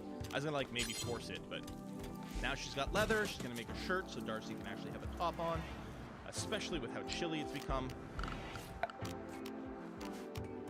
Oh, yeah, horseshoes. Well, you know what I'm going to do? I'm going to reinstall the horseshoes out here in the field. You can play horseshoes indoors, but it feels dumb to me. So, yeah, we're going to move that when you get a chance. Oh, yeah, what I like about the mutual recreation time, right? The scheduled recreation time, as I've talked about it before, it's nice to have people play together, increased chance to develop relationships, which has pros and cons. The con being when someone in a relationship dies, the other person gets a little bit upset. Just a tiny little bit upset about things. Darcy's not feeling fantastic, minor break risk, currently ravenously hungry, chilly. She's a body modder. She actually wants to have, like, prosthetics and stuff. Slept in the cold, she's naked, awful barracks. Yeah, things are pretty bad for Darcy. Hopefully we can get you your own personal bedroom relatively soon. This room could be split in two. But I think, again, I'm thinking about moving my refrigerator setup and things, so we're going to, we might be able to convert this place into a bedroom. Try to do something. Keep it a little bit neater. There you go. Darcy's finally got a top on. Congratulations. Well, she's really happy because of rescue. That's the only reason she hasn't really snapped yet. Ate without a table. I mean, we do have tables, but they're pretty far. Well, if she's out hunting, she might eat without a table because it's pretty far. And technically, there's only seats for 2 at a time here. So depending on how things sync up, it could be that there's not enough seating. Let me go and just plop down a couple of extra chairs out of a construction house, so Bob the builder should go and do that for us, because there's no other builder actually set up at the moment.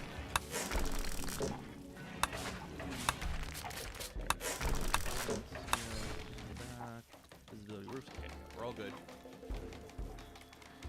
But yeah, we'll get a better dining room. We really could use some more cleaning. Should I just put everyone on a big cycle? It's so good.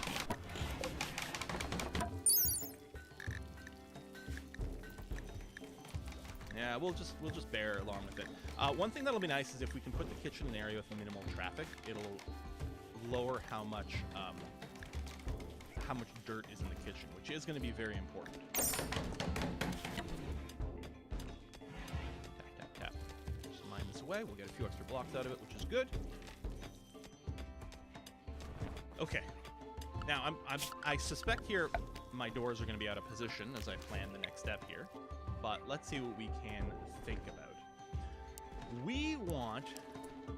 yeah, I want this to be the dining hall, kitchen, all that.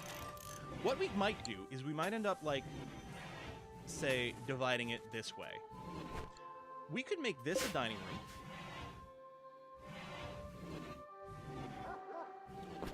This could be a larger freezer. And actually, what I could do is if I do this, I can have a little butcher room and a little kitchen. I mean, it could even be smaller than this. Kind of a cramped space that might make people a little unhappy. But what's nice about this, if we do this, and if I move the butcher table, let's put it down here. And if I move the cooker up over here, this will effectively act as a little airlock for the fridge.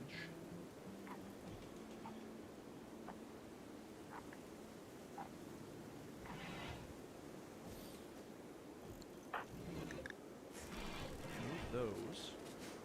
Do we want to give... There's not really a good reason for people to walk into the freezer directly. Yeah, I might not build any doors here at all. Now, obviously, we're going to need coolers. This is a big enough space that we probably will end up needing 2. Let's just build 1 for now. Okay, I'm kind of digging this. Yeah, let's run some power. Now, we can't run power through regular stone, but we can run through if it's smooth. And I think I probably will issue a smooth command over here. It'll make those sites look a little better, and will give us some options to run some power through there. And we'll make a bunch of plans. We can put a larger dining table in here. That'd be better if this was a like an even number of spaces room, but this is going to be okay. We might want to move some chairs, but we'll do this, and what I might do is deconstruct the ones that came out lower quality. We're going to put a lamp there, there. We'll want some chairs in here later as well. And then, yeah, we'll set this up as a stockpile zone. That's going to be okay. We could put a couple of statues in the dining room to make it prettier. And then we're going to want to floor everything. I guess I can start on that now. I'm going to put marble tiles in here. Oh, we're going to have to do under the doorways as well. You know what? Let me cancel the tiles. We'll fix that afterwards. Okay, I think that's going to be a relatively decent plan. So the idea here is, hopefully, the only people going through the kitchen... Would people use this as a shortcut to pick a meal? They might. I really want to minimize foot traffic through the kitchen. Well, I guess that's the butcher table. This is the kitchen. So it actually feels to me fairly unlikely that someone will walk through this kitchen specifically when they have the option to maybe through this dining room or even the butcher thing. So hopefully it'll minimize how much dirt gets generated in here. This will act as an airlock for a freezer, so we won't lose as much temperature because it'll only ooze into here. I think that's going to be a fairly decent design for us. We'll see how that works out. Folks, thanks a lot for watching another episode, and I'm going to see you next time in our continuing vanilla run of RimWorld. Oh yeah. Hi, Mom. Kelly, Rita, and I just went on our carnival cruise. We tried new things and new foods. I got over my fear of bubbles. Anyways, next year we should all go together.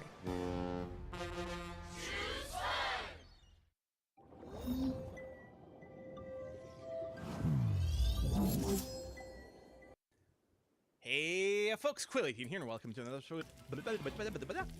episode of our vanilla RimWorld run with no mods and no DLC. In the last episode, we planned out what is going to be our new sort of kitchen, dining hall kind of area here, and it's starting to come together right now.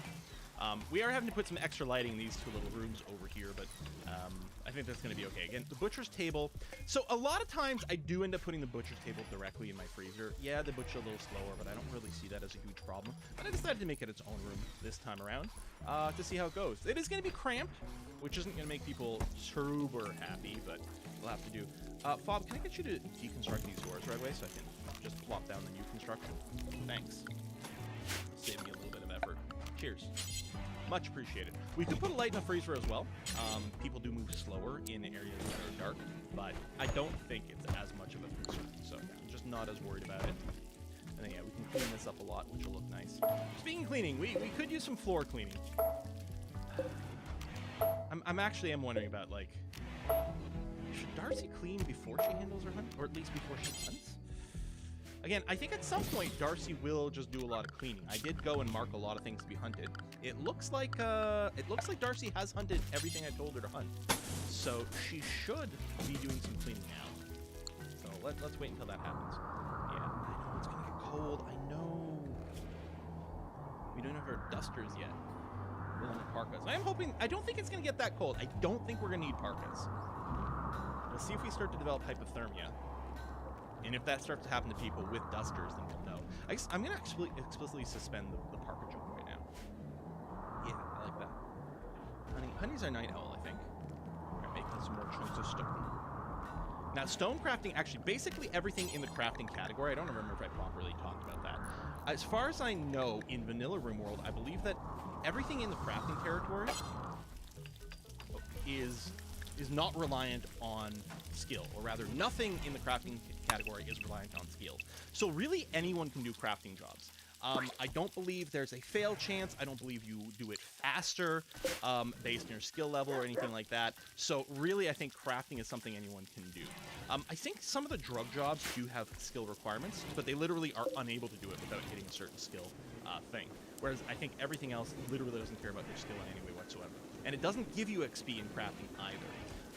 It is quite common. A lot of people throw in a mod that makes stone cutting generate XP and require XP, but I don't think in vanilla it needs it. So really, if we were worried about like stone crafting keeping up, we could just give everyone a, say, level 2 crafting job to clean up some of those things. And as an advantage with doing that is it would ensure that our actual crafters can really keep dedicating themselves to just specifically smithing and tailoring. Although our crafter is set to do that first, right? So Honey will try to smith or tailor before they go down to the crafting jobs. But yeah, it's like if my blocks aren't being done quickly enough, I just enable it for everyone so that someone's always stone cutting constantly. And yeah, we do have a lot of blocks right now. What I could do is set the limits on the stone cutting based on how much space I've allocated to this, but this is fine. Because some of it's using up our indoor storage, but it's not a really big deal. Okay, all of our walls and all of our doors are sorted, so what I'm going to do now is I am going to go to the flooring, marble tile. Put marble tile in these rooms. I will want some flooring in here just because it keeps things cleaner. It doesn't really have to be marble, although I might still do it just for cuz. I don't make all our floors out of marble. We got a caravan approaching, a combat supplier. So they might have weapons, armors. I believe they will usually bring medicine with them. So we'll let them get a little closer. And right, Honey is our chief chatter. She's also not busy right now. Hey, there's another Darcy here. Or is that my Darcy? That is my Darcy. I thought it was someone part of the group, but no. Okay, we could sell them packaged survival meals, which actually sell for a decent amount. We could sell them components, but I always want to buy components, not sell it. I'm also not going to sell them any medicine. This plasteel knife, I'm going to go ahead and sell that. So we don't have a brawler. It's worth a decent amount of money. Let's convert it to some cash. Sell the extra short bow as well. I guess I'm going to keep this helmet around, unless I really want to generate more silver. In terms of purchasing things, I'm not really interested in purchasing any weapons or even armor. We're going to be crafting those relatively soon. The shield belts are quite interesting. I don't have enough money for it, but shield belts do give you great protection against, incoming projectiles or shrapnels. Doesn't do anything about melee attacks. And it does prevent the wearer from firing out. So the shield belt is really good to put on your melee pawns because ranged people can't shoot the shield belt. But yeah, your melee ones can wear the shield belt to protect them from bullets as they're rushing towards the enemy to punch them in the face. So that's quite good. It's also not a bad thing necessarily to put on your pacifists.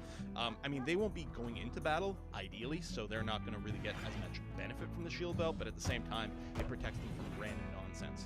Still, I think the only thing I'm going to do here is I'm going to spend my money as much as I have on just getting some more medicine, because that doesn't seem like a bad idea. So we had 241 silver. We're selling a little bit, but right now we're still spending 230 after all is said and done. So we'll just get a little bit of extra medicine. It's there on the ground. Someone will go and haul it. I could prioritize hauling it, which doesn't seem like a bad idea right now. Yeah, go ahead and get that in storage so it doesn't decay outside. Medicine, pretty important. I generally do buy medicine fairly regularly.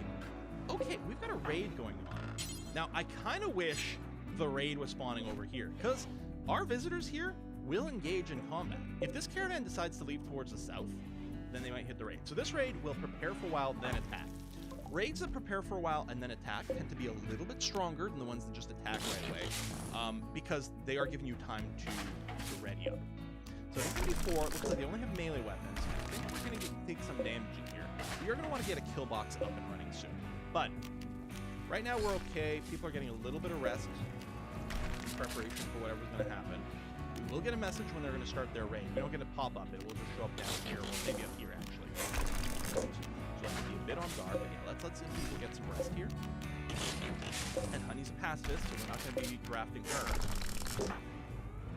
There it is. They're beginning their assault. So I'm going to wake everyone up and just tell them to group up over here.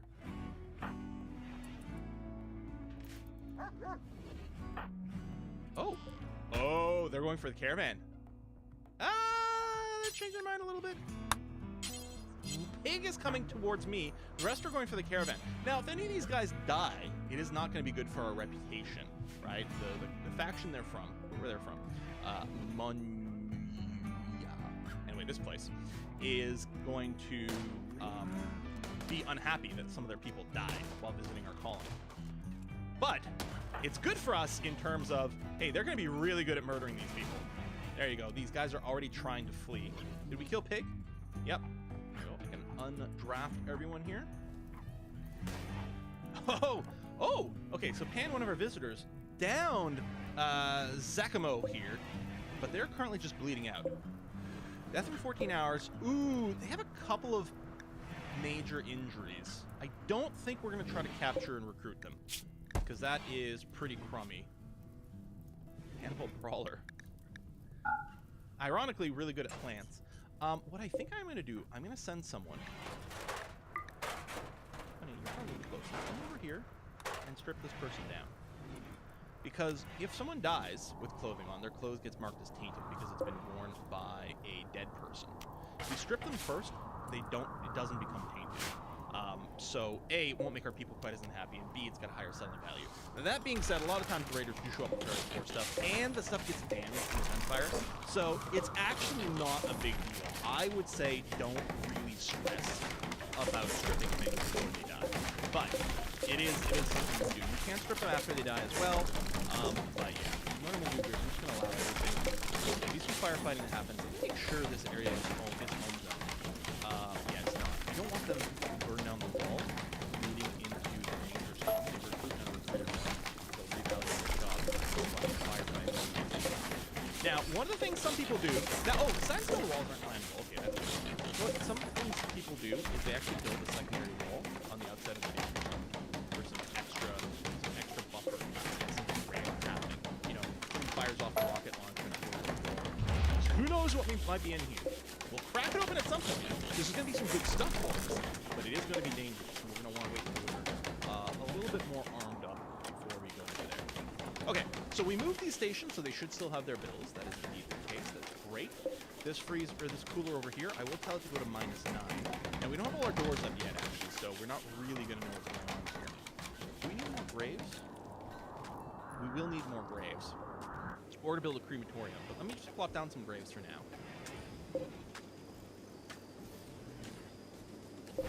And what we can do is we can dig up the graves later on and cremate the bodies at some point in the future. Okay, now that these walls here got smooth, I could run power through all this now. I don't need to, so I won't, because I won't use a little bit of extra material and save it, but I can run power through all this, give us options. Plus, smooth walls have higher beauty and make the rooms just better for people, which is groovy. How are we on wood? I don't think we have any. I think we would show up under there. I don't see that. No, we don't have any wood, so we're not making our wooden doors. I mean, our people are still busy. So I'm going to go with... you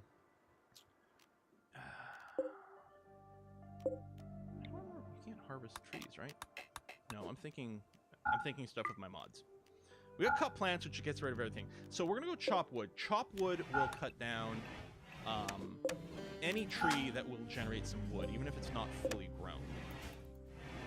But we'll go ahead and get that going over here. Anyway, chop it in the pen, because A, it's close, and B, technically it will enable more nutrition, because there's more places for the grass to grow if possible. Yeah, dirty cooking area. That was probably the old area rather than this one. Oh, well, it doesn't help that the kitchen is not an isolated room right now. That doesn't help at all. And yeah, we don't have any wood.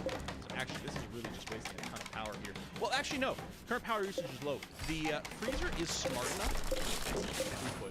The freezer is smart enough to know not to run when it's blowing into the outdoors like this. Playing horseshoes. I mean, plant better.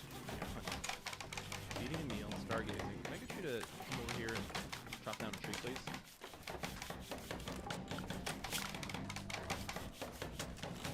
And then get some wood going on. Bob can bring that to the 90 turn. I'm going to get you to build this door first. And then this... Oh, now you're out of material. People are cutting this because it's in the way of some construction, but they do it quite slowly. I guess it's fine. Bob's got enough wood to go and build this door, which will make our freezer operational. So this is going to go to high power usage now, because we're just going to try to chill this out. I'm just curious to see how far it'll get. It's cool on the outside. It's actually below freezing on the outside, so right now it's not going to have a problem, but I suspect we're going to need at least a second cooler, if not more, to make this go going forward. Still, though, what we're going to do is we're going to make a new stockpile over here. This is going to be our new freezer. freezer, new food stockpile. We're going to take the stockpile here. We're going to take these settings, copy, and paste them over here. And then I'm actually going to... I guess I could leave it for now as a secondary cooler.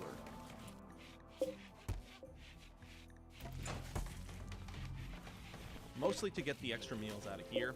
And what's going to happen here is it's going to be closer. So, like, new meals and things are going to get stored in this area instead. There we go. And we got our dining room. If we can... It's a poor table. We might want to go and rebuild these later so that we get a better chance at successfully making a fancy dining room. Yeah, so currently it's awful, although it's dirty, so that doesn't help. You know what I'm going to do? Everyone's going to get a one priority cleaning job. Let's get these areas sorted. Oh, it's actually happening already. I think Darcy is doing a lot of cleaning. You know what? Hang on.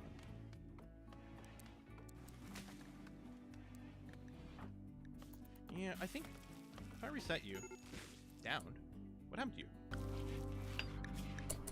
Food poisoning combined with hyperthermia has downed Darcy. Well, that's unpleasant.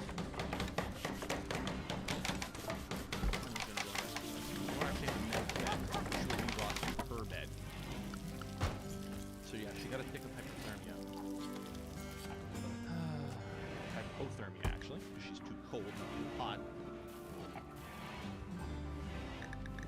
So right now, like, this movement here is not terribly efficient. They'll just start using this because of proximity, and then I'll just delete this stuff. I'll just haul everything over. But no need for me to rush this right now. Okay, Darcy, if you'll put your gun back. Here, let me put your rifle now. But yeah, there's nothing set to be hunted. You went down again. Did you get hypothermia instantly once more? Oh, it's serious. Oh, you know what? We don't have any heaters inside of our building. Okay, fair enough. Fair enough. I hadn't quite realized how bad things were getting in here. Let's get rid of that animal sleep spot for a sec. I'm gonna get a trio of free... Don't have a heater in each room. Okay, these guys are vented. Okay, with 3 heaters in the bedroom, I think we'll be okay. I'm gonna get a heater in the primary workshop as well. Fob, I'm gonna should prioritize working this heater ASAP. Because Darcy's not gonna get any better with the low temperatures in here. Thank you. No, I'm gonna keep you going. Paulo, can you rescue Darcy, please? Kind of embarrassing. So yeah, she's got food poisoning and she's cold. Now, that's the only reason she's going down. Okay, the food poisoning's gone. She's gonna be okay. The hypothermia, we can get frostbite out of it. People can start losing body parts, and that's not good. Okay, we might be okay with just the 2 heaters. We might want one more. But these bedrooms are all... We're not going to get the slept in the cold debuff, which is nice. Darcy, grab your gun again. We're not going to get the slept in the cold debuff anymore, and that's very important. We might want a heater in the dining room later. Actually, we might want to vent together so that these places won't be too cold. But the important thing is the bedrooms, because the slept in the cold debuff is pretty brutal. You want your hospital to be nice and toasty warm as well, in case people do get hypothermia or frostbite. At least that won't happen again. Okay, what's your temperature range that you're comfortable with? 10. Oh, you don't have a duster, so that's part of it, yeah. I'm surprised you keep going down instantly. Oh, you got food poisoning again!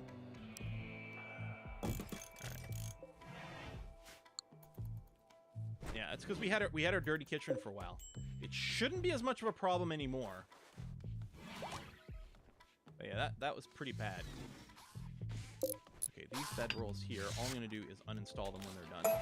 And these will be useful for caravans later. Okay,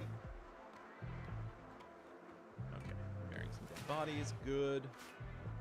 Otherwise we'll get some mood debuffs. Still food poisoning. Oh, food poisoning is so bad. And we have the plague now? Honey just randomly got the plague. So yeah, they need to get regular medical treatment. Do we have self-tender? No, we don't. Good. Okay. In this case, that's all right. Because Vort can treat Honey. Honey is going to go down into bed, and then Vort, I'm going going to interrupt your research real quick. Prioritize tending over here. So eventually the plague will go over it. Yeah, you can see what's happening here. Honey's developing immunity. And as long as she's getting proper rest and she's getting medical attention from time to time, her immunity will grow faster than the plague. If the plague were to hit 100%, she would die. Conceivably, you could die before then if you have other things going on at the same time. But yeah, so the important thing is the immunity is ahead of the plague, so we're going to be fine. Darcy, I'm going to try to give you your gun again. I mean, you have no hunting jobs right now. Yeah, you're still moving slowly because of food poisoning, and you're still going to get hypothermia. You're going to collapse again, aren't you? I could just tell her to stay indoors.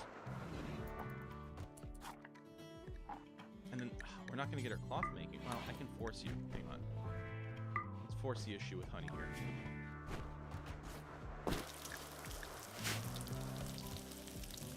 I might give the duster to Darcy. I mean, a few of our people already have dusters, so at least we've got that going on. So, I mean, she's not going to be doing as much as efficiently because she is currently 6, so just giving her a penalty to consciousness and manipulation. But she is well ahead on her immunity, so I'm not too worried about having her stick her in bed right now. But yeah, we needed more warm clothes going on. Not having leather for a while hurt us. I'm hoping the duster's going to be enough, because it's not getting to be insanely cold outdoors. And actually, well, okay, we're not winter yet. Darcy, thank you for cleaning. Our food situation's okay, right? We got tons of meals, yes. We don't have a ton of raw food kicking around, but we're going to be okay. Honey needs some treatment, so Vort should be going to do that. Well, Vort's currently asleep. Let me wake you up. Prioritize tending, please. That might be the last time I really have to worry about some treatments for Darcy, or for Honey. I think things are going to be okay. Now, your cleaners will clean things like outdoors as well too, and in unfloored areas, which can be maybe not what you want. There's not really much you can do. What happens is your cleaners will clean anything that's in your home zone. So you can prevent them from cleaning things on the ground outdoors and stuff by like making this not be a home zone. But the home zone also determines where firefighting happens, so you kind of want to keep your home zone near your walls, which is why, by default, when you build walls, it expands this area.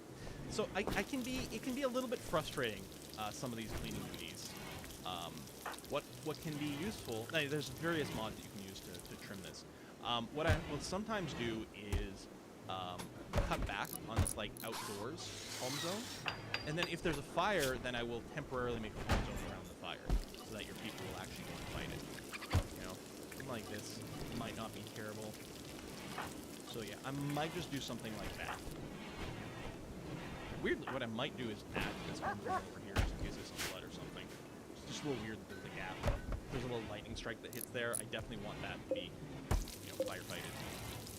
Alright, honey, yeah, you're just resting. We don't have enough material to do more. I guess we gotta do some more hunting then. Yeah, let's hunt more wild boars.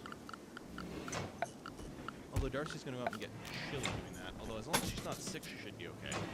Let's have chemical starvation. So yeah, Darcy has chemical fascination. She kind of wants drugs. We may have to do that for her at some point. Get some smoke leak going on. I don't know. Something of that nature. Alright, this dining room's at least decent. Slightly dirty, and yeah, it doesn't have very many fancy things. Maybe because we had more people enabled on construction.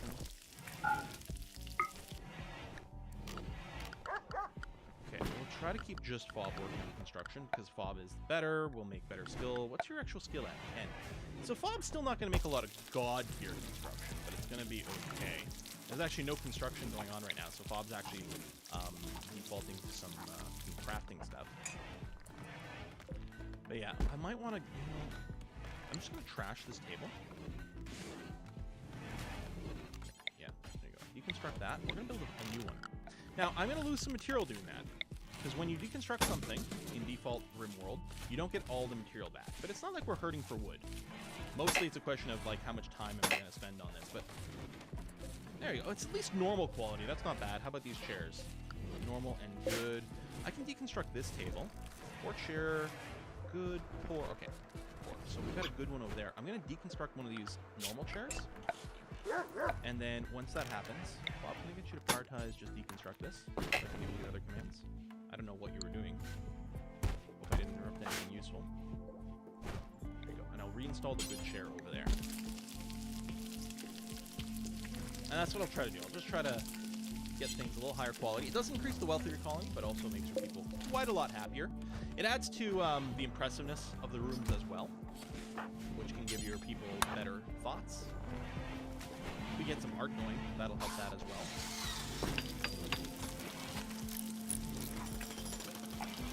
Okay, I'm gonna go and cancel that. I'm gonna reset this cooler to a more normal temperature.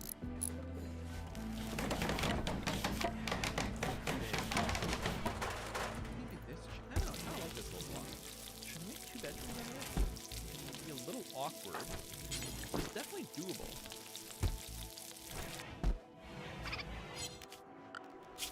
Maybe.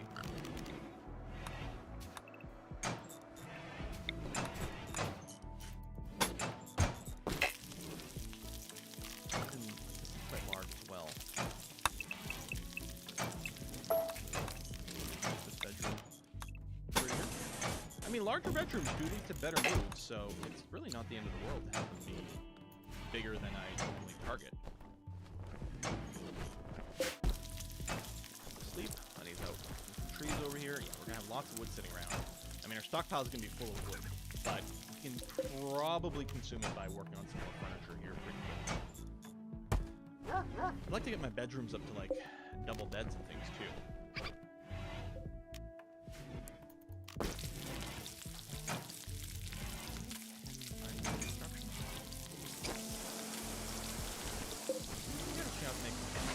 Okay, yeah, that's what we'll do. We'll start working on double beds. This one's a little awkward because it is like more of a hallway. I might open this up and not make this a little bit proper.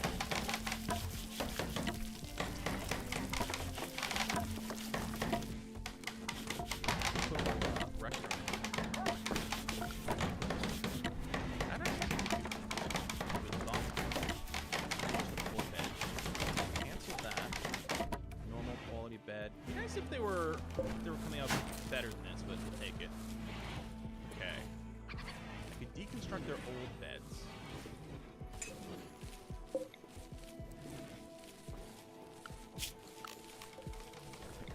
This.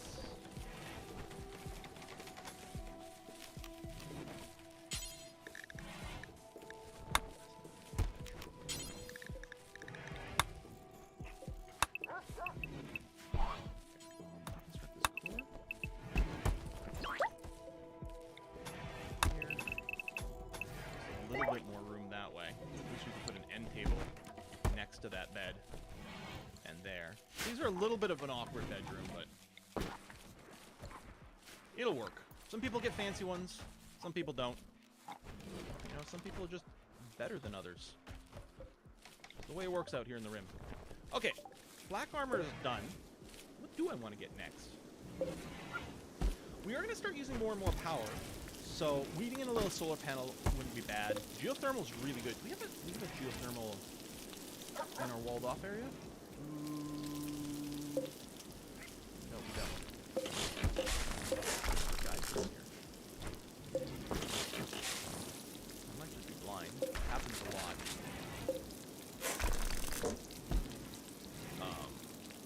Okay, so there's one there. There's one there. Like anthills that occasionally, yeah, put out some things. They're there. Do we really not have geothermal close to our base? Okay, there's that. Huh. Well, that's very disappointing. Because it does generate lots of good, consistent power. Yeah, I think it would be a good idea. Solar panel is pretty quick to research. We'll do that, and we can whack down a couple of solar panels just to give us another intake. Solar panels always work during the day. Wind turbines can work day and night, but only if there's wind. So between the two of them, you tend to get a steady input of power, although you do rely on batteries. Still, we need warm clothes. Okay, so Honey, who's got the duster, what's her minimum comfortable temperature? -7. So yeah, with the winter, we do actually need proper parkas. I'm going to put this higher up in the priority for now. I'll let them finish that duster. Well, actually, I will cancel it. Never mind. Because we'll get everything back. We're gonna work on the duster, the parkas. I mean, people will be able to, do themselves. I'm especially worried about Darcy. Yeah, we will have to grow some cotton soon so we can get a steady supply of clothing going on. I think what I'm going to do is I'm going to fence off this area here with the rich soil. So we're going to have a little bit less space for grazing with our animals, but I think that's all right. Structure, fence.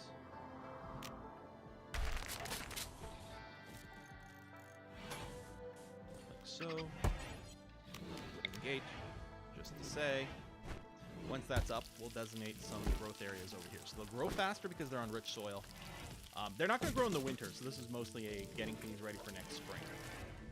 Because, yeah, the plants will not grow if it's too cold, and they'll actually die from too much cold. In fact, I think what I should do, if possible, I'm going to force a harvest. Anything that's grown enough here to be harvested, we're going to do that right away, because before the plants die for the winter. Because I don't think they're going to grow anymore, so we may as well harvest what we can now. Okay. Night cycle. Sounds a good time. You have more gold and down there it goes, which we can just sell to the merchant. Right now I'm a little bit worried about buying it. Increasing wealth is fine as long as it's improving the colony in a way that will make your colonies happier, more productive, better defended, something like that. Alright, so this dining hall here, it is dull, but hey, at least we've got a heater in here. I'm not heating these little side rooms. I could run through vents through there, but I'm not going to worry about it quite yet. Versus clean dirt. Okay, we can get rid of this, that, and that. These single beds, especially since they're only normal. We'll get people in double beds, which will be nicer.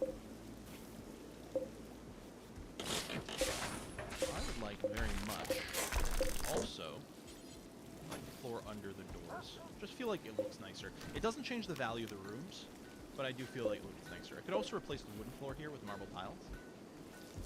Do that. And you know what? Yeah, sure.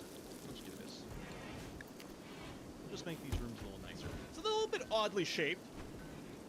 You know, we got some small ones, we got some overly large ones. That's fine.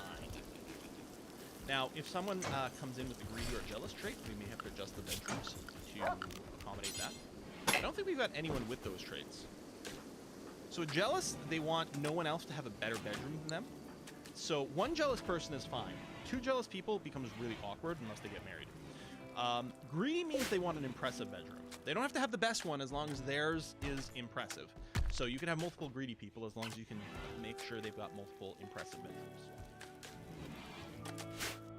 So Honey might get some debuffs here from disturbed sleep because people are, coming through here, doing construction.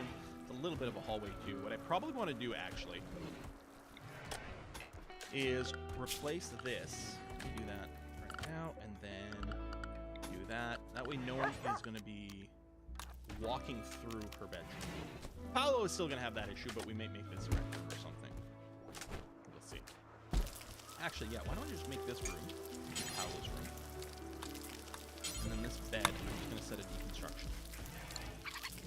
Yeah, alright. That seems fine. Darcy was idle for a sec. Thing is, cleaning's a pretty constant job. Darcy will rarely be properly idle. We might want to do some more hunting, though. It's not so much that we need meat for meals. It's that we want a constant supply of leather. Now, with our coos over here, we've got the auto slaughter. Oh, I did set that up already. Yeah. I don't know if I'm going to set up this many females. I think I'll set it to 5. Because especially pregnant females don't count towards that total either, so...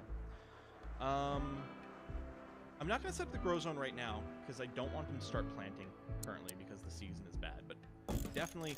I don't think they will plant if it's literally too cold, if we're outside the valid growing seasons, which right now is the 11th of October. Oh, we're past that, so no one actually will plant anything. And winter has officially just begun. So I can go and designate some growing zones over here. And I'm going to do a fairly large one for cotton. That should be a good amount, I think. But I do feel like you need quite a lot of cotton. We could also consider doing a wee bit of drug stuff. Let me get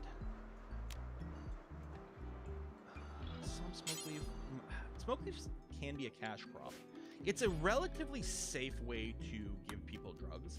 Psychoid is much more addictive drugs, and can be dangerous to give to your own pawns. However, you can make some real money out of that. So we're going to start those two up.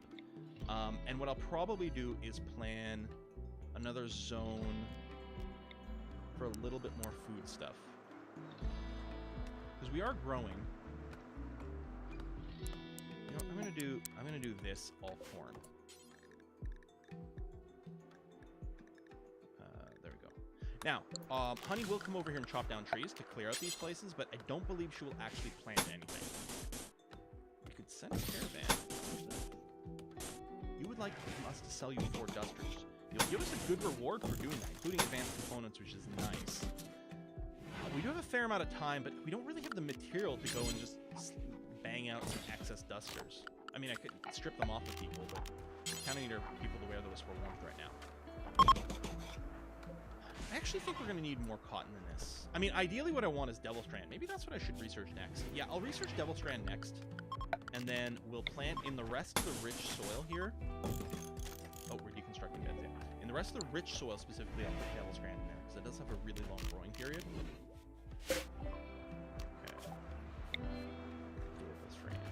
So Devil Strand is a cloth product, like cotton, but it's a much stronger, much better material. I believe it's better insulating. So I believe Devil Strand dusters actually would probably cover the task of so probably need harvest dusters. Devil Strand also has much better armor, so Devil Strand dusters are actually very good defensively. I mean, not recon armor good, but they're pretty good. And they don't give you a speed debuff like armor does. You know, it's kind of dangerous. I'm going to remove that wall. Actually, I might mine this one to make this room. All of a sudden, it might become a better bedroom than anything else. But at least we'll make people feel less crowded. Alright. I don't believe our animals ever get affected by the cold. At least not the herd animals. For all I know, maybe like dogs and stuff could. But I don't know. Kiwi? I don't think so. I don't think dogs can freeze. I think they just don't deal with that. Minimum safe temperature is -15. Okay. So they can get too cold, although it doesn't get pretty cold. Now, small dogs, I think, might be a little more vulnerable to that. We're not talking about huskies. But I bet in RIMWORLD, all the dogs have the same temperature range. And it's fairly generous. You know, I don't think you want popsicles. Huh? Get it? Get it? Pup. Shut up, I'm fun. That's a lot of corn. Yeah, can't grow bad room temperature, that's fine. And these plants over here, they're not going to grow. They're not big enough for us to actually harvest from them. So at some point we will get messages that they'll die from the cold, but that's just the way it is. You can build greenhouses in this game. So there is a lamp that you can get called a sun lamp. It eats a lot of power, but in the area that it covers, it will generate sunlight during the day and let your plants grow from that if they're indoors, which means you can build a room. Conveniently, this 13 by 13 structure is kind of optimal for the sunlight. You can build a room like this, put a heater in the corner so that it's, your plants don't freeze, and then put the sunlight in here, and you can have a greenhouse. It's not a greenhouse in terms of, having glass roof, although there are mods for that. But it is a greenhouse in terms of it will grow crops year-round in a very, very, very controlled environment. You can also unlock hydroponics. So with the greenhouse, you still have to build your greenhouse in a place where you have terrain that stuff can grow on. And ideally, even rich soil would be great. The other alternative with hydroponics is it lets you grow plants even on terrain that's not normally growable, including inside mountains, for example. Although that has its own problems with maybe insect invasions. Okay, so our freezer should still be working really well right now, which is quite cool. In the summer, I think we'll need a couple of freezers, and in fact, if there's a heat wave, I suspect we'll need at least 3 of these coolers to keep it going. But we'll just monitor that as we get there. No reason to pre-build right now, because we're definitely going to be doing good enough. Smoothing is a very slow job, and it is construction, I believe. Yeah, so Bob and Sky. Sky's got nothing to do. We could assign some mining for Sky. Might be better. We really need lots of steel. This, as long as we don't currently have any gold. We might want to mine the gold just so we can do this.